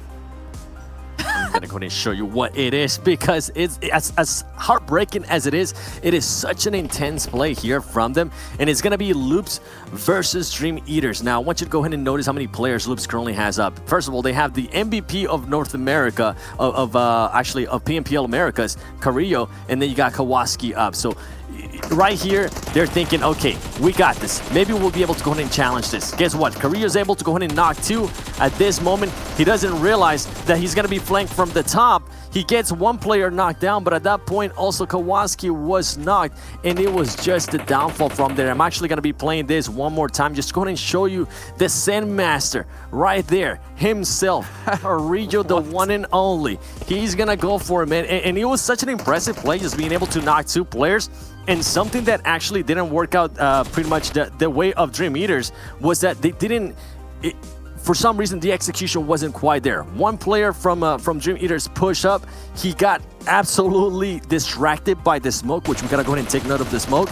And then he ended up getting knocked. Luckily for them, Carrillo wasn't able to go ahead and thirst them, which is always something you go ahead and look forward to. He was able to quickly react and notice that there was somebody on the top left shooting at them. He was able to knock 1, but at the end of the day, guess what?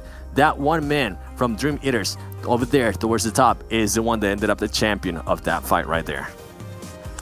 I'm waiting for it. We're not seeing it.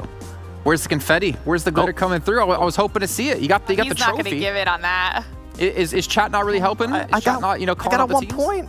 Okay, you know Got what? 1 point. I'm not gonna. That's a good point. That's a very, very good point. Let's take a look, though, at the overall standings. This is what's going to matter now going into our final match of the day. You can see Loop Esports clear in first again. Still, the only team over 100 points, Glitter.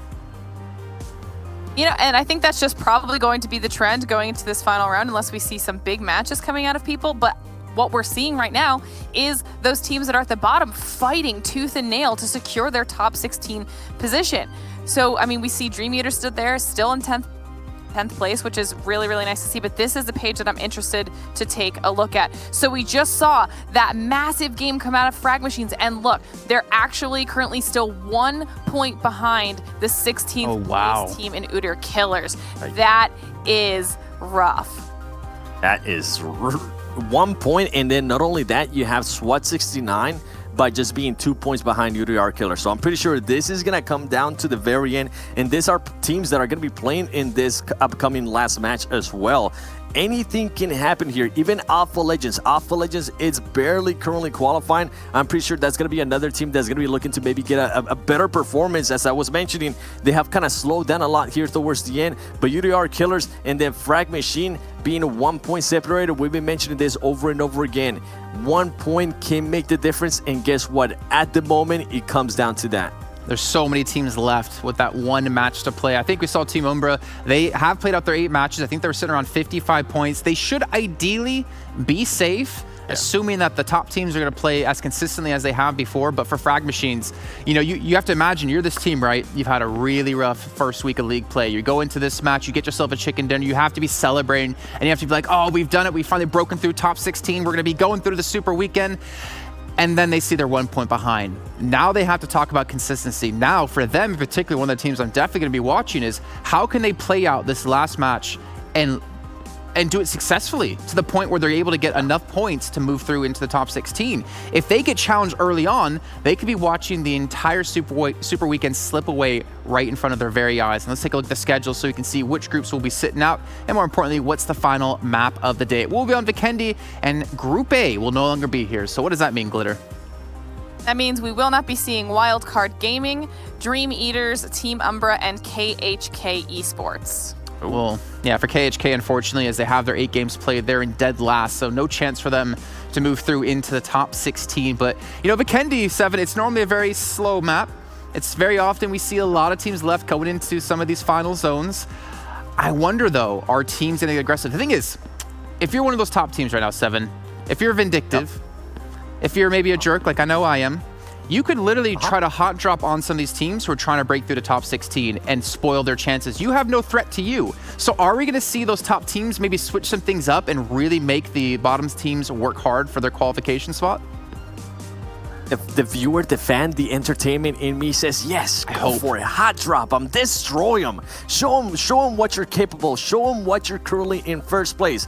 But the analyst in me is probably going to go ahead and say, they're not going to do that. There's no way in a heck they're going to go ahead and do that. The numbers are still very close towards the top, and I'm pretty sure these teams want to end up as high as possible. Just honestly, just based on egos. Well, also to be that's fair, pretty much what it comes down to. You got Temple Storm and Cloud9 towards the top. They don't want to go ahead and make sure they end up on top of each other and not below one of those teams.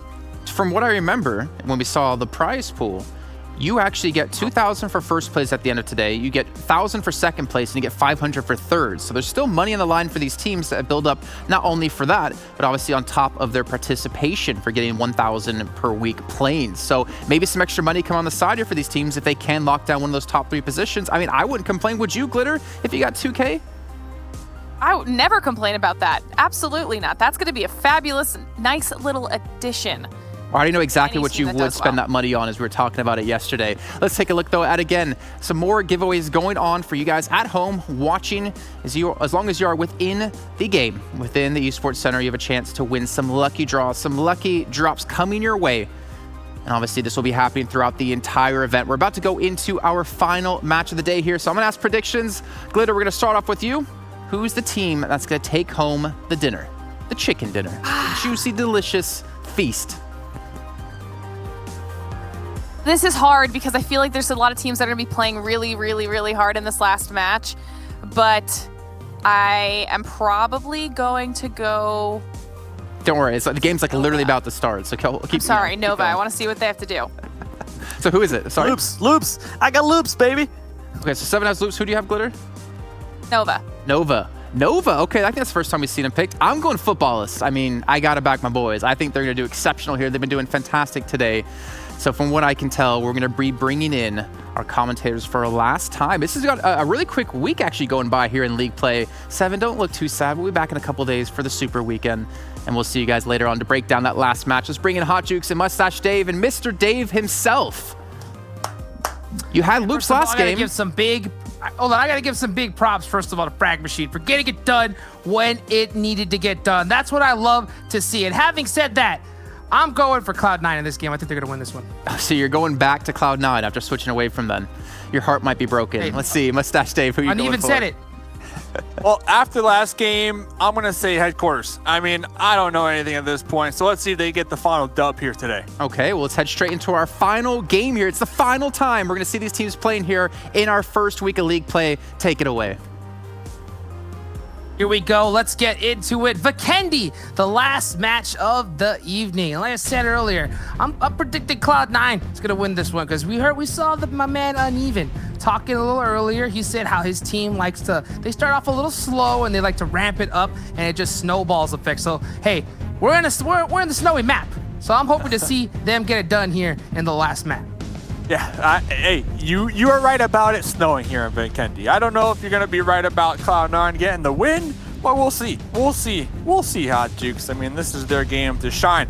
The plane starting up there in the north, it will be heading down south. It's going to be favoring that west side. And look at this. This is like complete opposite of our last Vikendi match. You know, Circle 1 was in port. Well, we're going to be sending it down to the southeast. And the south side, baby. Outside. It's the best side, and that's exactly where this zone has gone. And to be honest, Dave, just kind of looking and thinking about it, this has to be one of the worst circles you could possibly get in Vikendi. Because first of all, you have Volnova, all the craziness that's going on there. And not to mention, there's only so many areas that you can really go to. You know, you got to start rotating quick, but look at this fight already. Team Unique and SWAT 69 having to get into a big engagement. The double! Problem. The Thompson double! Right there. Lightning, though, will be spotting out Problems right there with that Bison. Regardless, though, I mean, Problems taking out 2 with the Thompson. We're looking for the support. We're looking for the backup right now from SWAT 69, and looks like they're going to be across the street. We see some smokes out there on the playing field. King all the way in the back over here. King is like got their running shoes on right now, trying to get over here and, you know, provide this support. But SWAT 69, every single game, they're dropping on someone. They're dropping on someone. Always. And you saw the name Lightning. That's exactly what the rest of the SWAT 69 team needed to be like. They need to get there quick to try and support their teammate, but it may be too late already as they're just going to sacrifice Problems right here after all that hard work he did. Yeah. So unfortunate. Unfortunate, but I feel like SWAT 69, they already committed to this. I mean, they're right across the street, right across the way, right on top of this one. Problems was killed. The thing is, will they pull off this one? We might have King find themselves in a little 1v1 up there as well. So it does seem as if SWAT 69, they're not going to let go anytime soon. Yeah, they're definitely going to try and maybe camp a rotation, you know, stay really quiet. Oh, Frozen, he had to get the spot right there. You could already tell. He knows exactly where King is. Trying to throw a smoke grenade there. Okay. Oh, but he can't. That's crazy. That's really, that's tough right there for Frozen because he knew where he was at. So even though that they gave those comms to the rest of his teammates, he was still able to get a really big knock. But, you know, he had another teammate real close by. Quick pickup. Yeah. Frozen right there. Hard peek in that one. Going to be popping off that roof. Yeah, King needs to eject. Yeah. Yeah. I mean, you can get the knocks, right? But can you get the thirst? And not only that, I see somebody from headquarters, just a solo back there, trying to third party this as well, trying to get involved, trying to possibly steal these knocks and get some points of their own. And talking about Problems, I mean, Problems from SWAT 69 is going to be dead, but Problems from Alpha Legends are just beginning right now as they got Team Queso right on top of them. Axel will be spotted, is going to be knocked down and out, making this an even 3v3, make that a 3v2 as one of the members from Alpha Legends was just thirsted. make that 2 members from Alpha Legends thirsted. Ramen, what is going on? On that second story, taking out Marco, getting the flush. It's up to Ayala, the last person alive for Team Queso versus Ramen, the kitty cat. Oh, going for that spray right there. Got no helmet. He's got no helmet, but he's got no heart. Oh, but he has cover fire, and that's all he needed. Team Queso getting taken out right there. Oh, no, the no helmet. Ramon whipping out the claws right there, saying, you ain't taking me out today right there. Great teamwork right there, and a really clutch play for Alpha Legends, taking Team Queso out early. That's a big team, too. That's going to be a confidence booster. And, you know, we saw right there, SWAT, 6-9, they got heart. They got heart, but they were taken out, and they came into this game, I believe, in 18th position. So, yeah, some tears in the chat right now. But talking about tears, Nova Esports, and UDR. And really quick, to go back on that last fight, one thing I want to really mention is, like, you know, it's really interesting why I was kind of like, what's going on, was because it was almost like just 1v1s. Like, that whole fight was just like 1v1 after 1v1 right there. And yeah, Team Queso not able to get the front of it. I really wonder why they opted to go for that type of strategy. But look at Nova. They don't really care about going 1v1s. They're going as a squad right now, working together. But Uter, with a quick knock, holds the push a little longer. Wadding up. I love seeing Uzis. I love seeing Tommy guns. I mean, those are just my favorite weapons. And looks like Nova trying to push on up. Easy! The one-tap dirt nap. Easy. Lean peeking right there. Head exposed, spotted, tagged, and bagged. Just like that. Art. Beautiful art right there. Oh, that was beautiful fights, Jukes. That was gorgeous right there. You know, just talk about threading the needle with that AK, hitting the shots when it matters. I mean, you got to have your adrenaline pumping right there, you know, to try and save your team and to be able to hit those clutch double tap headshots to finish the fight and get your whole squad up. So huge. You think about it. If he wouldn't have gotten that knock just a few seconds later, they could have thirsted all his teammates and he would have just been left by himself. But he got it when it matters. But look at this. Oh, the shimmy. Not strong enough from Sixless right here. 7 needs to come for that support really quick. Is it in time? Yep. J7 up here on the high ground, trying to get the support. Same thing with Raven. So Raven gonna be taking some shots over there. Sixless still going to be alive. Raven tossing out a smoke that should land right on top of Sixless and provide the cover. Oh, wow, Raven! The flick shot clutch right there from Raven. In the Americas, Raven alone. Kill leader for this squad and, you know, demonstrating why and how they got that title. Yeah, going back really quick as we watch this replay. Unique Lightning getting a quick thirst right there. Marco from downtown with that Uzi. I mean, Iron Sight hitting some big shots. Alpha Legends and Team Queso. This was a really insane fight that we were talking about earlier. And then finally, this Nova fight right here. This was so close. Uter Killers, the last shot, being able to clutch up that fight. Huge for that squad. Dude, that was nasty, man. That was nasty. Oh, we got more fights. We got more fights happening over here. Yala, they have 4 up. This is a very aggressive squad, and they just haven't been able to find their groove here today. They are all going to be grouped up. We got Lord on the outskirts of the concrete broken wall. UDR, they're kind of split up, but they got sightlines. And one grenade. I mean, Yala, they're so clustered together. One grenade could definitely knock out at least 2 of them right there, at least in the building. Yeah, you're right. You got to be really careful right now because if they're able to thread that needle, get that nade in there, that's going to be really tough for them. But you know what? You got to also kind of keep this in mind. Uter Killers, they already got some kills under their belt for this match, so they're warmed up. They're ready for this fight right here. Yala, they so far 0 kills on the board. But, you know, one mistake from either of these teams, and that could just spell disaster for their squad. Dude, okay. Circle 1, 12 teams. I'm just going to let that sit. Hey. Aggressive first zone, aggressive Vikendi, and that's I think what we've seen so far. Oh, that nade almost looked like it was gonna ring true right there from Nano, but unfortunately it doesn't. He's trying to maybe happily get another off ankle, but man, yeah, you're right. This Vikendi is just action packed from the get go. This is what I'm talking about. PUBG Mobile World League West, last match of the evening right here. Not disappointing. Not going to disappoint. Ulysses trying to catch them off guard over there. And yeah, very interesting position. We see Pokus all the way out there, sent it with the vehicle. I mean, talk about committing to the backstab right there. We'll see at the same exact time. Yala gonna be tossing out a smoke wall. Yep, they are going to be able to close the gap. And don't forget, you are killers. They sent one out. They sent one out. So it's pretty much a 4v3. We'll see what they can do with this one. Yeah, I think I have an idea of what they were trying to do. It looks like he drove over there and was looking to kind of run underneath the bridge to get this crazy off angle onto Yala. But what happened was when he went for that off angle, they were able to get a knock onto one member from Uter Killers, which now that just instantly sends for a full push, and that just kind of ruined their entire plans. They were able to get this res, but they're playing on the defensive really hard right now.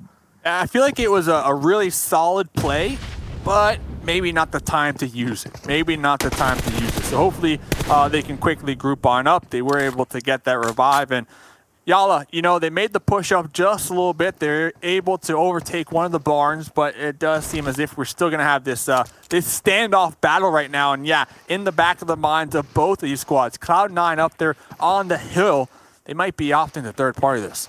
I wonder if Uter Killers, they still have a vehicle right now, and they have it for the time being as Cloud9 on this hill could decide to just take it out. I wonder if Uter decides to go ahead, get in that Zima, and try to get to their teammate and kind of hold that bridge area. But right now, Yala's playing this really passive right now, so it looks like they're just opting to kind of share this zone. I mean, it's still early. It's so early. This is barely zone number 2. Personally, I like the bridge position better as well because it's more centralized and you never know where this next circle will shift. And yeah, we saw Beowulf over there already popping in. One of these vehicles going to also be opting to wrap around and send it on into a coastal position right now. Circle number 2 still has a lot of water in play, and Ulysses going to be just kind of, you know, moving back and forth, you know, not standing still. They don't want to get headshot. Yeah, this is just pretty much right now a poke battle. Everyone's just Yala, and these guys are just trying to get an initial knock. If they're able to get that, they're gonna full send it onto the rest of this Uter squad. And it looks like, okay, they did get in the Zima there just for a second, just a little, you know, little test. Make sure to see if they would push. It looks like they didn't. As we switch over to Spec, trying to keep an eye out. Right now, we're just seeing all these different teams just trying to rotate in, find some spots. But, you know, one thing that you said about earlier, Dave, and I think it's a good point, is I think you're right. I think that bridge position is going to be a lot better going forward because this zone, it's horrible. It's a really tough zone right here because if that zone hard shifts to the other island, you have to cross that bridge. There's not really much you can do. And considering how fast you have to move, that'll probably be the best option to be there quicker. So, yeah, really interesting to kind of think about as this fight goes on. Oh, yeah, they could maybe even like have a little mini bridge camp going on, you know? I mean, kind of have Yala, you know, funnel into the bridge and just, take shots onto them. I mean, there's so many different plays that could be had from on over there. And yeah, we're still going to be kind of on the lockdown right now, on the lockdown. 4 kills onto Uter Killers. So they are looking pretty good when it comes to having some type of kill points. Ulysses going to be popping in at least one of the vehicles, and Xana, hearing the keys to the ignition start, is going to be making the push here. Yeah, I think that's kind of like just some bait right there to get some movement out of Yala, and it did work. You definitely saw Xana press up just a little bit right here, and all it takes is that one. This is all mind games. This is really all it is. It's all mind games right here. As subtle as it is, if that causes that one player to push out in the open, and you get that knock, that just turns the whole fight around. We're waiting for that knock. We are waiting for that knock. We see Gonzo all the way out there as well. Oh, this is so important. Where will this go? This is going to be so huge. Where this circle decides to go, this could change up everything for all these players. And it looks like it's going to go right on to all the players again. So, yeah, all right. They're just going to hang out, it looks like. They can still stay there if they want. If they want, it's going to be right there on the edge. We already see a couple of the members from Cloud9 just, you know, moving around just a little bit. But Xana, knocking on the door, seeing who's home right now, and getting that molly ready to go. Going to be tossing that one. Right through the windows on the back side of the barn. That is actually really smart. Xana trying to get the wrap around the pre-fire. The trades coming on out right now. Nano trying to get the same going right now. Zero and Nano locked in their own engagement as well. We got some fights going on within the compounds. Lord's going to be popping up, getting that thirst. And up there on the second story. One more member for UD Killer is going to be alive. 1% HP How did he walk the through whole that fire? time. Pokus under the bridge, just watching their teammates get annihilated right now. I can only imagine the feels all the way back there that you just can't help. You can't help at this point. Yeah, you know, Nano got caught really out of position. Oh, wow. Sandro able to get a knock right here. Can he get this double? He gets the double. Oh! This could be huge. Got one.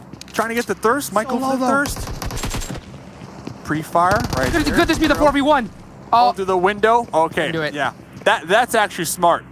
Passing the doorway and taking the shots on into the window from the balcony. I mean, there's nowhere you can hide. You can't hide behind any door at that point because that window sees right on in through there.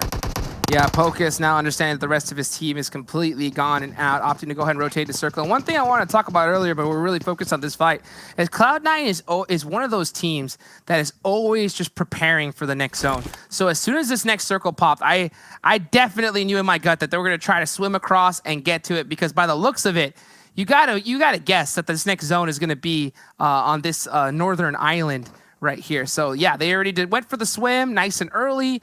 Got themselves a good solid position, definitely a lot better than before. So I think that was a really, really smart rotation from them. Yeah, and Bale, the first one to make the swim. We saw right there. I mean, Bale's like with the pan, banging on the walls, making some Morse code. Like the pathway, it is safe. Everybody, it is clear. And we see, yeah, this is the way. And the other three mates of the squad are going to be swimming as well, and they're going to be right there on the coast. And I don't know, maybe the last remaining member from Uter Killers, Pokus, you know, remember, still alive, could be in the back line of Cloud9 and maybe backstab. I don't know, we'll have to pay attention to the kill feed. And talking about players looking to backstab, Frozen in a bush. Oh yeah, just kind of holding it down right now. I mean, this is the cost of this zone right here. I'm not sure what's been going on, but here at Vikendi, but we've always seemed to see like the first zone halfway in the water constantly, you know, throughout the scrims, throughout PMPL, and now here, not disappointing in the World League West, the highest stage. This next zone about to pop. And it's going to be a lot smaller, but will it just decide to go central? It does. So yeah, dead center. Really smart rotation for Cloud9. Looks like they're going to be able to get a little crate as a treat as well for moving so quickly. Pokus also got a treat. So, hey, maybe look at the end of the tunnel where the light shines, and who knows? Maybe we can see what Pokus can do with that one. We got the Knights on the edge versus Unique. This could be a really big fight. Looks like Raven already going to be spraying on in through the smokes. I mean, the visibility extremely low right now. Raven will be spotting out one of them, but tagged in the back by Annalise, that is, and Carnage going to be going for that drop down, that drop shot potential right now. Uzi loaded, 35 bullets, down to about 14. Nemesis going on into the water. Oh no, we cannot avoid bullets in the water. Unfortunate for them, and yeah, big play, like you said, coming out from the Knights. That's right. And for anybody that does not know yet, if you do get shot with some of your teammates up, you obviously get knocked on land. In water, though, you're instantly killed. So that's why we saw an instant thirst right there from that member. But Konita Power and Headquarters going right back at it at the edge of zone. Oof, I picked Headquarters. Let's go. We got one more member up from Headquarters. Three are going to be bleeding on out. Rob going for that lean peek with that AKM, that 7.62, letting it rip. Gonto from downtown through the window on the hill, saying, Dave, get out of here with that Headquarters pick. Loca, trying to get Loco with it, unfortunately, man. Not what you can really do against, especially a team like Konita Power with so many members up right there. You can just definitely notice that, like, look at the angles that all these teams have been utilizing. This is one of those just kind of like high IQ games that I've seen so far. You know, every single fight, people are opting to take the best option rather than just full sending, running in wide open. Trying to use anything to their advantage to be able to get that knock. And we've seen that constantly throughout this Vikendi match. Oh man, this is crazy. It's about to heat up. It's about to heat up even more. Yeah, bring your s'mores. Because that's right. A good fight. So looking around, Unique, they got a solo center still alive. Gonna go straight center. Oh, Pokus is still alive, going undetected by Yala over there. Interesting. Every point matters. You know, if you're able to survive just a little bit longer, that's an extra few points for your squad right here. As Pittsburgh Knights opting to go for the early rotation. Looks like they're about to crash onto Cloud9 right here. That's going to be a really interesting fight to look at. But you got Tempo right next to them. B4, Konina Power, all crashing. Footballists onto Loops as well. So it's going to be really crazy. Oh, Pocus, look at him. Focus! Let's go! Focus! Still trying to survive. And over here, Annalise, the solo member for Unique, currently running on out of the compounds, trying to avoid being detected right now from B4. Yeah, as you can definitely tell, like they're just trying to go ahead, get the best position possible. B4 are in a decent spot. They're outside of zone. They're right on the edge of it. It looks like they are going to have to go out into the open right here. So you can see Pedro Doc. He's on the scout position right now, trying to find. Oh, and there it is. Uter Killers eliminated in 10th place. Tried. He did all he could.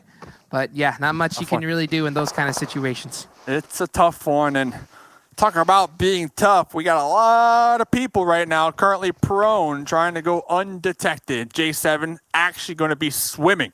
Carnage going to be providing some oversight to allow the swim to be successful. And of course, the solo right now from Unique. And it's only a matter of time before B4 push on over here. And 1v4, it's going to be a challenge. Oh, yeah. Right now, he just definitely does not want to get caught out. He's really hoping that that grass does its job right there. It camouflages him from this B4 team. But, you know, kind of want to, like, look at some insight here on this Pittsburgh Knights team. You know, we saw in the last game, it was Carnage and Sixless up left. Rather than kind of pushing together and working as a squad, they opt to just separate right here. And I think it definitely played out. You know, like, Carnage got knocked in this position right here. So J7 opting to play it extra safe. I think they're just kind of going for placement right off the bat right here. Oh, this zone's going to hurt, though. Pedro's healing while taking blue damage. Just go up a little bit by the wall. Okay, you're able to get there. So, yeah. Oh, next zone, Hot Chooks. Oh, no, for B4. That's horrible. Oh, it sure is. But, man, it just seems to be like this is Vikendi right here. You're going to have the first zone halfway through the water, and the rest of the zones are going to center out, and it's staying true to form right now. Cloud9, and this just goes to show you how important it is to rotate early. Even though it's a little bit riskier, I mean, it paid off big time for them. But look at this right now. We're at Springs. Antra right here. And look at all these squads just stacked together trying Those hedges, to get... too. Those hedges are tall. I mean, it's difficult to toss run over them. Low toss. Low toss, cooking it.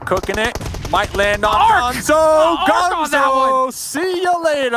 Gonzo's going to be bleeding on out. Doesn't matter how tall the hedges are because one perfectly cooked grenade could be the knock. And that's going to be it for Gonzo from Konina Powers. And here comes the push from the remainder 3. And football list so far, still 4 up, no kills, but they are setting up. They are setting up in Springs. What a pretty grenade right there. And you can see Pittsburgh Knights, J7, caught out in the water. So that's going to be PK out in 8th place. As football is getting caught out. I mean, these roof plays are just so clutch right now. Big angles all over the place. Coming in big. Look at that grenade. Oh, look at that. Yeah, that thing was cooked as well. Pretty gosh darn good. Going to be chunking this member down from Konina Powers. Almost taking them down and out. Yeah, but these angles, I mean, we're going to be able to oversee all of the footballists. You just got to hit your shots when you make the peak. And Rom going to be taking some shots over there as well. Pulling off of the revive from Soul K. Perfect, though. Perfect. Axer said, "Nah, I don't want to get knocked here on this roof because if he does, he is gone and out." And it looks like he's just kind of playing spoiler for the rest of his team because the rest of his team's already pushed up into zone. So he's stuck right now in the back. And right now, I think his job is to just basically annoy all the rest of the teams trying to come in. And he's doing exactly that. Duck like Chuck, some would say. Gonna be tossing out a couple smokes, trying to continue to keep the attention on themselves while their squad mates, 3 of them to be exact, are gonna be in the backside of this, in this circle. So they could backstab football list. They're just kind of biding their time. They don't know exactly who might have angles on them as well. And really, what I'm seeing right now is I'm seeing Rambo. I'm seeing a Rambo right now trying to make their way on in through the Springs. And wow, Soul K and Lavison going to be looking right on top of them. I mean, just look at this. This terrain is just so difficult. I mean, you don't see these kind of zone finishes really often in Vikendi. Personally, I can't remember the last time I played a Vikendi and the zone ended right here. So I wouldn't be surprised if a lot of these teams, even though they are pro players, are not super familiar with this particular area right here. And I think that's why we see so many of them just kind of separated, holding every angle they can. But I don't think they really know exactly all the angles right here. So this is a really, really tough zone for all these teams. Challenging. It's challenging. You got 4 up from Footballless, 4 Look at up that. from Konina Powers. Gonzo. Remember, Gonzo was naded earlier on. Gonzo was revived, and Gonzo will be, you know, soaking up a lot of those bullets right there from Footballless. And Footballless going to be tossing out some grenades on into these smokes, trying to predict the push from that solo mate from Konina Powers, trying to regroup right now with their squad. Yeah, Footballless, they're split up right now, and there's no way they can get together. I think right now they're just kind of focusing on just trying not to get knocked. They're still in this circle right now, so they're trying to play it pretty conservatively. Tempo is on the edge right here. Do you see the smoke wall coming in? Because they're already predicting that this next zone is going to change right here. They're coming. They're coming. They're yep. Footballless! Oh, Konina Power! Whoa, yeah, taking down 2 of them right there. Taking down 2 of them. Lutz gonna be thirsted right look there. at this Cooking grenade. Gonna try to ricochet it off the window no! frame. Oh, cooking it just a little too much. Sunny side up right there. Man, so that might give Footballless another opportunity to at least get the revives. But Tempo on the outskirts of the hedges right now. Tempo's so smart. They utilize that fight as a third-party opportunity right there, as that one member from Konina Power does get thirsted by the play zone in this situation. So that was a really big open door for Tempo. And with Footballless, still 3 members up. Yeah. Getting some big knocks onto Yala, and here comes HH24. Ooh, yeah. So Yala, they got knocked but not thirsted, and with HH24 going to be taking out Soulcade, the blue zone's going to start making the push as well. But don't forget about Cloud9. Cloud9, they got 4 up. They're going to be making their way on up from the beach, trying to get involved themselves. Rain going to be chunked down really low. Tensa also chunked down. Everything is falling apart right now, but the grenade from Tensa connecting onto one of the members from Cloud9. Going to stop the push, and Lavazin up here from Footballless trying to get involved themselves. Uneven for 3. Bang! He was able to clutch out a really huge nade right there. And Konina Power was actually threw a return nade onto Cloud9. Knocks 2 of their members, but they're so focused on these other squads, it allows C9 to get back up. Crazy. So they are going to be up.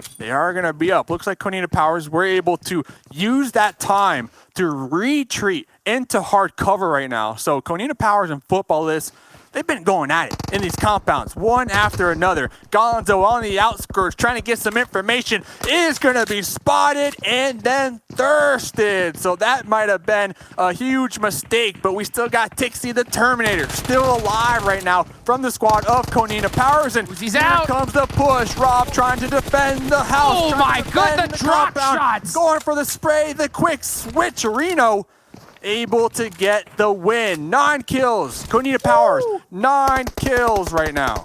Konina Power, Busty got the fancy moves right there. You saw the gun switch, the lay down, just to be able to kind of mess with that hitbox a little bit. And what a clutch fight right there. That's some solid overall play. And you can see Carrillo heal strat. Heal strat, baby. Here it is. Carrillo just trying to heal up right now and survive the best he can for his team. 3 members left. 3 teams left. 3 members, yep. Rob, 5 kills. Molly right in front of him. Pyra trying to get a better angle up here on top of the vehicle. Going to be overlooking Tixie. Currently being bombarded one after another with these grenades. But Cloud9 on the outskirts right now. Nothing behind them. It seems like this might be their game right now, Hot Jukes. And there goes one. Rob's going to be taken down and out. Tixie, it is up to them. It is up to them to get the dub from Konina Powers. 1 is going to be spotted. Beowulf looking to make the same play. Can't not peek your head on over there because it will be gone. And here comes the grenade. It's getting cooked. Going to be tossed right on over. That thing bounced right over the hedge. Tixie might go for a revive here. This could be huge. Oh, but Beowulf popping on up. Gonna be spotted, gonna be choked down quite low. Right here comes the blue zone. Pyro trying to get on top of the roof as well. Cloud9, they don't want to get this one up. Pyro on the ledge is spotted, giving another point to Tixie. No way. It's falling apart. Tixie, oh, so close. Wow. Those hedges. The adrenaline right there. Tixie, just trying to clutch it out for his squad right there. That's what I'm talking about, baby. This is the best PUBG Mobile that you could possibly see in the business right now. The West getting it done, and what a way to finish out today's matches here. Vikendi, what a crazy match. Dude, break it down real quick from your perspective. Like, what was that mayhem in the end real quick? I mean, that was just a zone position that a lot of these players are just not really familiar with, and Trixie just showing off his gun skill right there. Just, you've seen him frag out so often throughout this entire tournament right here so far, and just trying to get it done, doing the best he possibly can. He did catch Pyro, unfortunately getting that ledge grab right there, but man, Cloud9, they had the position, they were set up, and that just goes to show how important rotating early is in this kind of game. It's gonna be it for us, and we're gonna send it to the desk.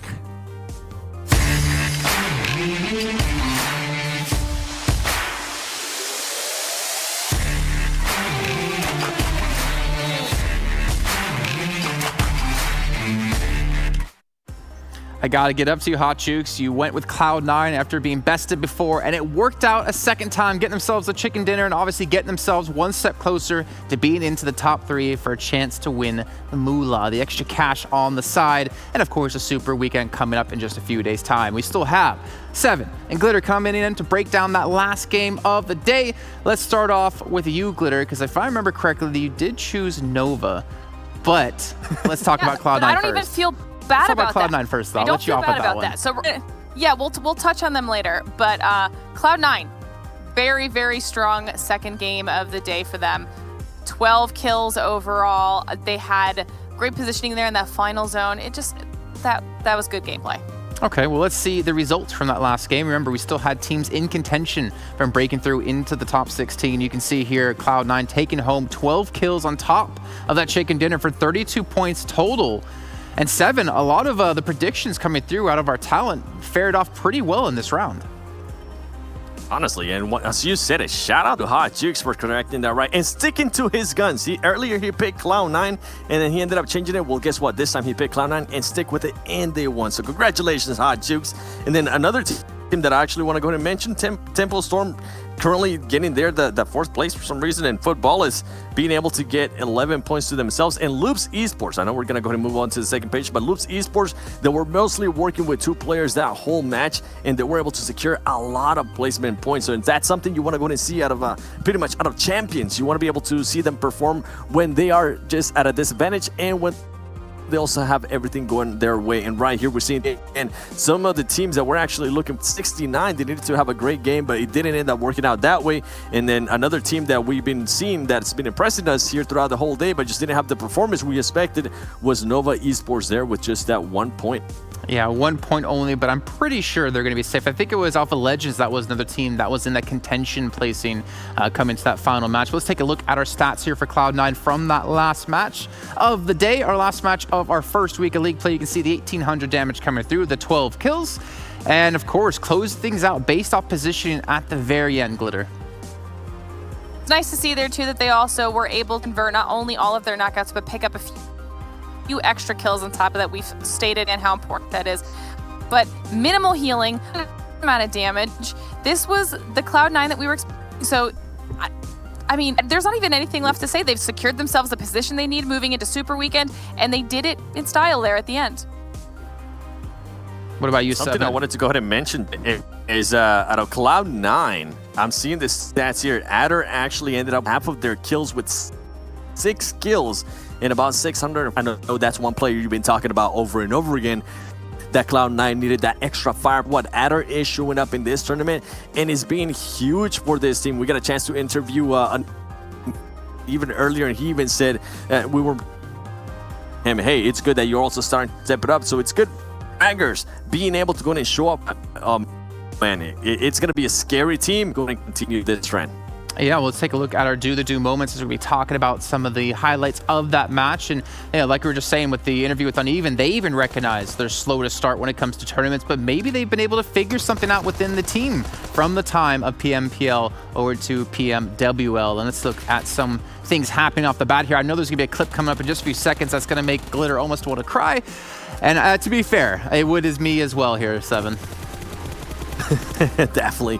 And one of the other teams that were mentioning throughout the whole day was Alpha Legends. That Alpha Legends was one team that actually surprised me a lot yesterday. I got a chance to go ahead and send some messages back and forth with some of the players, and I was telling them how impressed I was at some of the consistency they've been showing. And guess what? Today, they just didn't show up at all. They were very inconsistent in comparison to yesterday. And Raven right there, the disrespect. Raven with the pen. Something you sometimes love to see because it might create a little bit of rivalry, Glitter. You know, sometimes you gotta have a little bit of fun with it. But one of the teams that I do want to point out, and we're going to be definitely talking about Uter Killers here in a little bit, as they were right on the cusp coming into this game. But we saw SWAT 69 go down early in these highlights here, and we will also see Frag Machines go down. And Frag Machines was another team that was really fighting for that top 16 spot coming into this game at 17th place overall. So that's going to probably keep them right outside the cusp, unable to break into those positions. So all those teams that are in the bottom four are now going to have a few days to kind of regroup, see what they can change moving on into our further weeks of league play, and see if it does, you know, if it makes any difference for them. And something that I enjoy here towards the end is how aggressive Kanina Power was. Even Tixi towards the end, I remember him jumping on top of a car and still trying to get that kill, even though he was about to end up dying. So Kanina Power at least being able to get 9 points there, 23 points in total from that match. That is huge for them. Remember, that is one team that didn't have the best performance there in starting day one. And even going back to Sydney, if you missed that weekend, didn't have the best performance on day one either. But it's good for them to go ahead and just step it up. Once again, Tixi being able to go ahead and get those knocks. And right here at this moment, he realizes somebody goes and jumps up. Well, guess what? He's not gonna try to hold back and heal off. He's gonna jump on top of that car, and he's gonna take the fight to them and just end up dying, even fighting until the very last moment. Just impressive plays there from Tixi and Kanina Power. But overall, Cloud9 playing that super smart, being on the right side of that final circle and being able to go ahead and get any angle cover Cloud9 with that another win. That's 2 chicken dinners today. Impressive play here from Cloud9. What I liked, by the way, that Tixi there at the very end was, I mean, he probably knew he was going to lose in the end, right? But he still kept fighting. He didn't give up. He didn't surrender, in the wise words of Buzz Lightyear. Let's take a look at the overall damage, though, from that game. I think it's Buzz Lightyear. Never give up, never surrender. Sounds about right. To infinity and beyond, as we see the damage numbers coming through out of Kanina Power. He talked about how aggressive they were, 7. We can see 2,100 damage being done, Glitter. They went off the chain in that game. And you know what? This is what we've come to expect coming out of Kanina Power. If they're going to have a good game, it's going to be a good game. This is why their aggression pays off so well. But look at Cloud9 coming in with 12 kills, but then moving down the list, the kills may not have converted, but you're still getting almost 1,300 damage coming out of Footballs, coming out of Tempo Storm. So these teams were active, and you know, every little bit counts when it comes to just keeping yourselves up there in the standings, especially for the teams like Footballs, PK. And then as we're seeing Uter Killers here, they ended up getting with 4 kills. I think that was huge for them, especially once Frag Machines ended up dying. Remember, going into this match, they were separated by just 1 point. So that came in clutch. Once we see the full leaderboard, we'll be seeing who's going to be moving over to the Super Weekend. But I love this format, and I've been saying it over and over again because it comes down to the last match of league play. And then we're able to go ahead and see how teams are able to adjust, with SWAT 69 being a little bit more aggressive there. Actually, Frag Machine being a little bit more aggressive there towards the start as well. Well, 7, you're saying you want to see the overall standings. Are you ready? They're not happening right now. We're going to the top players from the last game. I want to get you hyped up and ready to go for it. Let's take a look at who were our top fraggers. And we are going to see Kanina Power making a placing into this. We can see ABDE with the 742 damage and the 5 kills. But again, Adder doing some consistent damage, some consistent kills, really showing he brings firepower to the team, Glitter. And you know what? This is not a surprising top players at this point. These are from the 2 top teams. We got 2 players from each of those 2 top teams. And we've seen Adder up here. We've seen Beowulf up here. We've seen Tixi up here. I think it's really nice to see ABDE up here. But like across the board, all of these players are clearly carrying their weight. Their damage is is very, very similar across the board. And then we see tons of kills coming out of ABDE and Adder alike. Yeah, and I think one of the other things that impresses me, even though Tixie ended up with 0 kills, was just the damage that he's able to put out. Remember, at the end of the day, these players, at some point or another, they are going to be going for that individual reward, that MVP at the end of the day. So I think that's why maybe Tixie went for that extra damage there at the end, saying, hey, come over here, come back. Let me go ahead and knock you out first. And by the way, one thing we did notice with the damage done from that last match, Loop's very low on damage, which is very unlike them, right? However, they had 2 players left alive for a majority of the match, so they tried to stay alive as long as they possibly could, so then they could potentially get those extra points they need to stay within top 3 to get themselves the extra moolah, the extra money. But I believe we're going to have another play we want to break down here. Seven, why don't you introduce it for us? Definitely, and I'm actually not going to be doing the overview on this one. I think Glitter is the one that's going to go ahead and take this over, as she's going to be crying there because Nova was just not able to clutch this up. Glitter, take it over. Okay, listen, I'm going to explain why I'm not crying, okay? Because while Nova did not win this engagement, and they are the team that I did pick for this round, that's fine. Because one, this is a strategy we've now seen across the entire day for Nova, period, where they get super comfortable, they're very confident, and they decide that they want to rush a team. They know here that they potentially have the numbers. As you see, there are 3 of the Udyr killers in one building, and then they've got their solo player off to the side. If Nova won this push, it would have, 1, started off their game incredibly strong, and 2, it would have completely knocked Udyr killers out of the running for getting into that top 16 position, which is why we're highlighting this play.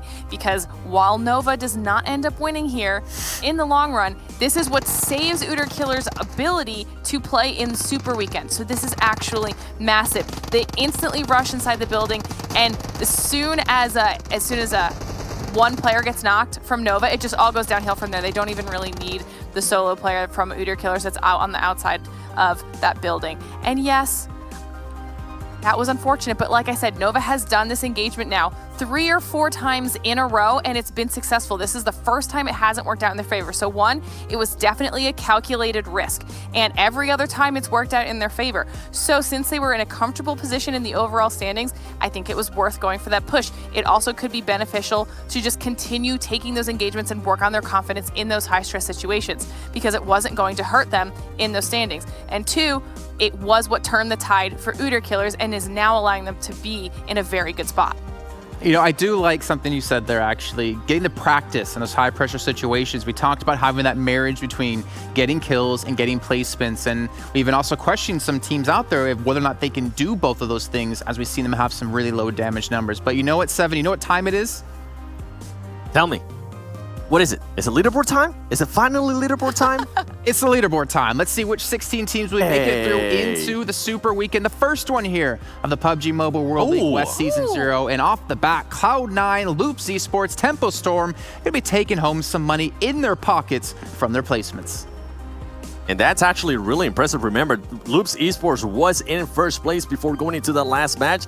And I think that's why they were trying to survive for so long, because they wanted to go ahead and maintain that first place. If I remember right, Jason, first place, second place, and third place actually get some money here going into Super Weekend. And Tempo Storm being in third place, I think they have been so consistent, even though they have had some matches here and there where they only end up getting 1 point or they end up getting kicked off right off the bat. Guess what? They're always able to show up. Footballers, we've been mentioning it over and over again, maintaining the 6th spot. They have been very consistent. Kanina Power, remember, they started the day off with 13th place, being able to go ahead and bring it up to 7th place. That is huge for them. And Wildcard at some point today, earlier, we were mentioning how that was one team.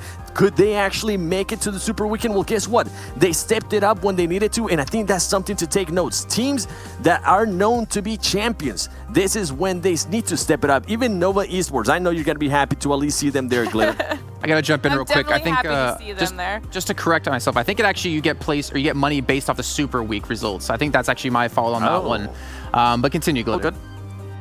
No, definitely happy to see Nova Esports there. Happy to see Wildcard Gaming there, because they did drop down to 15th place overall at one point today. So getting them back up into 10th place on this first page is big for them.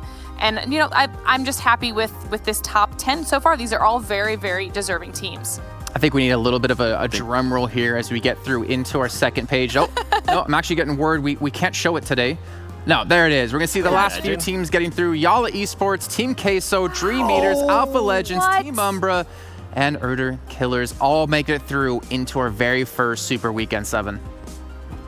2 points. Wait, no. That's 17 and 18. Oh my gosh, still though, 5 points. It's what separates you from making it to Super Weekend. Listen, teams like Frag Machine, Sweat 69 Headquarters, and KHK Esports, other teams have to be scared for them because in the next coming weeks, they're not going to be able to play Super Weekend, so they're going to be even hungrier to make up for all those points that they make. So I wouldn't be surprised them to see them in the future. But let's focus on the teams that actually made it.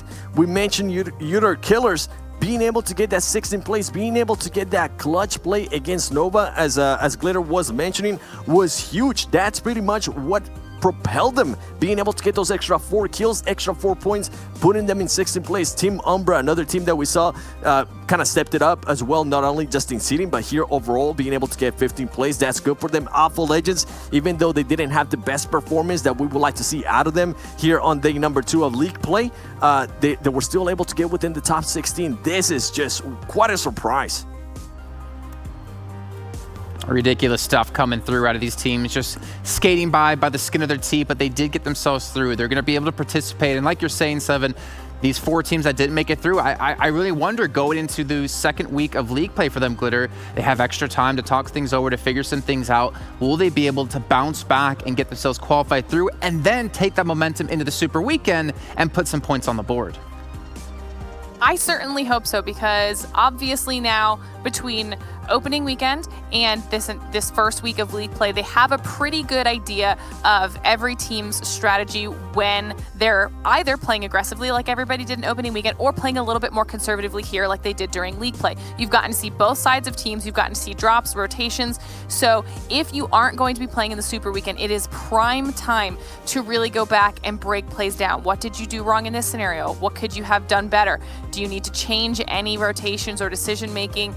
You know, there are so many things that can be worked on, and then it's about implementing all of those changes successfully come next week.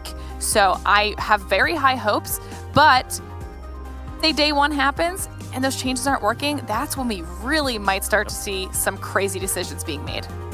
I mean, I think the upside is they do get a lot of time to review, like you're saying, all of these VODs, really see what went right and what went wrong for them, more importantly, and maybe try to develop a strategy. Obviously, Seven, you know, this is going to be tough times for them. But then again, let's talk about the top 16 teams. Like, this is their opportunity to put some big numbers on the board, because we're going to be accumulating the points through all 3 Super Weekends, and then that will determine the top 16 teams to make it into league play. So Seven, if you're here, Super Weekend, you're playing in the very first one, you're playing on your team, you got Glitter, you got me, you got whoever you want for your 4th place.